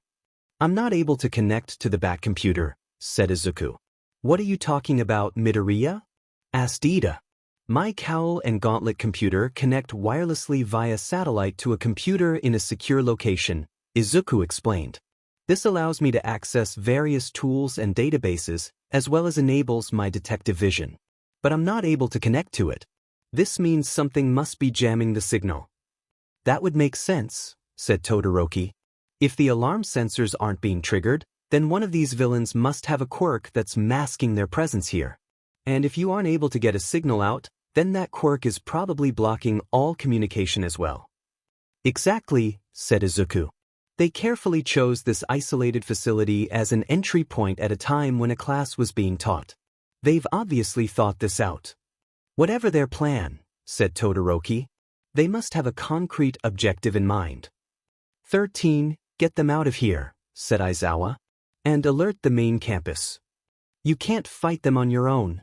Izuku objected. There's too many of them, even if you can nullify their quirks, your fighting style's not suited for this. Your powers work best in stealth and one-on-one fights. It can't be much help in a group. Funny coming from the student of Batman, said Aizawa. He must have taught you that you can't be a pro if you only have one trick. Aizawa leaped into the air and flew down the steps leading to the USJ entrance. His speed and grace could have rivaled Bruce's. Several villains advanced forward towards him as he descended. Shooting squad, shouted one of them. Take your aim. Let's gun him down, shouted another. They lifted their various appendages to fire, but nothing happened. My quirk, shouted the leader, looking at his gun-like fingers. Where's my bullets? Aizawa descended on them quickly, launching the wrappings around his shoulders towards the villains. With blinding speed, they wrapped around them, rising and twisting them around in the air. With a mighty heave, Aizawa brought them crashing towards each other, their heads smashing together with a sickening crack. The other villains stepped back in surprise. Idiots! Shouted a villain. That's Eraserhead, the pro. He can erase your quirks by just looking at you. Cancellation! Shouted a masked villain with 4 rock-like arms. Bet you can't erase a heteromorphic type like me. He rushed Aizawa, throwing powerful punches towards him, who deftly avoided each blow with ease. Yeah, you're right, said Aizawa, landing a powerful punch square in the villain's face. The villain lurched backwards from the force of the strike, and Aizawa seized his chance and wrapped his bindings around the villain. But a villain like you is only dangerous if you can reach me, and I have taken measures to make sure that never happens. A large villain attempted sneak attack from Aizawa's flank, but the pro was 2 steps ahead. Aizawa ducked under the villain's extended fist and, twisting on his heel, delivered an axe kick into the villain's torso, throwing him back against 2 other villains. As the 3 villains struggled to get to their feet, Aizawa brought the rock villain crashing down on top of them. Which one of you gutter punks is next? He growled. There he goes trying to intimidate us, said Tamura Shigaraki, the hand villain, scratching his neck absently. He is strong, and since he's hiding behind those goggles you can't tell whose quirk he's erasing. He watched Aizawa take down each villain that tried to approach him with impressive speed and precision. He couldn't help but be impressed. He's making it hard for us to work together and rely on each other's powers. His scratching intensified. How annoying. The worst thing about dealing with pros is when they live up to all their hype. Behind him, 2 yellow eyes appeared from the wall of energy. It had not been watching the pro hero's performance. Instead, his gaze wandered to the entrance of the facility, where the group of students led by the hero 13 attempted to make their escape. They certainly couldn't have that. The students all ran for the exit, with Izuku lingering behind. He's holding them off, he thought to himself. I guess I shouldn't have underestimated him. He quickly ran to rejoin his classmates. Despite all that Bruce had done to prepare him for this day, he couldn't help but feel afraid. His mind wandered to his encounter with the sludge villain, the terror he felt as his world began to fade into darkness. He thought of Kaken, and how scared he must have felt at the end. Izuku shook his head. Now was not the time for that. He would have to be brave. Brave like Kaken. 13 and the students stopped abruptly. Another black-purple portal appeared on the floor in front of them. This time, it grew into a large swirling pillar before them. There is no escape for you, said the pillar, 2 large yellow eyes staring down on them. It's a pleasure to meet you. We are the League of Villains. I know it's impolite, but we have decided to invite ourselves into this haven of justice to say hello. And besides, isn't this a fitting place for All Might, the symbol of peace, to take his last breath? So this is their endgame, Izuku thought angrily. They want All Might. All of this for All Might. We're all in danger because of him, and the BSDRD's not even here. His fear forgotten, Izuku was overcome with a burst of hot anger. Leaping above his class, Izuku threw 3 batarangs, each one exploding upon reaching the shadow. You think we would just stand around and let you tear the place apart? Izuku shouted, landing in front of the 13 and the class. Kirishima and Fumikage quickly joined him at his side, ready for battle. You live up to your school's reputation, said the voice of the shadow behind the smoke. As the air cleared, the shadow reformed itself, flowing around what appeared to be a metal collar. But you should be more careful, children. Otherwise, someone might get hurt. You 3, get out of the way right now, shouted 13, removing the cap on one of his fingers. But the shadow was too quick. The purple-black mist swirled around the students, enveloping them. I'll scatter you across this facility, it said, to meet my comrades and your deaths. Izuku shielded himself from the swirling mist around him. He felt his feet leave the ground.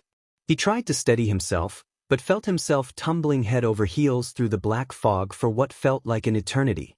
He fell. Opening his eyes, Izuku's stomach lurched to his throat as he plummeted headfirst out of the portal into the water below him. Instinctively, he straightened his body and gracefully entered into the water. His mask helped serve as a short-term respirator for these kinds of situations, so he wasn't worried about drowning. Repositioning himself in the water, he began to swim to the surface. A warping quirk, Izuku thought. Makes sense how they got here. Izuku felt the water around him shift. Someone else was in the water with him. Looking around, he saw something approaching his position with alarming speed. It had the body of a man, but the head of a mutated shark. It had to be a villain. It was nearly upon him, opening its maw wide. A green blur came into Izuku's field of vision. It was Azui, dragging Mineta along behind her, moving quickly through the water and slamming her flippered feet into the villain's jaw, knocking it aloft. Hey, Midoriya, she said, surprisingly well considering they were underwater. She extended a long pink tongue from her mouth, wrapping it around Midoriya, carrying both Mineta and him towards the ship floating in the water ahead of them. Breaking to the surface, she lifted Izuku and dropped him on the deck of the ship. Close behind him, she dropped Mineta as well. Once the 2 of them were safe, she began to climb up the side of the ship. Thank you, Azui, said Midoriya. You saved me. I told you to call me Tsu, she said. Sorry. This is turning out to be a terrible day of class, said Tsu. Yeah, Izuku agreed. They knew our schedule and who would be here. They must have gotten into the school files during the break-in. With the students were panicking and the teachers were dealing with reporters outside, it would have been the perfect time. Hey, hold on a second, said Mineta. It's not like these guys could really kill All Might. Once he shows up, he'll pound those villains until there's nothing left. Izuku wasn't so optimistic. The villains had gotten the drop on them, giving them the advantage, as well as had a plethora of potential hostages with all the students there. Not only that, but as indicated by 13, All Might had already used up a significant amount of his power, so even if he did show up, he may be in no condition to help at all. Think about it though, said Tsu, as if reading his mind. If the villains spent so much time planning this attack, they probably have figured out a way to kill him. Besides, didn't you hear what the smoke guy said?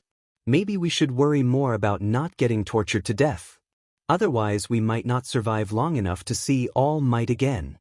Izuku was impressed. Along with her prowess with her quirk, she was also very intelligent. Not only did she save them both, but she was able to determine the villain's intentions and able to assess the situation logically, all the while keeping her mind cool. The same could not be said for Mineta. The reality of Tsu's words must have sunk into him pretty hard, as he suddenly became very pale beneath his mask and began to shake profusely. No, the pros are gonna save us, right? He asked Izuku imploringly. Before he could answer, the sound of several loud splashes in the water around them interrupted their conversation. The fish villain was back, and this time he had backup. Within moments, their boat was surrounded by at least a dozen aquatic villains. Bad guys! Mineta shrieked.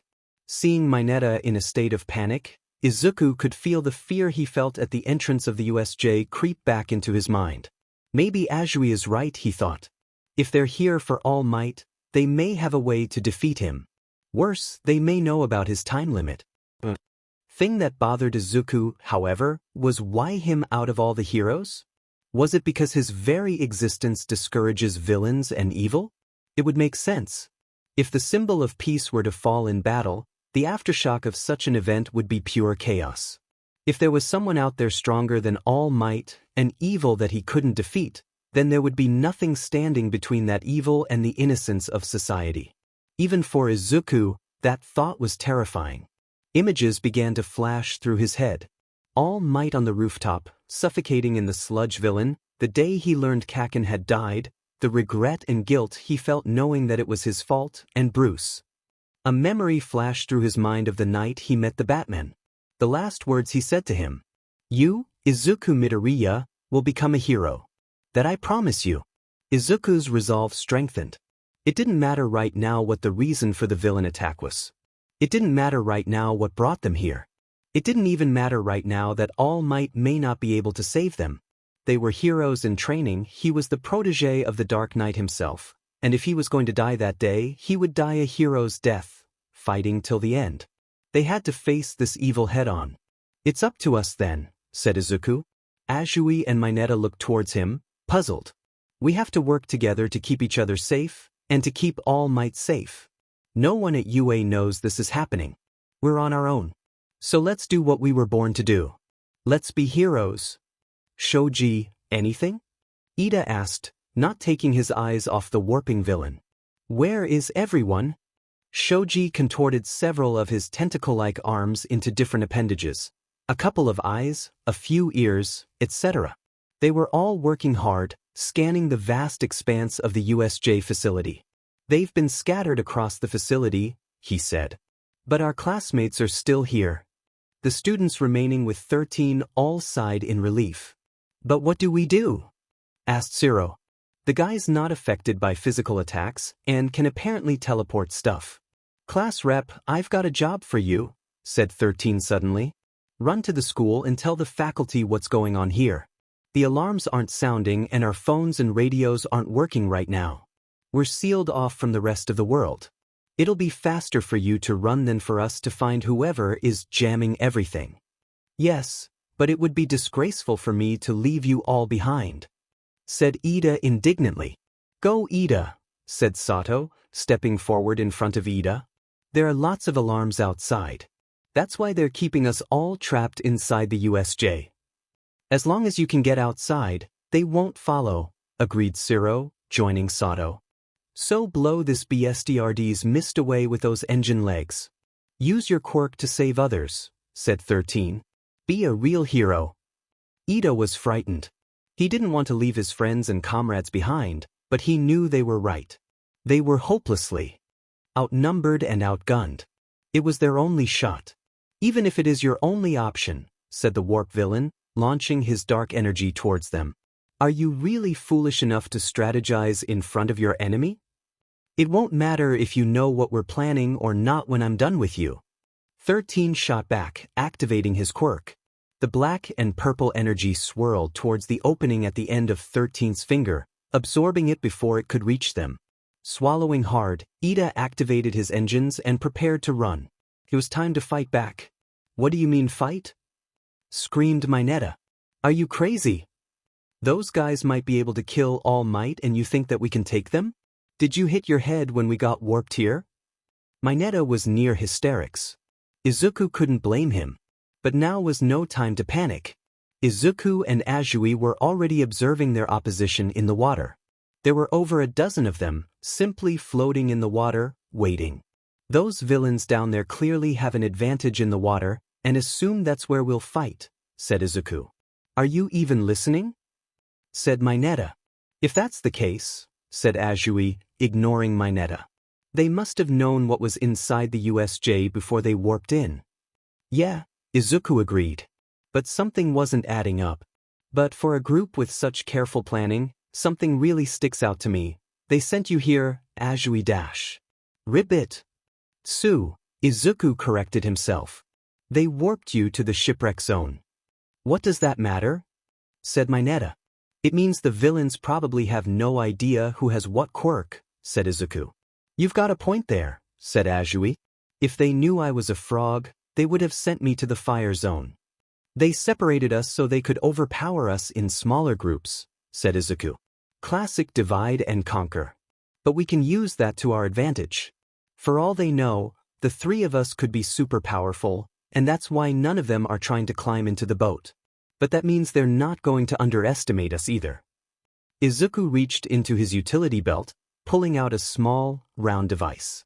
I think I have a plan, but I need to know everything about your quirks. Well, said Azui, I can pretty much do anything a frog can do, jump high, cling to pretty much any wall, and can stick my tongue out about 20 meters. I can also secrete a toxic mucus, but it only stings a bit. Interesting, said Izuku. Pretty useful. What about you, Mineta? Mineta reached up and plucked one of the round spheres of his head. I've got these sticky ball, he said, placing it on the wall of the boat. Their strength varies. Depending on how I'm feeling, they might stick to something for a whole day. They grow back as fast as I can pull them off. The only thing they don't stick to is me. Said Izuku. That might be just what we need here. We don't have much time, so here's what we're going to do. He held up the small device. This is an ice grenade. It'll encapsulate anyone caught in its range within ice in seconds. Where did you get that? Asked Azui curiously. Borrowed tech from one of Batman's longtime villains, said Izuku. It should create a big enough distraction for us to make our escape. Sue, how far would you be able to jump to the shore with the two of us? Not as far as it would be by myself, she said. Probably 20 to 30 meters. That should be enough, said Izuku, taking out his grapple gun. If you can get us within range of the shoreline, I can use this to take us the rest of the way. But what if your ice grenade doesn't trap them all? Said Mineta nervously. That's where you come in, said Izuku. While Tsu leaps away with us, you need to throw as many of those sticky balls as you can at them. With luck, they'll get stuck together, or at least it will restrict their swimming. Sounds like Dash. Without warning, there was a large explosion near the aft of the ship, and it rocked violently in the water. Izuku steadied himself and looked back towards the noise. To his horror, half the ship was sinking. One of the villains must have got tired of waiting and decided to try and force them into the water. They would be submerged in a matter of seconds. Mineta began to panic. We're fish food, he screamed. Azui was still surprisingly calm. Mineta, are you sure this hero thing is really right for you? Shut up, snapped Mineta. It's weirder not to be scared right now. We just got out of junior high and I didn't think I'd be facing death so soon after joining Udash. Izuku slapped Mineta across the face with a loud smack. Mineta stared at him, dumbstruck and clutching his cheek. You have to stay calm, said Izuku. I know you're scared. I'm scared too. But if we're going to survive this, it's now or never. Now be the hero I know you can be and fight. Mineta nodded. Okay, I'm ready. Me too, said Azui. Izuku positioned himself on the side of the ship. Good, now let's get the hell off this boat. And with that, he leaped off the side of the boat and into the air. Time to make Kaken proud. Stupid move, kid, said an aquatic villain. Izuku had jumped off the boat and towards the villains. They hadn't noticed the device in his hand. They all prepared for their attack as soon as Izuku hit the water. In a flash, Izuku threw the ice grenade, which hit the water with a small splash. What was that? Said the fish villain. I don't know, said another villain. Where did it go? There was a large flash, and the villains found themselves quickly being encased in ice. What the hell? Shouted a villain. Ice. How did he reach? The ice stopped, trapping nearly 10 villains in its wake. The trap extended at least 20 meters, and those villains that weren't trapped quickly swam away to get out of its way. Now was their chance to escape. Tsu, Mineta, now. Izuku shouted. Azui leaped from the ship with Mineta in tow. Izuku felt Azui's tongue wrap around his torso and pull him closer towards them. The other villains began to realize what they were doing and attempted to follow them. This time, Mineta was ready, throwing sticky ball after sticky ball in their direction. The villains began to falter, some sticking to each other, and others sticking to themselves, no longer able to swim. "Not too shabby," said Azui. "You guys are amazing." "I guess we passed the shipwreck zone," said Izuku, launching his grappler gun to the shoreline. "Now let's get back to the others." In the landslide zone, Todoroki was using his own ice powers to subdue the villains he was facing. "So the plan was to scatter us and then kill us," he said, casually strolling up to the frozen villains. "You were woefully unprepared. In fact, it looks to me as though you've had no training. You haven't the slightest idea how to use your quirks." The villains all stared in terror as Todoroki walked past them. He had given them no chance to attack. The moment they warped there, they were overwhelmed at the sheer power of his quirk. 2 more villains attempted to get the jump on him, but were easily encased in ice themselves. These villains seemed to him to be just pawns, not as threatening as they first appeared. More like street thugs than actual supervillains. From what he could tell, there seemed to be only a few dangerous people here: the warping villain, the hand villain, and that large bird creature. What they needed was more information. They needed to know who their attackers were and what they could do. "Listen well," he said to the villains.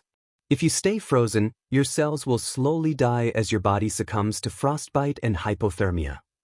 He heard several of the villains whimpering in fear. "Luckily for you, I want to be a hero, so I'd like to avoid any unnecessary cruelty." He walked towards one of the frozen villains, placing his hand an inch away from his face, frost flowing freely from his hand towards the villain, who began to cry. "But," said Todoroki, "I can only do that if you tell me how you plan to kill All Might." "Ah, black hole," said the warp villain. "A quirk that scks up matter and turns it to dust. Such an astounding power." There seemed to be no end to the black energy that this villain was putting out. 13 had been skinning up the power for at least a minute, trying to buy Ida enough time for him to escape. If he couldn't open a window wide enough for him, there would be no hope for them to warn the others of the danger they were in. "You're a rescue hero, 13, the warp villain continued. "Skilled at saving people from disasters." The villain began to form another warp portal. "Consequently, that means that you have little fighting experience or battlefield awareness." A huge warp gate appeared behind 13, taking the hero by surprise. With a sickening crunching sound, 13's back completely ripped open as the force of his own quirk began to tear him to shreds. "How unfortunate," said the warp villain mockingly. "You've turned yourself into dust." 13 collapsed in a heap. "I'm sorry," he said. "He got me." 13, shouted Mina. "Ida, get out of here now," said Sada. Ida wasted no time. With an eruption from his calf engines, he sped around the warp villain at lightning speed. But the villain was fast as well. "A sheep trying to escape from the wolves," said the villain. "We can't have that." A warp gate opened above Ida. The villain was attempting to warp in front of him and stop him in his tracks. But the students were ready. Shoji leaped and wrapped his arms around the villain, rolling him out of Ida's way. "Run!" he shouted. "I've got him." Ida made a break for it. He was close to the doors. He had to make it outside. He couldn't let anything stop him from saving his friends. "Impertinent child!" shouted the warp villain. He shook Shoji loose and was gaining on Ida. "I have no time for this. Be gone." Ida was enveloped in the black mist. Ida closed his eyes as the mist encased him. He had failed. But the mist began to dissipate. Ida opened his eyes and looked back to see the villain floating away. Uraraka was grabbing hold of the metal collar that the villain was emanating from. "He's wearing some kind of weird armor," she said. "He must have a body somewhere in there." She threw the collar high into the air, and the villain went with it. "Run, Ida!" As the villain flew into the air, he tried to rally and fly towards Ida, who was prying the doors of the USJ open. A large line of tape was shot from Ciro's arm and attached to the back of his armor. Sato seized the tape and began to swing the villain around through the air with his immense strength, finally launching him inward towards the USJ, away from Ida. Ida was outside. In a flash of light and a roar of an engine, he was gone. The villain was helpless but to watch as Ida ran off into the distance. He was going to call for backup. The pros would be upon them soon. The villain knew that they had failed. Izuku hoisted himself onto the shoreline, reattaching his grappling hook to his belt. They had made it away from the shipwreck and the water villains. Now they had to quickly find the teachers and their classmates. If they worked together, they might be able to push back the villains and alert the main campus. Izuku saw Aizawa in the distance. He was still fighting off the surrounding villains, but his movements were slower. He was getting tired. The hand villains seemed to have gotten tired of waiting and advanced on him. Aizawa launched his binding towards the villain, who deftly caught it in his hand and continued charging. Aizawa lunged himself towards the villain, striking him in the torso with his elbow. But on closer inspection, Izuku saw that the villain had caught it in his hand. Aizawa's elbow turned an ashen gray in the villain's grip. His shirt sleeve began to crumble as if made of paper. His skin cracked and broke, falling off and turning to dust, exposing the red muscle underneath. Aizawa leaped backward, his elbow destroyed. The villains seized their chance and advanced on him. Though one arm was useless, he continued to hold the villains off, but his attacks were slower, weaker. That annoying quirk of yours isn't suited for drawn-out fights against big groups, is it? Izuku heard the hand villain say. Don't you think you're a little out of your element here, Eraserhead? But despite knowing that, you didn't hesitate to jump into the middle of this fight. To put your students at ease. More villains attacked Aizawa, who evaded them, trapped them in binding, and threw them into each other. He faced the hand villain, breathing heavily, bindings in hand. And look at you, said the hand villain. You're still standing. You really are so cool. Oh, by the way here, I'm not the end boss. Aizawa looked up as a large shadow loomed over him. The large bird creature was standing over him. Izuku watched in horror as the creature began to beat his teacher mercilessly. You can erase people's powers, said the handman. That's irritating, but it's nothing impressive. When faced with true, devastating power, you might as well be a quirkless child. The creature snapped Aizawa's arm like a twig, causing him to cry out in pain. It smashed his head into the ground, his blood spattering across the floor. Izuku couldn't take it anymore. Let him go. The handman turned towards the noise. Izuku was charging at full speed towards him, batarangs at the ready.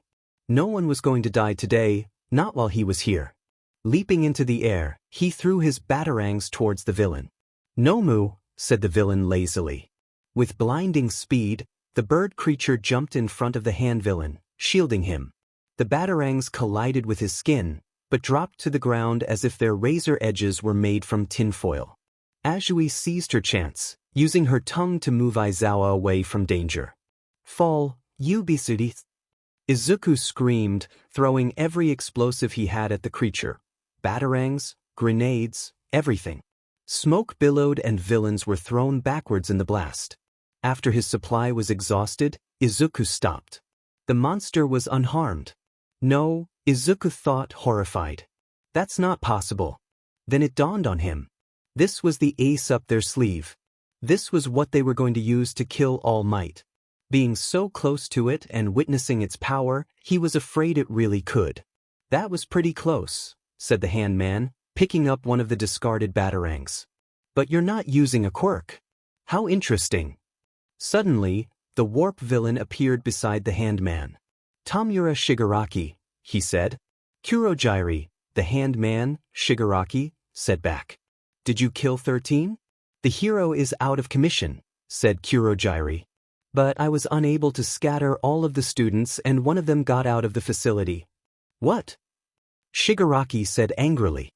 He began to scratch agitatedly at his neck. Kurogyri, you fool. If you weren't our warp gate, I'd tear apart every last atom in your body.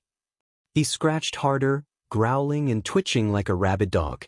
There's no way we can win if dozens of pros show up to stop us, he said, finally calming himself. It's game over. Let's go home. Izuku was taken aback. This was their game over? If this creature really was strong enough to beat All Might, why would they run now? Shigaraki turned to face Izuku. But before we go, he said, Let's make sure the symbol of peace is broken. He ran towards Izuku with surprising speed, moving his hand towards Izuku's face. Izuku winced, preparing himself for what came next. He underestimated Shigaraki, not expecting him to move so quickly. He didn't have time to get out of the way, and now he was upon him. He felt Shigaraki's fingertips touch his face. But nothing happened. Shigaraki grunted impatiently, turning to the broken Aizawa being supported by Mineta and Azui. He was using his quirk. "You really are so cool," said Shigaraki. Izuku acted instinctively. He grabbed the batarang Shigaraki was holding and stabbed it into the villain's hand, deep enough that it sliced through and stuck out the other side. Shigaraki roared in pain and anger, kicking Izuku in the torso, sending him backwards. Izuku rolled and sprang to his feet and reached for more batarangs, but he was out. "You little brat," snarled Shigaraki, ripping the batarang out of his hand. "You cheating little bstrd. I'm done with you. Nomu," he ordered, turning to the creature. It launched itself with speed that would rival Ida's, grabbing hold of Izuku. He struggled to free himself from its grip, but it was too strong. The creature wrapped its hand around Izuku's head. It would only take a small amount of pressure for this creature to crush his head like a grape. Mineta reached for the sticky ball on his head, and Tsu launched her tongue towards Izuku to grab him, but it was a futile effort. There was no more time. He was out of time. It was over. He braced himself for the inevitable. "I'm sorry, Bruce," thought Izuku.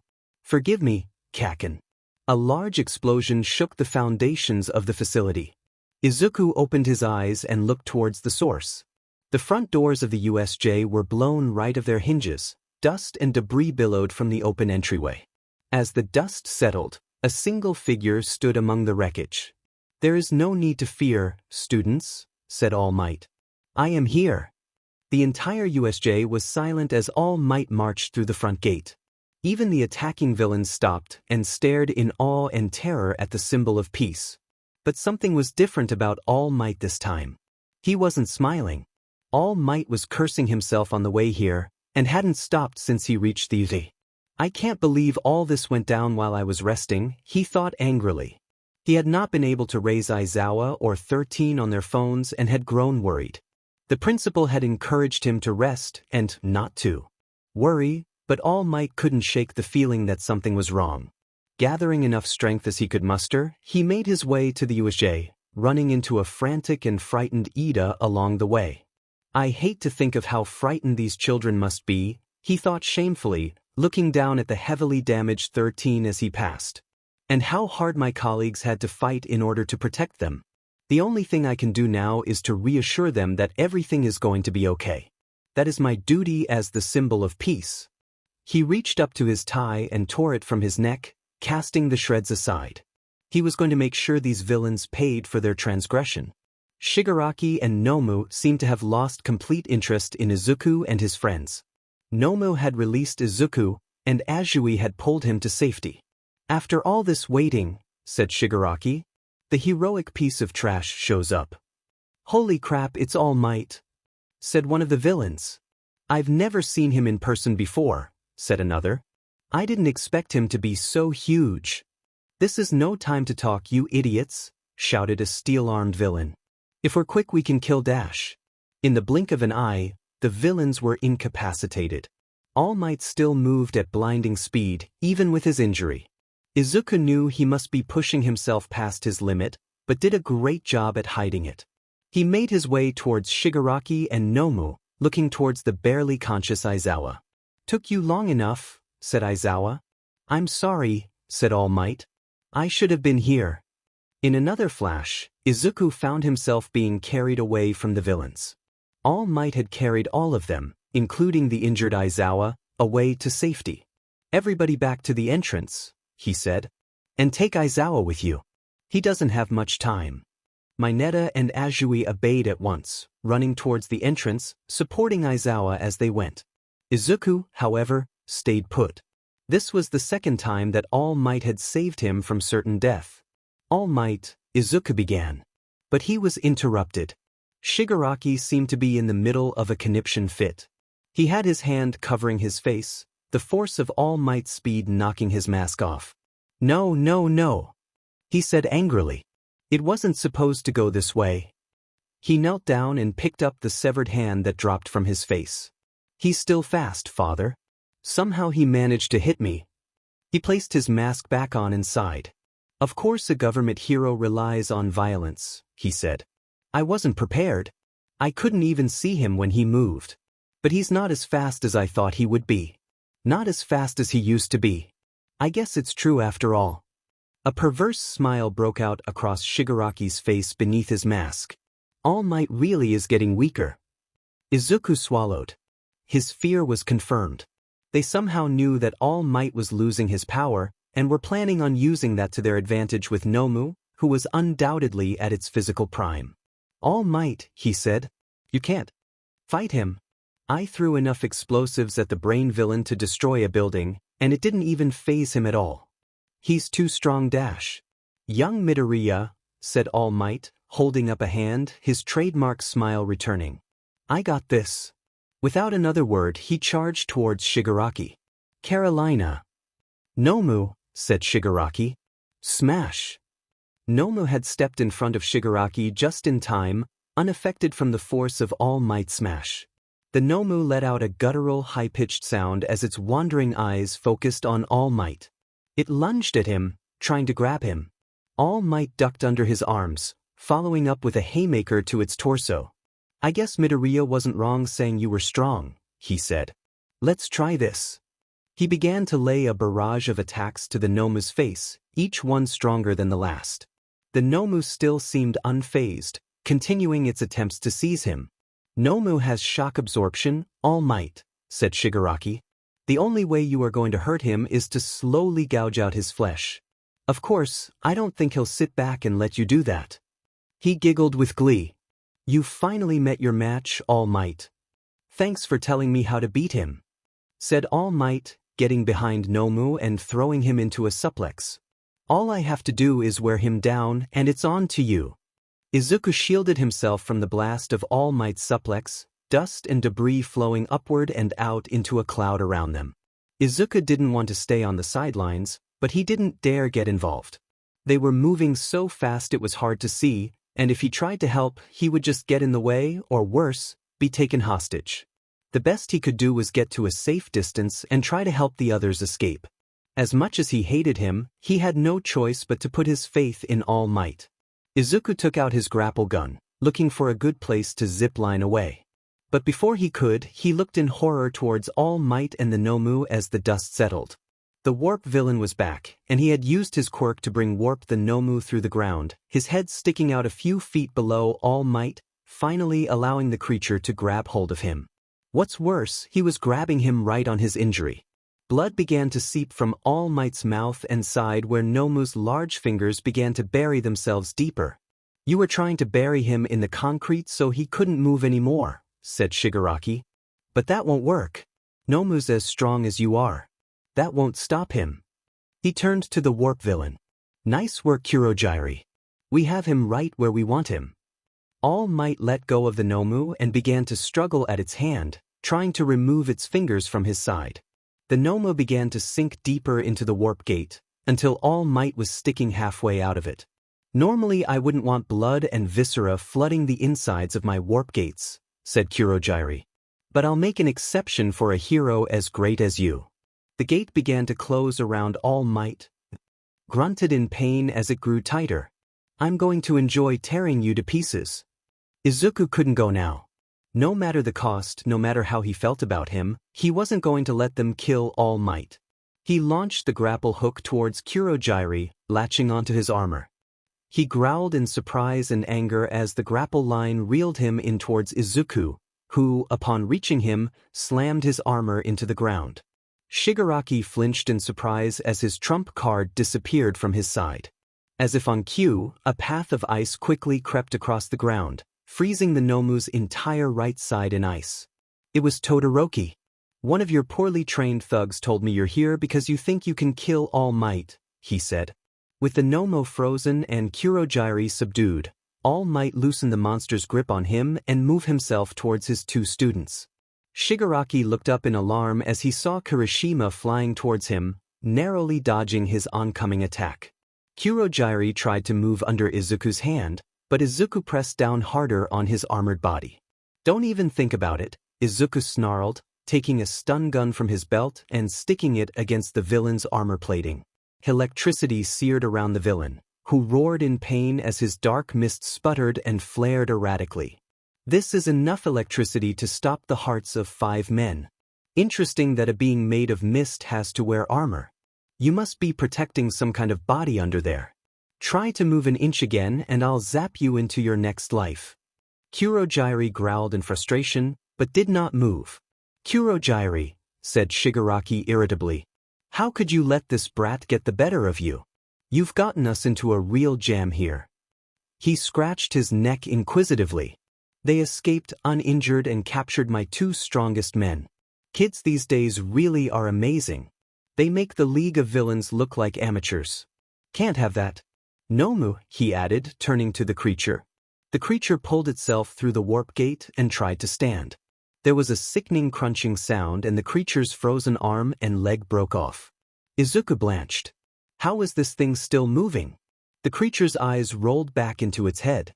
The ice broke off from his body, and new muscle began to sprout from his body, replacing his missing appendages. "What is this?" said All Might. "I thought you said his quirk was shock absorption?" "I didn't say that was his only quirk," sneered Shigaraki.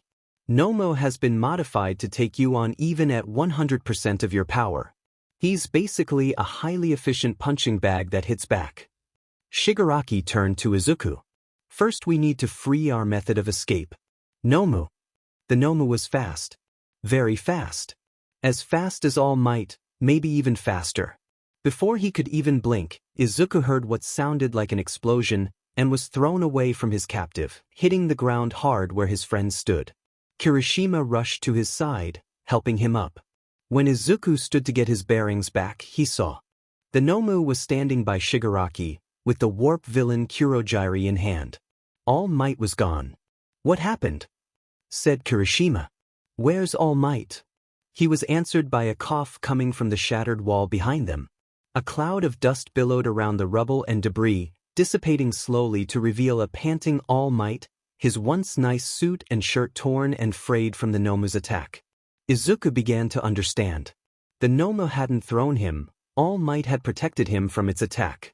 "These are kids," said All Might. "These are kids and you didn't hold back?" "I didn't have much choice," said Shigaraki. "He was threatening my companion. Besides, these kids are no angels." He held up his bloodied hand, nodding towards Izuku. "This brat stabbed me with one of his throwing knives. This won't heal overnight, you know, and will more than likely cause permanent damage. What kind of hero does something like that? You think you can get away with being as violent as you want if you say it's for the sake of others? That pisses me off. Why do some people get to decide that some violent acts are heroic and others are villainous? Casting judgment on what's good and what's evil. You think you're the symbol of peace? You're just another government-sponsored instrument of violence. And violence always breeds more violence." All Might did not look convinced. "You're nothing but a lunatic," he spat back. "Criminals like you always try to make your actions sound noble. But you're only doing this because you like it. Isn't that right?" Shigaraki didn't answer, but his silence spoke volumes. All Might had him figured out. "Kirishima, Todoroki," said Izuku quietly. "Wait for my signal." They nodded to him. All Might clenched his teeth. He only had little more than a minute in this form. His power was declining rapidly, more so than he anticipated. He had to stop these villains and save these kids no matter the cost. But he had to do it fast. "Nomu, Kurogyari, kill him," said Shigaraki. "I'll deal with the children. Let's clear this level and dash." Shigaraki was interrupted by a loud boom beside the Nomu.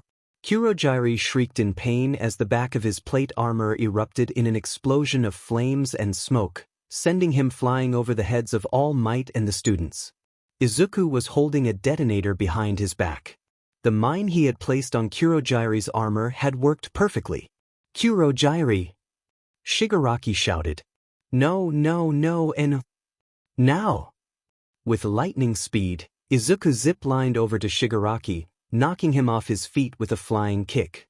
Shigaraki turned to see why the Nomu wasn't there to protect him, but saw that its legs were once again encased in ice, preventing it from moving. Shigaraki clambered to his feet, narrowly dodging an onslaught of attacks by Kirishima and Izuku. He was faster than them, but only just. All Might seized his chance and charged the Nomu. Wrapping his arms around the monster's torso, he ripped it from its ice entrapment and flung it into the air. Leaping up with it, they began a flurry of simultaneous attacks against each other, each punch an explosion of kinetic energy and power. Izuku and Kirishima continued their fight with Shigaraki, who began to sweat. Kurogiri was nowhere in sight. Their way out was once again taken from them, and the pros could be here any minute. These brats were stronger than even he had anticipated, and the green-haired one had managed to outmaneuver him. That set him off. That set him off a lot. The Uzi shook violently as All Might and the Nomu returned to ground below in their struggle, sending a powerful shockwave that sent Shigaraki and the students flying. Izuku grabbed onto Kirishima and shot a grapple hook into a nearby support beam. Todoroki put up a pillar of ice, protecting him from the blast. Shigaraki flipped in midair, steadying himself and landing several meters away from where he was.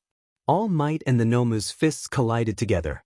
The Nomu's arms seemed to buckle under the force of All Might's blow, but he quickly recovered.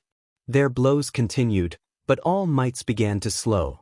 The creature took advantage of his momentary lapse and began to land its heavy fists on All Might's bloodied side. The symbol of peace faltered, trying to rally, increasing his attacks, but the Nomu was able to meet them easily. This is bad, thought Izuku. He's almost out of time. His blows are getting weaker. If this keeps up, the Nomu's gonna kill him. Todoroki! Shouted Izuku to his comrade. Use your ice. They're moving too fast, said Todoroki. I can't risk hitting All Might. Your time is over, symbol of peace, shouted Shigaraki shrilly. You're old, you're weak, and your brats are next. The Nomu landed another blow onto All Might, sending him to the ground below. The Nomu slammed his large foot onto All Might's head, pinning him to the ground. All Might struggled to remove it, but it was too strong. Damn it, thought All Might. My power is decreasing. I can't get this guy off me. This was looking bad. Very bad. The children were in danger. If he couldn't stop this beast, they would surely die. He couldn't fail them, not now. But the Nomu didn't let up, and All Might could hear his bones cracking, his blood flowing freely, and Shigaraki laughing in perverse glee. There was a huge crashing explosion and a flash of light, and the Nomu was knocked backwards with tremendous force. Shigaraki's laughs were abruptly cut short, replaced instead by angry confusion. "Ending you!" he shouted. "How? What could possibly hurt my Nomu?" He turned to find the source of the blast, and his question was answered. Rolling through the open gates of the USJ was an enormous, tank-like vehicle. It was heavily armored, with huge treaded wheels and various assorted mounted weapons, smoke emanating from the largest sitting atop it. "What the hell is that?" shouted Shigaraki in surprise. Izuku recognized it on the spot. It was the Batmobile. "Batman!" shouted Izuku, waving his arms. "We're down here." The Batmobile rolled forward down the steps towards them. The remaining villains watching the fight between All Might and Nomu began attacking it. The Batmobile fired its various railguns mounted to it, mowing the villains down. Izuku knew they were only rubber bullets, but they still wouldn't be getting up anytime soon. As the Batmobile reached ground level, more people came through the entrance behind it. The UA teachers, led by none other than their class rep, Ida. "Our first priority is the safety of the students," said Principal Nizu. The teachers broke off and started rounding up and beating the remaining villains scattered about the USD. The Nomu emerged from the wreckage, seemingly unscathed. The Batmobile launched more rockets, and the Nomu was thrown backwards several more times.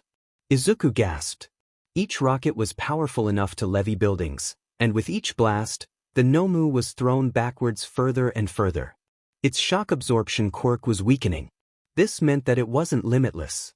It could be hurt after all. "Are you going to lay there all day, All Might?" Izuku heard Bruce's voice projected over the Batmobile's speakers. Or are you going to finish this monster? As if on cue, All Might stood from the crater made from Nomu's attacks. I was only catching my breath, said All Might. Thanks for warming him up for me, Bats. All Might, having got his second wind, rushed the Nomu in a flash. You may be able to match me at 100%, said All Might. But not when I crank it up to 1,000,000%. All Might's blows became quicker, and the Nomu wasn't able to catch up, with each blow landing its speed and durability decreased. All Might threw an uppercut, launching the Nomu into the air. Following closely behind it, the Nomu tried to strike All Might, who grabbed its arm and threw it with tremendous force into the ground below.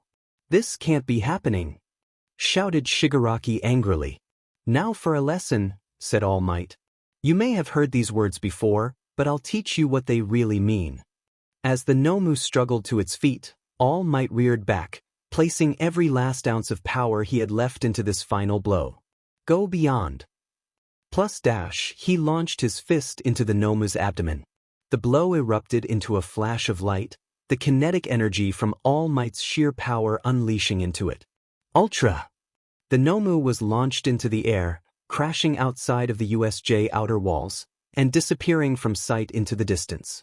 Shigaraki stared at the hole in the wall where his Nomu was launched through. His gaze fell back upon All Might, on the Batmobile, and on the students. He cheated, he snarled angrily. Black mist began to swirl around him. Tamura Shigaraki, said Kurogyri. His armor was broken and fractured, but otherwise intact. He was struggling to control his mist, which frayed and sputtered erratically from his armor. We cannot win this, we have to leave. But arg. Shigaraki screeched in pain. The hero snipe had shot him several times. He collapsed in a heap, and Kurogyri swirled around him, trying to open a warp gate. He turned his gaze towards All Might. I may have failed to kill you this time, said Shigaraki, but your days are numbered. All Might, symbol of peace, I will kill you. The warp gate closed. They were gone. The top hatch of the Batmobile opened up, and Batman leaped out of it with ease. Izuku ran towards him. You're here, he said. I thought you were in Gotham. How did you know?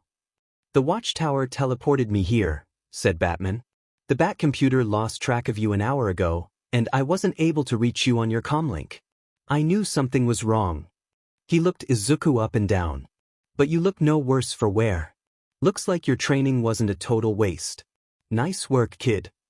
He looked over towards Kirishima and Todoroki, the former looking starstruck and the latter as passive as usual. Batman simply nodded and turned back towards the Batmobile. I expect a full report on what happened here, he said before jumping back into the Batmobile. It roared back to life and drove off through the front gate, the sound of its engines growing softer as it drove further away. Kirishima placed his hands on Izuku's shoulders, beaming at him. That was so cool, he said happily. Izuku couldn't help but laugh. Shigaraki spilled onto the floor of the hideout, a darkened dive bar, his blood seeping onto the floor. Shot in both arms and legs, he grunted angrily.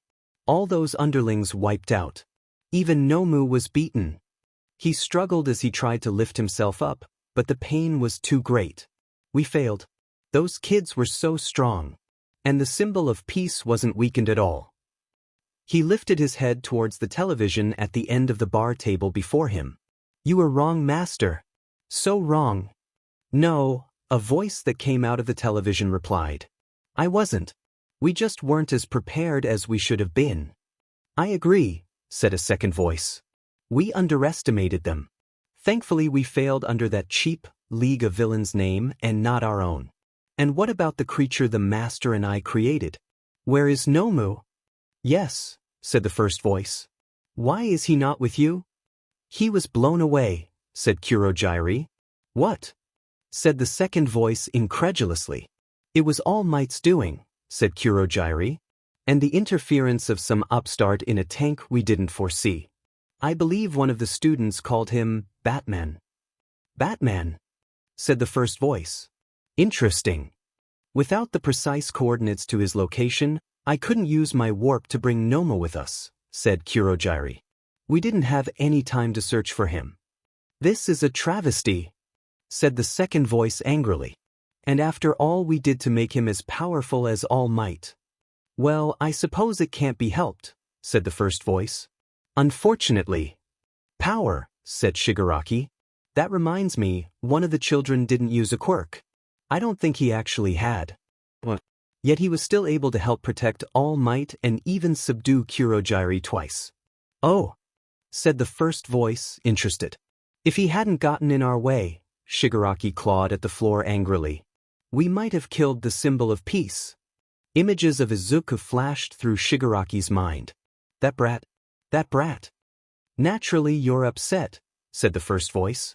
But this was not a futile mission. We learned many things. Gather the villainous elite. Take all the time you need. I need to remain hidden in the shadows, which is why I need you to be my face. A symbol of your own. Tamura Shigaraki, next time you will show the world why it should be afraid of you. The attack on the USJ left everyone shaken. The phones rang off the hook from reporters, parents and concerned citizens, demanding to speak to Nizu or anyone who could tell them why the kids in their charge were in such danger. Reports about the incident and the League of Villains were on every news channel, magazine, and web forum available. Over 72 villains were arrested after the attack, but they were all low-level thugs or petty criminals, and they all said they were approached by Shigaraki and Kurogiri and told they would be paid handsomely to help them kill All Might and a few school kids. None of them had ever heard of their benefactors before nor knew anything about their whereabouts. In the conference room back at UA High, Principal Nizu, All Might, Vlad King, Snipe, and Midnight were all listening to the report presented by Detective Naomasa Tsukachi, who was assigned to the case. We've been doing everything we can to find something on this so-called League of Villains, he said. We've made some progress, but can't find anything on this Shigaraki so far. We've searched our records for men in their 20s and 30s registered with some sort of disintegration quirk, but so far we've come up empty. Same for the warp villain, Kurogiri. Our conclusion is that they are not citizens or they are using aliases. Hard to find either way. So what you're really saying is that we don't know anything, huffed Vlad King. We've got to track them down, said Snipe. I shot their ringleader, but once he heals up he'll try pullin' something like this again. What a pain. He did seem like the type, said All Might more to himself. Is something on your mind, All Might? Said Nizu. The attack on the USJ was too bold, said All Might. No sane adult would ever attempt it. The ringleader kept monologuing about why he was there. He bragged about Nomu's many quirks, but never said a word about his own powers. When things didn't go his way, he was visibly upset, like he was going to throw a tantrum. All Might leaned back and sighed. I guess bragging about Nomu's quirks was a quick way to draw me into a fight, he admitted. That might be true, said Nizu. But strategically it was foolish to reveal his quirks up front instead of keeping them a secret. Shigaraki made wild, immature claims, All Might continued. But he did so with a straight face for the most part. And he talked about Nomu like it was some kind of a pet. It seemed like he had never been told no before and like he thought things would go his way no matter what. He has the personality of a spoiled little brat, a man-child. A child with incredible power, though, said Vlad King.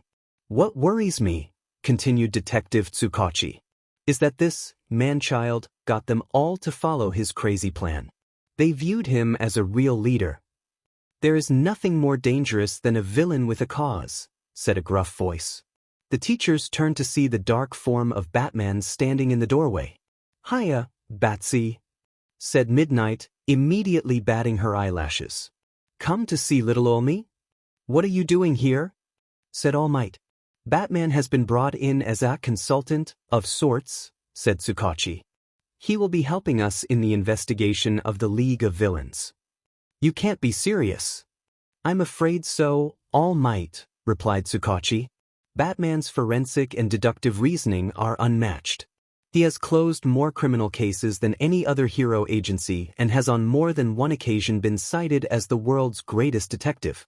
Not to mention his ward, Izuku Midoriya, was one of the students involved in the USJ attack, so this case involves him as well. I guess that makes sense, said Vlad King. Criminals are starting to feel more pressure now that the world is brimming with heroes, said Batman. It's not hard to see why they backed such a simple-minded attack. But you are not seeing the big picture. And what is that, Bruce? Said All Might. This was an attempt on your life, said Batman. That was Shigaraki's sole desire in this attack. He didn't want to leave the USJ until you arrived. He brought as many hired thugs as he could to help take you down. He wanted to kill the students as a way to break your spirit. He is obsessed with you and wanted to kill you at all costs. That level of hatred for you is more than just criminal nature. This is psychosis. He was counting on his fingers as he went along and paused. And then there's the gnome. This creature was specifically designed with you in mind. Not only did it have your strength and speed, but it had multiple quirks as well. We know that, said All Might. What's your point? It's too much of a coincidence for a creature such as this to have strength and speed to rival yours, said Batman. But to also have quirks that specifically counter your abilities, not to mention multiple quirks at that. Is this sounding familiar? All Might swallowed hard. So, I don't believe that this man-child is the one who orchestrated this event, Batman continued. He's much too immature and impulsive. The warp villain even seemed to serve as his handler more than as his subordinate. The Nomu is a product of genetic engineering that hasn't been seen since the appearance of Doomsday. More coincidence, and I don't believe in coincidence. You're suggesting that there's a force behind Shigaraki? Said Snipe. I'm not suggesting it, said Batman. I know it for a fact. Everything is pointing back to All Might, so it has to be someone with a connection to him. Someone with an axe to grind. It's only going to be a matter of time before this mastermind reveals himself, whether by choice or by force. We need to be prepared. All the teachers glanced at each other anxiously. How do we prepare against something like that? Midnight began. Batman was gone. He does that, All Might said, rolling his eyes. Do you think we can trust him? Said Vlad King. All Might sighed. But I don't think we have any choice. And I have to admit, everything he said makes sense. If anyone can get to the bottom of what's going on with the League of Villains, it's Batman. Izuku sat at his desk, his classmates chatting around him. The school was closed yesterday, the day after the attack on the USJ. They wanted the students to have a little break after facing villainy and almost certain death. Izuku found it impossible to relax, spending his entire day off training at the warehouse. Izuku was angry. He had worked so hard to become ready for UA, pushed himself past his breaking points, but it still wasn't enough. He had only barely survived the villain attack.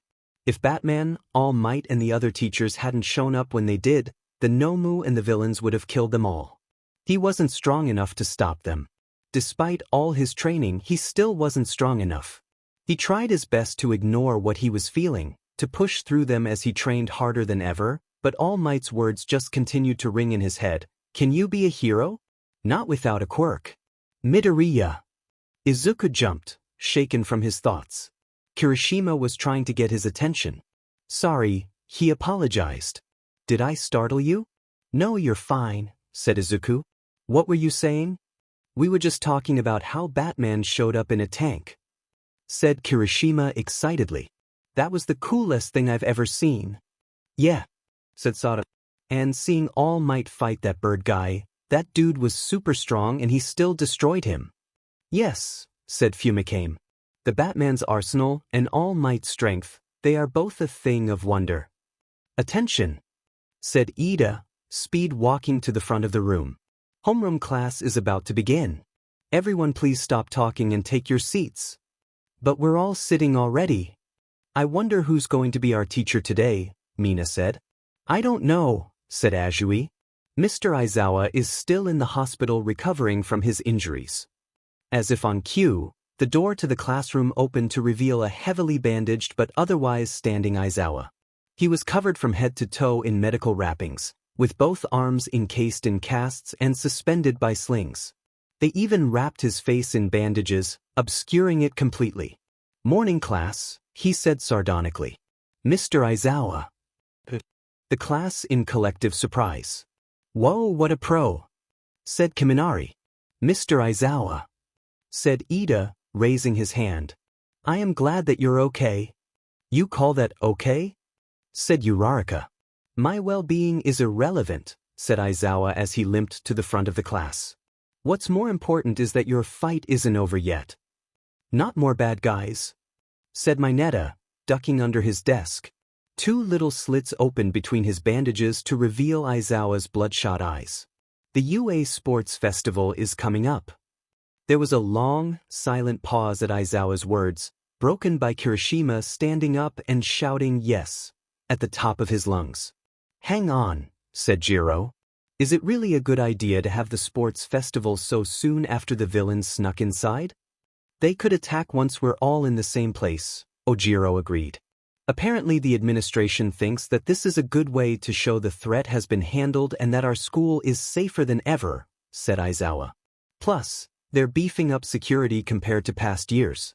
Several pro heroes will be operating as security detail, and we have received a gracious donation of the latest in security, disaster response and facial recognition technology, courtesy of Wayne Enterprises. He shot Izuku a quick glance. That meant that Batman himself would be ready to spring into action should anyone try to set foot inside the sports festival who shouldn't. This is a huge opportunity for all students at UA, Aizawa continued. It's not something we can cancel because of a few villains. Our sports festival is one of the most widely watched in the entire world. In the past, everyone obsessed over the Olympic Games. But then quirks started appearing. Now the Olympics have been drastically reduced in terms of scale and viewership. For anyone who cares about competition, this is the only tournament that matters. That's right, agreed Yaoyorozu. Hero agencies everywhere will be watching. This is where you get scouted. Sure, unless you're dead, muttered Mineta glumly. Joining a famous hero agency can garner you greater experience and popularity, said Aizawa. That's why the festival matters. If you want to go pro one day, then this event could open that path for you. 1 chance a year, 3 chances in a lifetime. No aspiring hero can afford to miss this festival. That means you better not slack off on your training, he added sternly. Class is dismissed. The bell rang for lunch, and the students of Class 1A were beside themselves with excitement about the upcoming sports festival. The villain stuff Sekiri, sure, said Kirishima. But I'm pumped for these games. We put on a good show and we're basically on the road to being pros, said Zero. We get so few chances, said Fumikame. We have to make the most of this. Deku, Ida, said Uraraka intensely. Let's do our best in the sports festival. Ida was agreeing vehemently, but Izuku was silent. He had been working in his journal all day, not even paying attention to the lectures in class. Hearing about the sports festival had only fueled his already fervent obsession with improving himself. This was a chance to show the world what he could do, even without a quirk. He had to make the most of this. He had to stand out. But he wasn't sure how.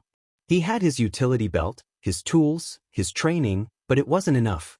He needed something stronger. He needed to be stronger. Deku, said Uraraka.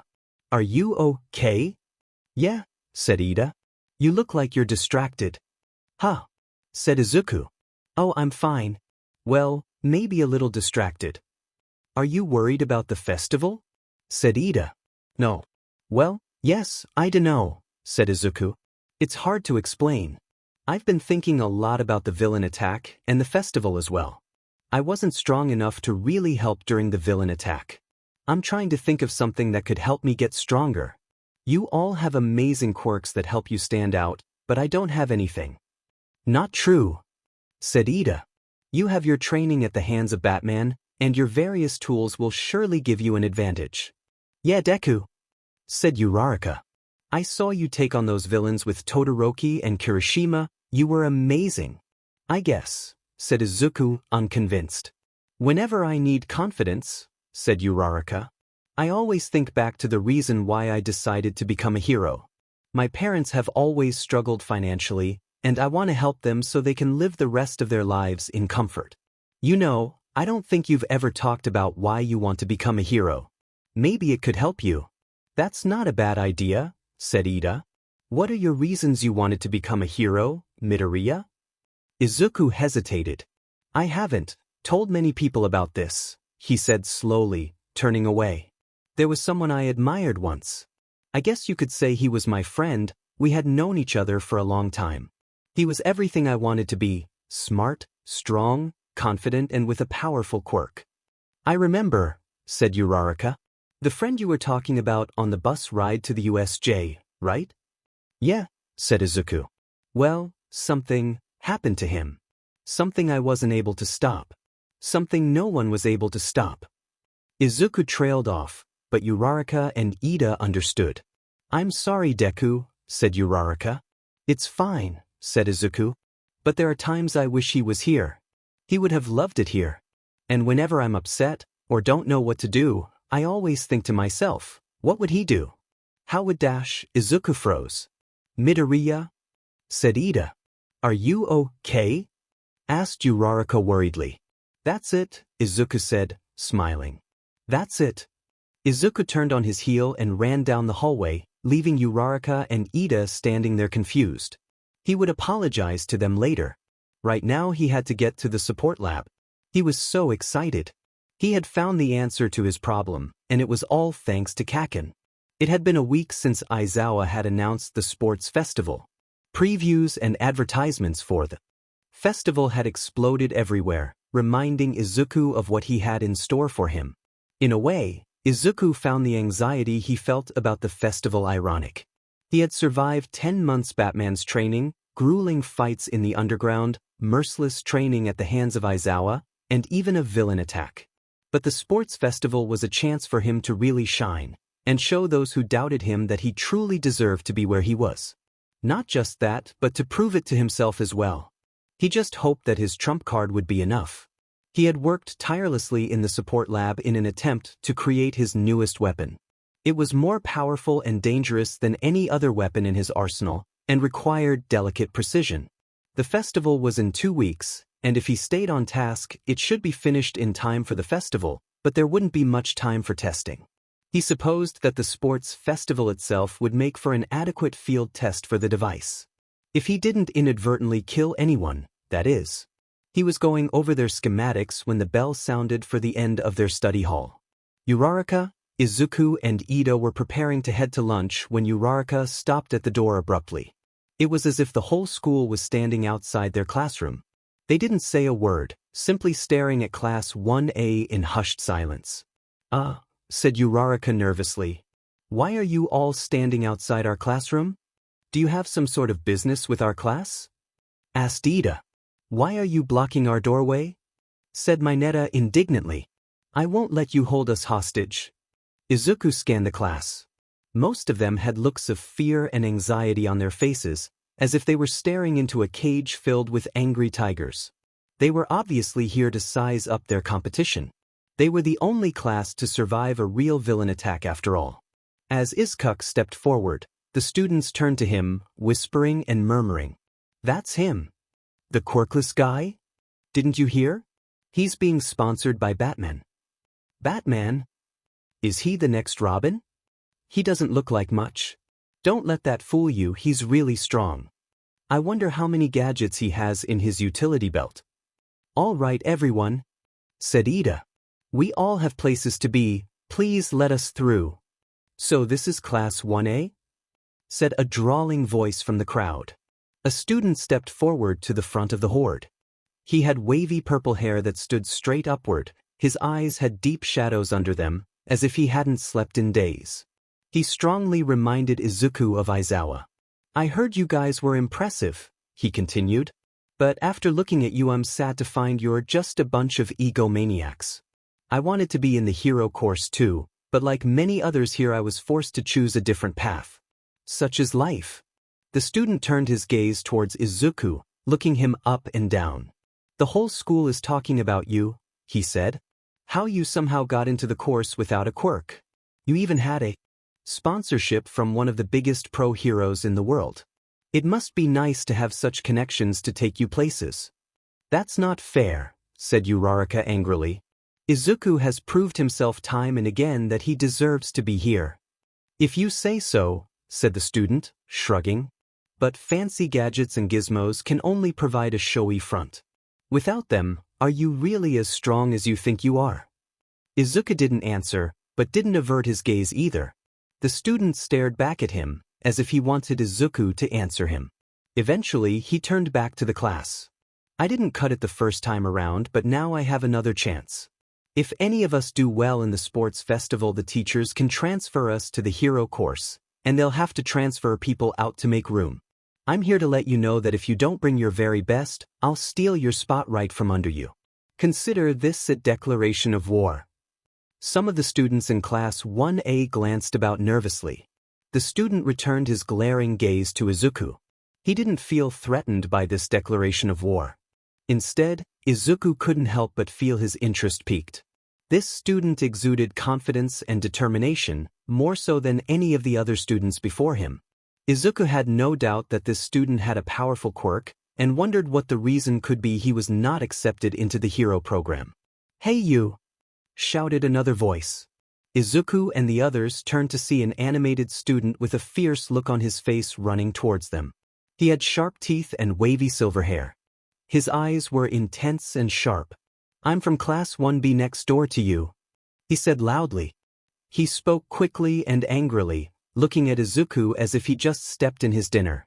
He continued on his tirade about how Class 1A are arrogant and egotistical, but Izuku tuned him out. People seemed to really hate them, despite the fact they almost lost their lives barely a week ago. It was as if they were being blamed for being attacked by the villains. More than that, as the purple-haired student had demonstrated, people still couldn't fully believe in the possibility of a quirkless hero. Once again, Izuku's talents and abilities were being overshadowed by the fact that he didn't have a quirk. He had just about enough of it. He didn't care about sponsors, fame, or notoriety. He had one goal for the sports festival, and only one: to show the world that the powerless can be powerful. It was the morning of the festival. The stadium outside the school was packed to bursting with people. Pro heroes from all over the country were there: reporters, local celebrities, vendors, fans, and enthusiasts, all chomping at the bit for a taste of what awaited them within the stadium walls. The students of UA had trained tirelessly. This was the chance of a lifetime for them to showcase their skills. Pro heroes in training hoping for an internship at an agency, support students looking to showcase their creations for the various companies in attendance, general education students aiming for scholarships into the colleges of their choice. Even the business students were taking advantage of the situation by selling various UA merchandise and swag. This was the place where dreams came true. Izuku and his classmates were all waiting in the Class 1A waiting room. There they were able to change into their gym uniforms and prepare for the first events. "Ah man," said Aishido glumly. "I was really hoping I could wear my costume." "At least everyone will be in uniforms," said Ojiro. "That will keep things fair, right?" "What about you, Midoriya?" asked Kirishima excitedly. "What kind of gadgets are you going to be using today?" Izuku had thought long and hard about this. He had to fill out a form a couple of weeks ago detailing the support items he was going to be using. He had his secret weapon, but he didn't want to use it too early in the festival. He had been wrestling with the desire to keep his utility belt, but the words of that purple-haired student kept echoing in his head: "Fancy gadgets and gizmos can only provide a showy front. Without them, are you really as strong as you think you are?" He was standing in front of his locker, holding his belt in his hand. Uraraka came up beside him. "Are you okay?" she asked, concerned. "I'm fine," said Izuku. "You shouldn't let what that boy said rattle you," Uraraka said. "After everything you have done and been through with us, you deserve to be here just as much as the rest of us." Izuku looked back at his utility belt. "But what if he's right?" he asked. "What if all I am is just a bunch of showy gadgets? How is that any different from using a quirk?" asked Shoji. "What do you mean?" "Each of us were gifted with different abilities," Shoji explained. "But most people tend to think that having a great quirk makes you unstoppable, but in reality, it often causes them to over-rely on their quirks. Eventually, that catches up to them." He walked over to Izuku, placing a hand upon his shoulder. "I have seen you in combat, Midoriya. Your abilities are not limited to what is in that belt. You have the innate ability to think on your feet, to strategize and to use your environment around you to your advantage, no matter the situation. These are the skills that are going to help you in this festival. Izuku felt as if an immense weight was lifted off his shoulders. Thank you, Shoji, said Izuku. Shoji nodded and returned to his locker to finish preparing. I wonder what they have in store for us during the first round, said Sato nervously. No matter what they've prepared for us, we must persevere, said Fumikichi. All right, everyone, said Ida coming through the door. Get your game faces on, we're entering the arena soon. The students all began their preparations. Mineta stood next to Izuku, chanting, "Swallow your fear," to himself. Izuku had felt much more confident now after Shoji's words, and wrapped his utility belt around his waist. He was ready. Midoriya, came a voice from behind him. Izuku turned to see Todoroki approaching him. What's up, Todoroki? Said Izuku. Todoroki looked Izuku up and down. I think that from an objective standpoint, it's fairly clear that I'm stronger than you, he said bluntly. Is that so? Said Izuku. Last time we battled, you caught me off guard, Todoroki continued. That won't happen again. I see, Izuku said. I have noticed that All Might has taken a strong interest in you, said Todoroki. I won't pry as to what's going on between you two. Just know that I will beat you. What's with all these declarations of war? Said Kaminari. Yeah, what's the big deal? Said Kirishima, placing his hand on Todoroki's shoulder. Why are you picking a fight all of the sudden? We're not here to be each other's friends, said Todoroki, knocking Kirishima's hand away. Don't forget, this isn't a team effort. He turned and began to walk away. Izuku felt his anger boil deep inside him. Nice monologue, Todoroki, said Izuku. Now you listen to this. I don't know what you've got going through your head. And you're right, you do have more power than me. In fact, you probably have more potential than anyone in this room. But it wasn't luck or chance that I was able to beat you last time. You believed that your power made you unstoppable, and in your hubris I was able to exploit your weakness. I expect better from you, Todoroki. You better come at me with everything you've got, because I'm coming for you. And I won't hold back this time. Todoroki stared back at Izuku, his face passive, but his eyes intense. Fine, he said simply and walked away. Fireworks exploded above the stadium. The crowd of observers were cheering in exponential exuberance. The UA Sports Festival was about to begin. Welcome back to the UA Sports Festival. Present Mick's voice blasted over the PA systems, although it was debatable whether or not he really needed them. Where up-and-coming heroes leave everything on the field as they fight for the chance to achieve worldwide fame and celebrity. This first group are no strangers to the spotlight. You know them for withstanding a villain attack, the dazzling students lighting up your TVs with solid gold skills. The hero course students of Class 1A. Izuku and his classmates marched onto the field. He took a moment to gaze around him as he walked, taking in the sheer amount of people in the stands. He knew there would be a lot, but he was still taken aback at their numbers. I hope we are still able to give our best performances despite all these eyes watching us, said Ida. I suppose it's just one of the aspects of being a hero we all have to get used to. Present Mike continued to introduce the rest of the courses. Hero Course Class 1B, General Studies Classes C, D, and E, Support Classes F, G, and H, and Business Classes I, J, and K. They all approached the introduction podium where Midnight was waiting for. A few of the students commented about her revealing apparel and whether or not it was appropriate for a school. Now, the introductory speech, shouted Midnight, cracking her nine-tails whip. And for the student pledge, we have, she turned and faced Izuku directly. Izuku Midoriya. Izuku felt his stomach drop to his feet. They chose him to be their representative? Of all people, why him? Was this a publicity stunt because he was the first quirkless student to ever attend the UA Hero course? He must have been frozen in contemplation for a while because he was nudged forward by Ida. His legs were shaking as he slowly approached the podium. He could hear the other students murmur and question among themselves as to the teacher's choice for their representative. The stadium went deathly quiet as he reached the microphone. Izuku could feel himself being crushed by the weight of every single eye on him. Izuku cleared his throat. He said. He looked at his classmates. Uraraka and Ito were all giving him encouraging looks. He desperately racked his brain for anything to say. He was blowing it. Something out of the corner of his eye caught his attention. Up in the VIP box, behind Midnight, sat two familiar faces that Izuku recognized instantly. An elderly man in an expensive pinstripe suit and bow tie, sporting a green foam finger and holding a sign that read, Izuku Midoriya, the next number one. And next to him was a tall, handsome man with a gaunt expression that Izuku knew only too well. Bruce and Alfred. Izuku barely suppressed a laugh. He felt the anxiety drain away, a new confidence flowing through him. He wasn't sure if they would have made it, and they were even there with a few people that Izuku didn't recognize. A tall, younger man with long black hair and a charming smile, and a beautiful young woman in a wheelchair, both who were also cheering him on. Ahem, Midnight said, nodding towards the microphone. Izuku nodded, smiling.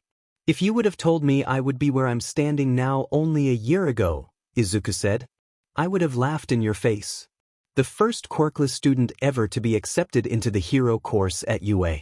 Someone I once looked up to, someone I admired as a hero, once told me that I couldn't be a hero without a quirk. But then someone else came along, someone who believed in me, who helped me get to where I am today, and told me something that has always encouraged me. You, Izuku Midoriya, will become a hero. That I promise.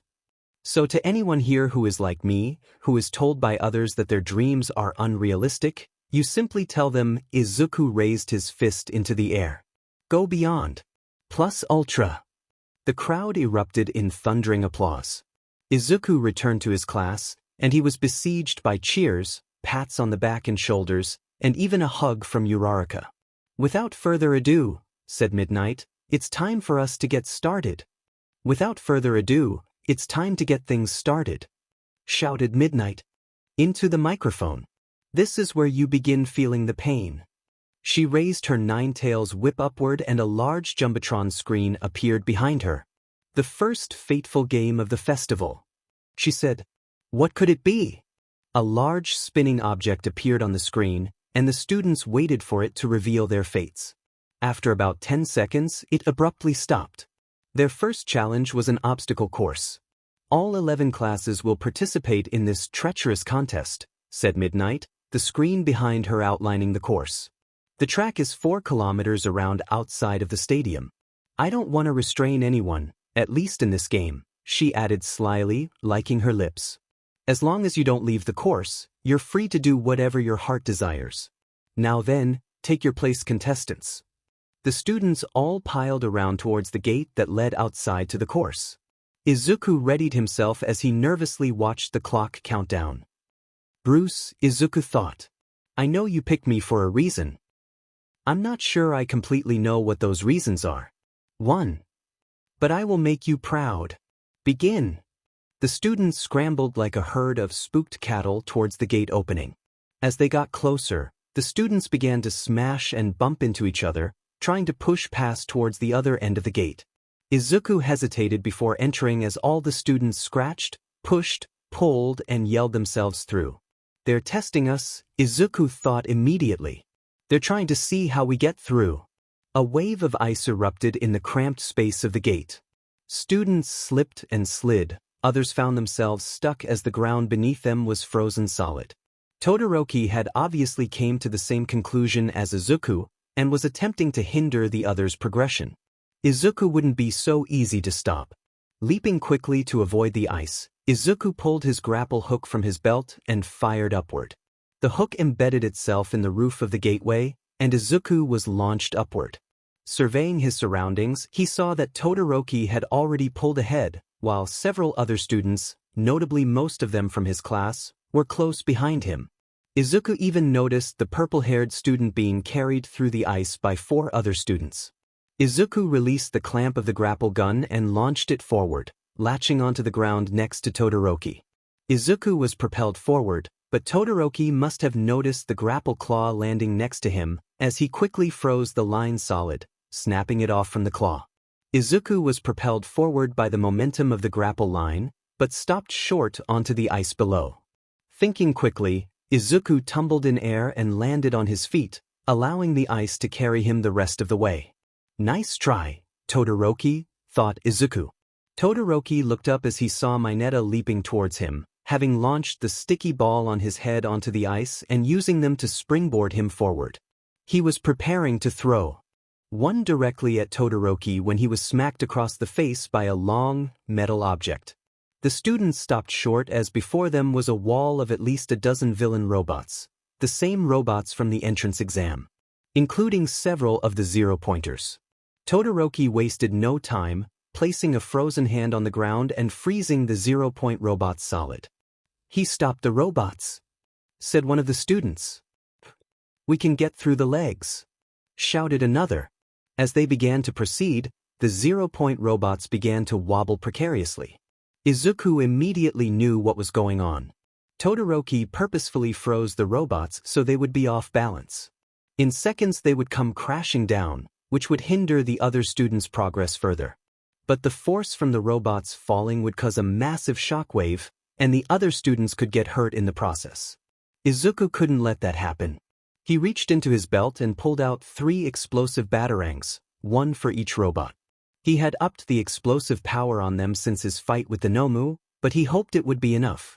With lightning speed, he threw each of them towards the falling robots, each one sticking in their giant red optic sensor.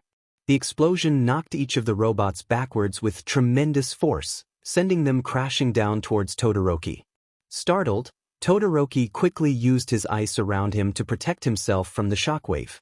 "Whoa!" came the voice of Present Mike from the speakers overhead. Todoroki had pulled ahead with a devastating display of power, but Midoriya has completely countered him with a fantastic move of his own. These two are the ones to watch. It almost seems unfair. Thoughts. Todoroki's attack was both offensive and defensive, came the muffled voice of Aizawa from the speakers. But Midoriya's attack seemed to be almost completely defensive. With his skills, he could have easily pulled forward and left the others to fend for themselves. Instead, he sacrificed time to stop the robots from falling forward, perhaps out of fear of them injuring others. Interesting. Midoriya doesn't seem to know the meaning of competition, said Present Mike. Or perhaps he doesn't care, said Aizawa. In any case, these robot villains certainly don't stand a chance against these students' chart-topping moves, said Present Mike. The smaller robots began to form up around the students in the wake of the zero-pointers. While the others balked at their approach, Izuku pushed forward. Reaching into his utility belt, he pulled out more explosive batarangs, throwing them towards a 1- and 3-point robot. They exploded on impact, destroying the 2 robots. A 2-point robot moved toward him, but Izuku was too fast for it. Sliding under its spider-like body, he pulled his explosive gel from his belt and sprayed it along the bottom of its belly. After reaching the other side, he pressed the detonator, and the robot exploded, its broken parts flying all over the place. The other students fought their way through more robots that began to converge on them. Izuku continued on. Up in the teacher's box, the UA staff watched the ensuing chaos below closely. "Looks like all the pack leaders are from Class 1A, said Snipe. "At least for now." "It's not that 1B and the other students are doing poorly," said All Might. "It's just that 1A has learned not to hesitate. They've seen what the real world is like. They felt the fear of facing villains. Yet they fight on, trying to overcome that fear. They've all grown. Especially Midoriya," said 13. "He seems as unstoppable as Todoroki. Batman trained him well." All Might had to admit, 13 was right. Midoriya was performing way above expectations, as usual. He was swift, strong, and was thinking on his feet. But it was more than that. Every other student on that field was looking out for number 1. Everyone except him. He knew that the students were in danger from those falling robots. Instead of using that to his advantage to pull ahead, he chose to put them out of harm's way. Placing others ahead of yourself, thought All Might. The mark of a true hero. He looked down towards the VIP box, where he knew Bruce and his family to be sitting. He quietly gasped in surprise as he did. Bruce was staring directly at him. Turning away, All Might tried to pretend he didn't notice, but he knew it was futile. Bruce was sending him a message, one he read all too loud and clear. "You were wrong.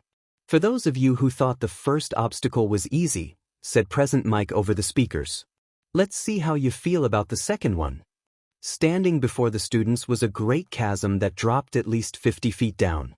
Within the chasm were narrow, flat-topped buttes and pillars, all connected together at the top by strands of rope. "When did they even have time to build something like this?" said Uraraka exasperatedly. Without a word, Azui crouched down and launched herself forward, landing easily on one of the connecting ropes. A pink-haired student from one of the support courses stepped forward. "This is the perfect chance to show off what I can do," she said gleefully. She launched a grapple line from a HRNS-like device she was wearing, the hook landing several pillars away. Without hesitation, flipped a switch on her boots, which began to emanate a loud humming sound, and leaped off of the edge and into the chasm. Her boots' grapple HRS pulled her forward while her boots appeared to slow her initial fall and control her ascension. Uraraka was floored by this student's lack of hesitation. Gritting her teeth, she ran forward towards the chasm. "I won't lose," she said as she leaped forward. Todoroki slid easily across the iced ropes towards the other side of the chasm. He had lost track of Midoriya, but he had no doubt that he wasn't far behind, so he dared not stop even to catch his breath. As if on cue, 3 batarangs flew past his head and embedded themselves in the ground in front of him, causing him to stop abruptly. Midoriya was running across the ropes quicker than an acrobat on a tightrope. He had thrown the batarangs, not with the intention of hitting Todoroki, but as a message. His eyes burned with a fiery intensity that burned into the depths of Todoroki's soul, his words echoing inside his ear. "I'm coming for you." "And now, we're finally approaching the last obstacle," said Present Mike. "Everyone had better tread carefully, you're stepping onto a minefield." Todoroki approached the edge of an open dirt field between 2 giant signs that read, "Danger. Mines." There were hundreds of circles grouped closely together, with not much space between them but a couple of footsteps. Todoroki couldn't risk using his ice to make a path. It would give the other students behind him a way over as well. He had to admit this was clever, it put those in the lead at a disadvantage. He carefully made his way through the minefield as explosions went off around him, students being flown through the air for their carelessness. All except for one. Todoroki looked back in shock as he saw Izuku running swiftly through the minefield. His eyes were dashing back and forth between the ground and ahead, but his step had not slowed. He was approaching Todoroki quickly. Todoroki had no choice. He formed an ice path at his feet. It would end up helping the others, but there was no time to worry about them. Izuku and Todoroki were neck and neck, rushing towards the finish line. In desperation, Todoroki grabbed Izuku by the arm, with frost quickly forming on it. Izuku leaped aside, avoiding more mines, continuing to run. They were almost at the end of the field. Izuku leaped into the air, catching Todoroki off guard.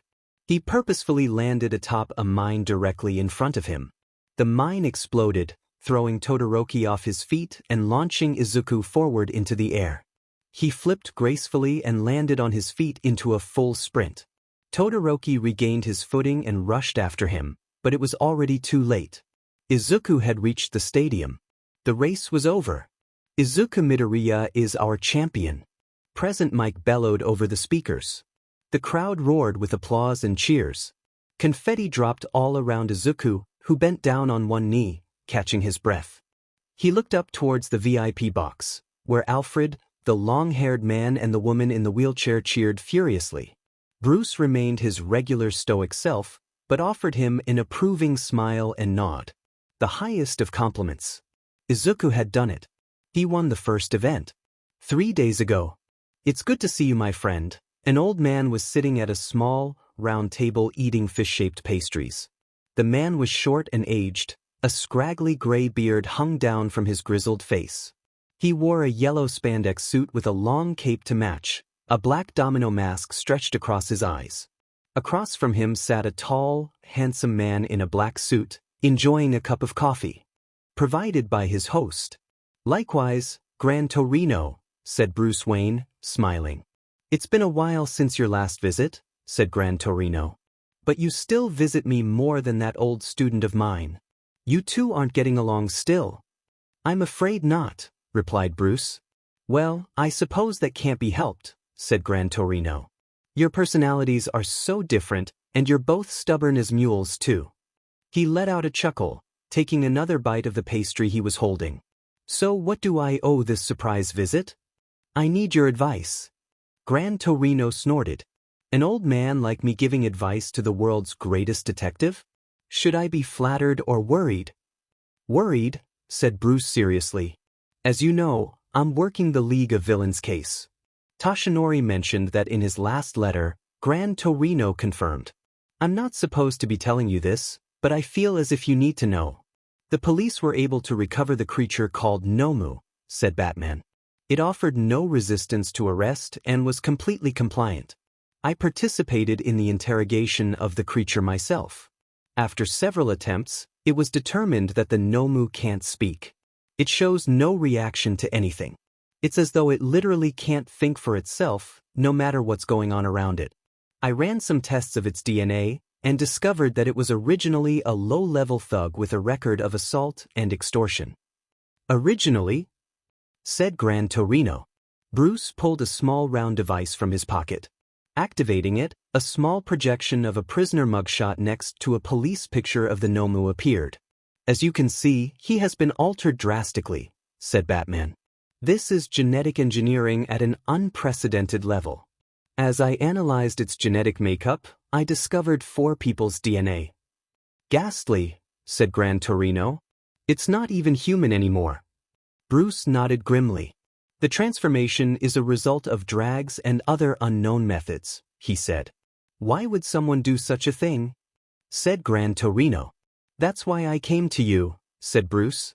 It's been modified so that its body could hold multiple quirks at once. What? Gran Torino said sharply. As you know, it shouldn't have more than one power, said Bruce. Even if new DNA is introduced, that shouldn't give a person multiple powers. Bruce hesitated. Not unless it's completely integrated into someone's body. Not all quirks work like one for all. What are you saying, Bruce? Said Gran Torino, even though he didn't want to hear the answer. There is someone out there with the power to pass different quirks onto people, Gran Torino, said Batman. We both know it. Toshinori killed him, said Gran Torino. I saw it myself. Death isn't always as permanent as we once believed, old friend, said Bruce. Gran Torino stood from his chair, steadying himself with his cane.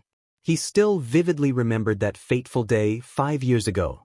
The sheer weight of 100 years of cultivated power rocked the very earth itself as they clashed. The man who sealed the fate of the symbol of peace to die a slow death, who had killed his mentor and Gran Torino's dear friend. The man who filled his dreams with nightmares to this very day. He was still out there, biding his time, getting stronger, plotting. All for One was still alive. Have you told Toshinori? Asked Gran Torino. No, said Bruce. There's more. What do you mean? Tomura Shigaraki. The man-child? What about him? It regards Nana Shimura, said Bruce. Gran Torino stood in silence, shaken to his very core. Even though he heard Bruce speak the words, he couldn't believe them. My God, he said finally. You can't be serious. I'm always serious, said Bruce. You have to tell Toshinori, said Gran Torino. No, said Bruce firmly. And neither can you. Why not? Because he is going to have to face Shigaraki and All for One again, said Bruce. Knowing will only burden him further, making it harder to do what needs to be done. He has a right to know, said Gran Torino. And he will know, said Bruce. But not right now. I need you to trust me, old friend. Gran Torino sighed deeply. This feels wrong, he said. But I suppose you're right. They sat together in silence for a while. Gran Torino stared at the cold pastries before him. His appetite had soured greatly. He instead turned his attention to Bruce. His handsome face contained more lines than the last time he saw him. In many ways, he wasn't unlike Toshinori. They both carried the weight of the world on their shoulders. Their desire to fight for what they knew was right was unquestioned, and they both would go to the end of time itself to complete their mission. They both knew what it was like to experience great loss as well. I heard about what happened to Jason, said Gran Torino. I'm so sorry, Bruce. Me too, said Bruce solemnly. Thank you. How are you holding up? Bruce didn't answer. Gran Torino understood. He knew the feeling all too well. Tashinori told me in his last letter about your new protege. Midoriya? Izuku Midoriya? Yes, said Bruce. Tashinori seems to think you took this kid under your wing just to get under his skin. He would think that. Is he wrong? Not entirely. Gran Torino chuckled. You think he's ready for the sports festival? I know he is, said Bruce. Well then, said Gran Torino. This should be an event to remember. Izuku hunched over, hands on knees, catching his breath. He was used to extreme physical exertion, but even he was taxed by that obstacle course. Izuku looked over to Todoroki, who was heading to the podium with the other students. He's good. Very good. He is the son of Endeavor, after all. It was clear that he was already very proficient in the use of his quirk. Izuku couldn't take any chances or underestimate him, or it would cost him. But Izuku knew that something was off about him. There was more to his quirk, and Izuku knew it. He only used his right side when using his ice power. If Izuku's theory was correct, then this meant he was limiting himself. But if that were true, then it also meant that Todoroki was much more powerful than he was leading on. But why was he limiting himself in the first place? Just how powerful was he at full strength? Izuku was brought back to reality by Midnight's projected voice at the podium. 42 of you qualified to move on to the next round, she said, the display on the Jumbotron spinning once again. Gird your loins and prepare for your next test. The display stopped spinning, revealing the next event to be cavalry battle, said Midnight, cracking her nine-tails whip. Those of you who are at the top will suffer the most. Of course, that's something you'll hear over and over again at UA. Show us what plus ultra means.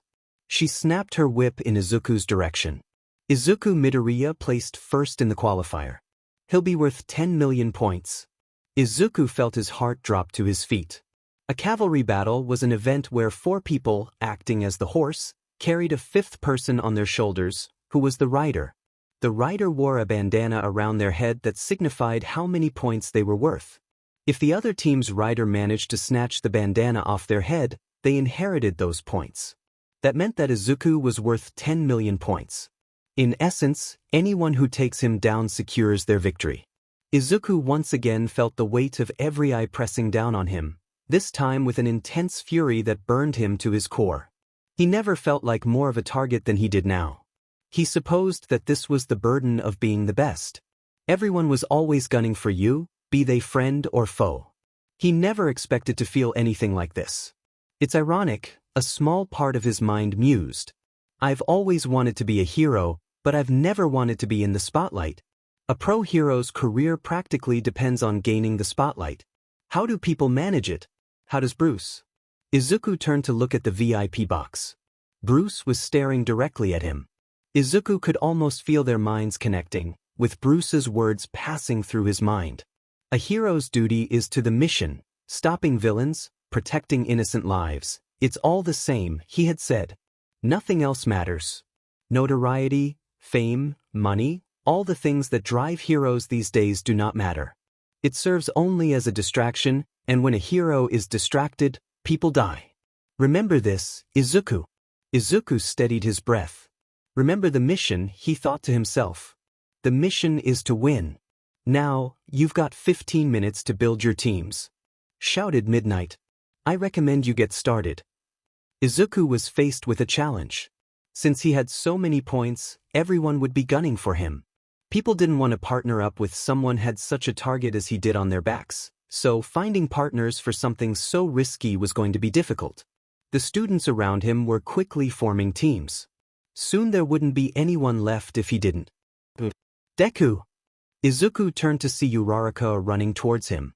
Let's team up, she said happily. Are you sure? Said Izuku. Everyone's going to be gunning for me since my points are so high. After all I've seen you do, I have faith in you, she said. We're gonna win. All right, said Izuku. But we need a few more. He and Uraraka approached Ida. He listened as Izuku explained their plan, emphasizing evasion and utilizing Uraraka's quirk and Izuku's tech. With Ida's speed, no one would be able to touch them. A good plan, said Ida. But I'm sorry. I'm afraid I must refuse your offer. What? Izuku and Uraraka said, shocked. Since this all started, I've been losing to you, said Ida. Please don't take this as an insult. You're a great friend. But if I continue to follow you, I'll never get stronger. Todoroki may have challenged you already, but he isn't the one who sees you as a rival. And I will try my best to defeat you. As much as it pained him to lose him as an ally, Izuku had to respect his reason for it. They were all here to get stronger. And this was going to be the ultimate test for him as well. The powerless versus the powerful. It was time to show them what he was really made of. Midoriya! Came a voice from the crowd. Running up to him was the pink-haired support student from the first event who used her gadgets to move her through the fall. Hatsum! Said Izuku. You know her? Said Uraraka. The name is Mei Hatsum, said the girl. I'm from the support class. I was hoping that you didn't have a team yet. With you in the spotlight, this is the perfect opportunity to show off my cute babies to the CEOs of support companies tuning into the festival. By the way, why haven't you used the one we were working on yet? She added to Izuku crossly. I don't want to use it too early on, said Izuku quickly. I have a feeling I'll need it later. What are you talking about? Said Uraraka suspiciously. What were you working on? Just a little something to even the odds, said Izuku. Well, whatever, said Hatsum, placing a large chest she was carrying on the ground. She opened it to reveal that it was stuffed to the brim with different support items and other various kinds of tech. I packed a ton of powerful babies to bring with me. I'm sure you'll find something you like in my arsenal. Izuku reached into the chest and pulled out what looked like a jetpack. I recognize this, said Izuku. This is based off Air Jet, the Buster Hero's jetpack, isn't it? That's right, said Hatsum. Izuku and Hatsum continued discussing the tech and the different heroes she gained inspiration from. They sure get along, thought Uraraka sourly. We still need one more, said Izuku, looking throughout the crowd. Most of the teams had already been formed. Losing Ida was a definite blow, but he still had an idea of someone who might help him, if he hadn't already been selected. Izuku found his target and walked with determination towards him, placing his hand upon his shoulder. Join me.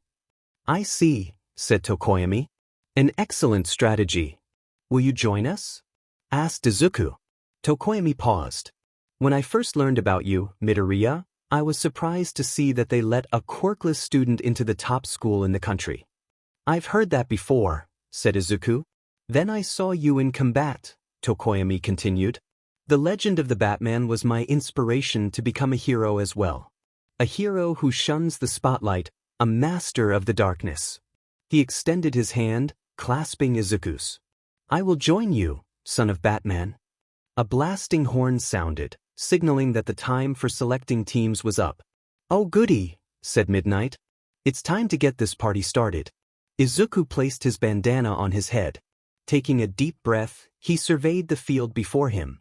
Every student was squared to face them. This was it. Are you ready? Izuku said. Uraraka? Ready. Hatsum? You got it. Tokoyami? Yes.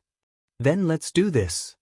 Let's get this party started, shouted Present Mike. One final countdown before the time starts. Tokoyami called Dark Shadow. Izuku straightened his utility belt. The students readied themselves as Present Mike began the countdown. 3, 2, 1. Todoroki and Izuku stared each other down. His eyes burned with both a fiery intensity and a cold chill. Begin. The students all immediately began rushing towards Izuku and his team. They're not even giving us a chance, huh? Said Tokoyami. Such is the fate of the pursued. Make your choice, Midoriya. Everyone, shut your eyes and hold your breath, shouted Izuku. He threw a small orb onto the ground, which exploded in a large cloud of smoke that covered them all. The students all balked in surprise. One of the students used their quirk and blew the smoke away. Izuku and his team were gone. "What the?" came Present Mic's voice. "Where did they go?" "Up there," shouted one of the students, pointing skyward. Izuku and his team were floating in the air. Uraraka had used her quirk to make them lightweight, while Izuku used the jetpack on his back to lift them upward. "Jiro now!" shouted Hagakure. Jiro extended her plug-like earlobes towards Izuku and the others. But Dark Shadow was too fast for her, knocking them effortlessly out of the way. "Good work," said Tokoyami. "Please continue to watch our blind spots, Dark Shadow." "You're all doing great," said Izuku. "Let's keep it up." Uraraka, using the hover boots designed by Hatsum, directed them towards an empty piece of land away from the other students. The field was pandemonium. After witnessing Tokoyami and Uraraka's quirks and Hatsum and Izuku's gadgets, many teams decided against pursuing Izuku and went after the smaller point teams instead. One in particular was Minomo, a hero student from Class 1B. He and his team were moving quickly throughout the field, picking the smaller point headbands off one by one. Aside from Izuku, Class 1A was not doing so well points-wise. They were more interested in going for the whole schmear, Izuku's 10 million points. "We need some breathing room," said Tokoyami as several of the groups began to converge on their position. "We can't get caught trapped between multiple opponents." Izuku turned to see Shoji running at them at full sprint. He seemed to be alone, but he would be on them in seconds. "Let's get moving," said Izuku. But Uraraka didn't move. "I'm stuck," she said, trying to lift her foot. Izuku looked down to see the hover boot was stuck to the ground with one of Mineta's sticky ball. But Mineta was nowhere in sight. He looked back at Shoji. His tentacle arms were extended upwards, the membranes between them forming some sort of a protective tent. Poking his eye out between the gaps of Shoji's front arms was none other than Mineta. He was wearing his team's headband and was small enough to ride on Shoji's back while being protected by his arms. Izuku had to admit it was clever. Mineta disappeared inside Shoji's protective tent, and a long, pink tongue extended outward towards Izuku, who moved his head just seconds before it connected, missing him by inches. "So Azui is in there too," thought Izuku. They were stuck, and Azui's reach with her tongue was a problem. He would have to think fast. "Tokoyami, cover me," said Izuku. "It's time to fight Sticky with Sticky." Dark Shadow began protecting Izuku's flank as he pulled a capsule from his belt. They threw at Shoji, who dodged it effortlessly. "Not so fast, Midoriya," said Shoji. "I saw you use that glue capsule during training. I won't fall for it like Ida." "That wasn't glue," said Izuku, pressing on a detonator. The capsule behind Shoji exploded, launching him and his team forward. As they flew towards them, Izuku threw another capsule which landed squarely on Shoji's chest. The capsule erupted in a sticky ooze, entrapping Shoji and his arms inside it from the neck down, but trapping Azui and Mineta as well. "Whoa!" said Present Mike. Midoriya displaying his cunning sleight of hand, nearly knocking Team Shoji off balance, but entrapping them instead. "Is that even allowed?" "They didn't get knocked over," said Midnight. "So technically yes." "That's a dirty trick," shouted Mineta, throwing as many sticky ball as he could. Azui tried again to use her tongue to get Izuku's headband. "We need to get out of their range," said Izuku. He activated the jetpack, which struggled to take them off the ground as Uraraka's boot was still stuck with Mineta's sticky ball. After a loud crunch, the boot was pulled free. "My baby's ruined," shouted Hatsum in despair. "Sorry," said Izuku. "But at least we got away." "Nice work, Uraraka." "It's hard to control with just one boot," said Uraraka. "Understood," said Izuku. That meant their maneuverability was greatly hindered. It was too risky for them to take to the sky again. They were grounded. They had to now rely on Tokoyami's Dark Shadow and Uraraka's Zero Gravity. But Izuku also had a few more tricks up his sleeve. A giant wall of ice cut suddenly through Izuku's path. Todoroki was back. Izuku had to confess he had almost forgotten about him. But now he was out for blood. Midoriya, he said. I'll be taking that bandana now. I didn't think this confrontation would happen until later in the contest, said Tokoyami. He seems to have it out for you, Midoriya. I get that a lot, said Izuku. The game's only halfway over. We can't stop now. Forward, Ida, said Todoroki. Ida, carrying Todoroki in front, pushed forward at incredible speed, with Kaminari and Yaoyorozu carrying their rider behind him. Several other students were rushing Izuku's team in turn as well. Yaoyorozu created a large tarp from her exposed midsection, which Todoroki used to cover himself and his team. Kaminari then unleashed a blast of electricity that shocked the other students around them. While reeling from the shock, Todoroki used his ice to freeze the ground beneath the other contestants, immobilizing them. Now he had a clear shot at Izuku. Will you look at that? Said Present Mike. He stopped all those teams cold in their tracks. But only after Kaminari immobilized them with his electricity, said Aizawa. He's adapting his strategy. Todoroki was snatching headbands off the other students as he went along. His points continued to climb. He threw up another large wall of ice between himself and the other students, separating his and Izuku's team from everyone else. It was just them now. They were reaching them at great speed due to Ida's quirk. They would be on them in seconds. Izuku tried to activate the jetpack, but it was malfunctioning.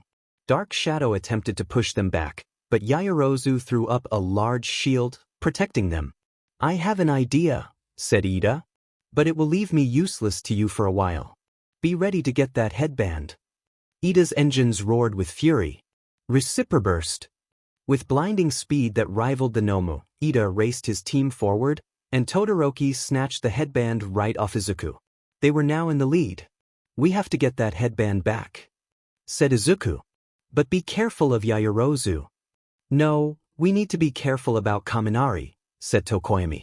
If there had been any more sunlight, his electricity could completely destroy Dark Shadow. Sunlight. That gave Izuku an idea. Tokoyami, recall Dark Shadow, said Izuku. What? Said Tokoyami. Just do it. Tokoyami complied. What are they doing? Thought Todoroki. Are they giving up now that we have their headband? Everyone, avert your eyes, shouted Izuku. He threw a large device from his belt towards the other team. Ida slowed to avoid hitting it, remember being trapped in the glue from the training session. But upon hitting the ground, the device exploded in a blinding flash of light. I can't see, shouted Ida, coming to a stop. Flashbang grenade, said Todoroki, trying to get his senses back. There were only 11 seconds left. They had to keep hold of their headband. He was about to place it on his neck with the others when he heard Midoriya's voice. Now, Tokoyami, call forth Dark Shadow and get the headband. Todoroki felt heat as his left arm burst into flame. What am I doing? He thought, horrified. He never used his left side in battle. Was it a desperate attempt to keep the bandana from being taken? His vision began to clear, but was still blurry, but he saw a dark figure lunging towards him. He reached out with his left arm to shield himself, still ablaze and clutching the 10 million point headband. The figure knocked his arm aside, exposing his chest. Seconds later, he felt something latch onto the headbands around his neck and were torn away. The buzzer sounded. Time was up. Todoroki's sight finally cleared. He looked at the 10 million point headband he was still holding, but the rest of the bandanas around his neck were gone. He looked at Midoriya, who was holding his grapple hook with the bandanas clutched in the claw. He began to understand. While they were blinded, Tokoyami had used Dark Shadow to try and get the 10 million point headband. Instead it just knocked his hand away, which opened his guard. Midoriya then used the grapple gun to take the rest of the headbands around his neck. They weren't worth as much, but they still made up at least 2,000 points. That meant that Midoriya and this team came in second. Todoroki and his team had won. Todoroki leaped down to the ground. He stared at his left arm. He had used his left side in battle out of desperation, something he swore he would never do. Then he thought bitterly. The victory felt so hollow. At this rate, I'll end up exactly as he wants me to be. The second event came to an end. Todoroki's team was in first, with Izuku's team in second, and Shinso, the purple-haired student from the General Studies course, in third, with several other groups going down the ranks from there. The games were put on intermission while the contestants went to lunch. The students were all catching up, some of them cursing their performance in the games, others congratulating their peers. "Hey," Uraraka said. "Has anyone seen Deku?" Todoroki stared coldly at Izuku as they stood across each other in the hallway of the faculty and student lounge. Izuku wasn't intimidated easily, but he couldn't help but feel a deep sense of resentment, anger and pain that seemed to reside deep within Todoroki. This was perhaps something that the both of them had in common. "You wanted me here," said Izuku. "Now what do you want?" "You wanted me here," said Izuku. "Now what do you want?" Todoroki continued to glare at Izuku. No matter how hard he tried, Izuku couldn't understand why Todoroki hated him so much. It was as if he didn't even care how well he did in the sports festival, so long as he beat Izuku. "I don't understand," said Izuku, exasperated. "Your little war is over, Todoroki. You won the cavalry battle. Why are you wasting my time?" "I was overwhelmed," said Todoroki. "What?" "I was overwhelmed at the end of the cavalry battle," Todoroki explained. "And it made me break a promise I made to myself a long time ago." "Your fire quirk?" said Izuku. "I knew there was more to your quirk than you were letting on. Why haven't you used it? It would give you such a huge advantage in these games." Todoroki didn't answer. He pulled his left hand from his pocket, looking at it. "I didn't think much of you when I first met you, before the hero-villain training session," said Todoroki. "Despite not having a quirk, you were able to beat me. It was more than that, though. You outsmarted me. Then came the incident at the USJ. Despite being woefully outmatched, you were able to take control of the situation and turn it in our favor." "What's your point?" said Izuku. "You're a student of that American hero, Batman," Todoroki continued. "My father always told me that he was just a vigilante nobody. But witnessing you tells me differently. I'm stronger than you, or at least, I should be. On top of that, there's All Might." "What do you mean?" said Izuku. "I've seen the way you act around him," said Todoroki. "You avoid him, yet he tries very hard to talk to you, to get your attention. Why you, out of all of his students? And yet you seem to want nothing to do with him. You look upon him with intense hatred almost." "Again, Todoroki," said Izuku impatiently. "What point? There is some kind of connection between you and All Might. Are you his son?" asked Todoroki. Izuku stared at Todoroki for a good 10 seconds before bursting into laughter. "You think I'm his son?" Izuku said incredulously. "It's nothing like that at all. Why would you even think that?" "Nothing like that," repeated Todoroki. "Interesting choice of words. That suggests that there is something between you two that you're not supposed to talk about." Izuku swallowed. If anything, Todoroki was sharp. "You're seeing connections where there are none," he said. Todoroki didn't seem to be listening. "You were aware that my father is Endeavor before we even truly met," he said, his eyes narrowing. "I don't know how you knew, but if you're connected to the #1 hero in some way, that would mean that I have even more reason to beat you." Izuku could hardly believe his ears. It was just like the villain attack at the USJ, except now he personally was being targeted by someone who should be his ally, all for having some small connection to All Might. He was so sick of this he could puke. "What do you care of my so-called connection to All Might?" said Izuku. "My father is an ambitious man," said Todoroki. "He aims to be the best. He used his power to get to where he is now, but he has never been able to best All Might. The symbol of peace is living proof of his failure. He's still at it though, trying to take down All Might one way or another." "What are you getting at? Have you ever heard of quirk marriages?" Todoroki. "They became a problem in the first few generations after superpowers became widespread. There were those who sought out potential mates solely with the intention of creating powerful children. Many people were forced into relationships." Izuku had heard of this. Eastern countries, Japan in particular, had a history of arranged marriages. For hundreds, even thousands of years, people had been forced into marriages in order to unite kingdoms, for business transactions, or to increase a family's power. When it was discovered that quirks were genetic, it was only a matter of time before people were marrying and breeding to create a dynasty of powerful kin.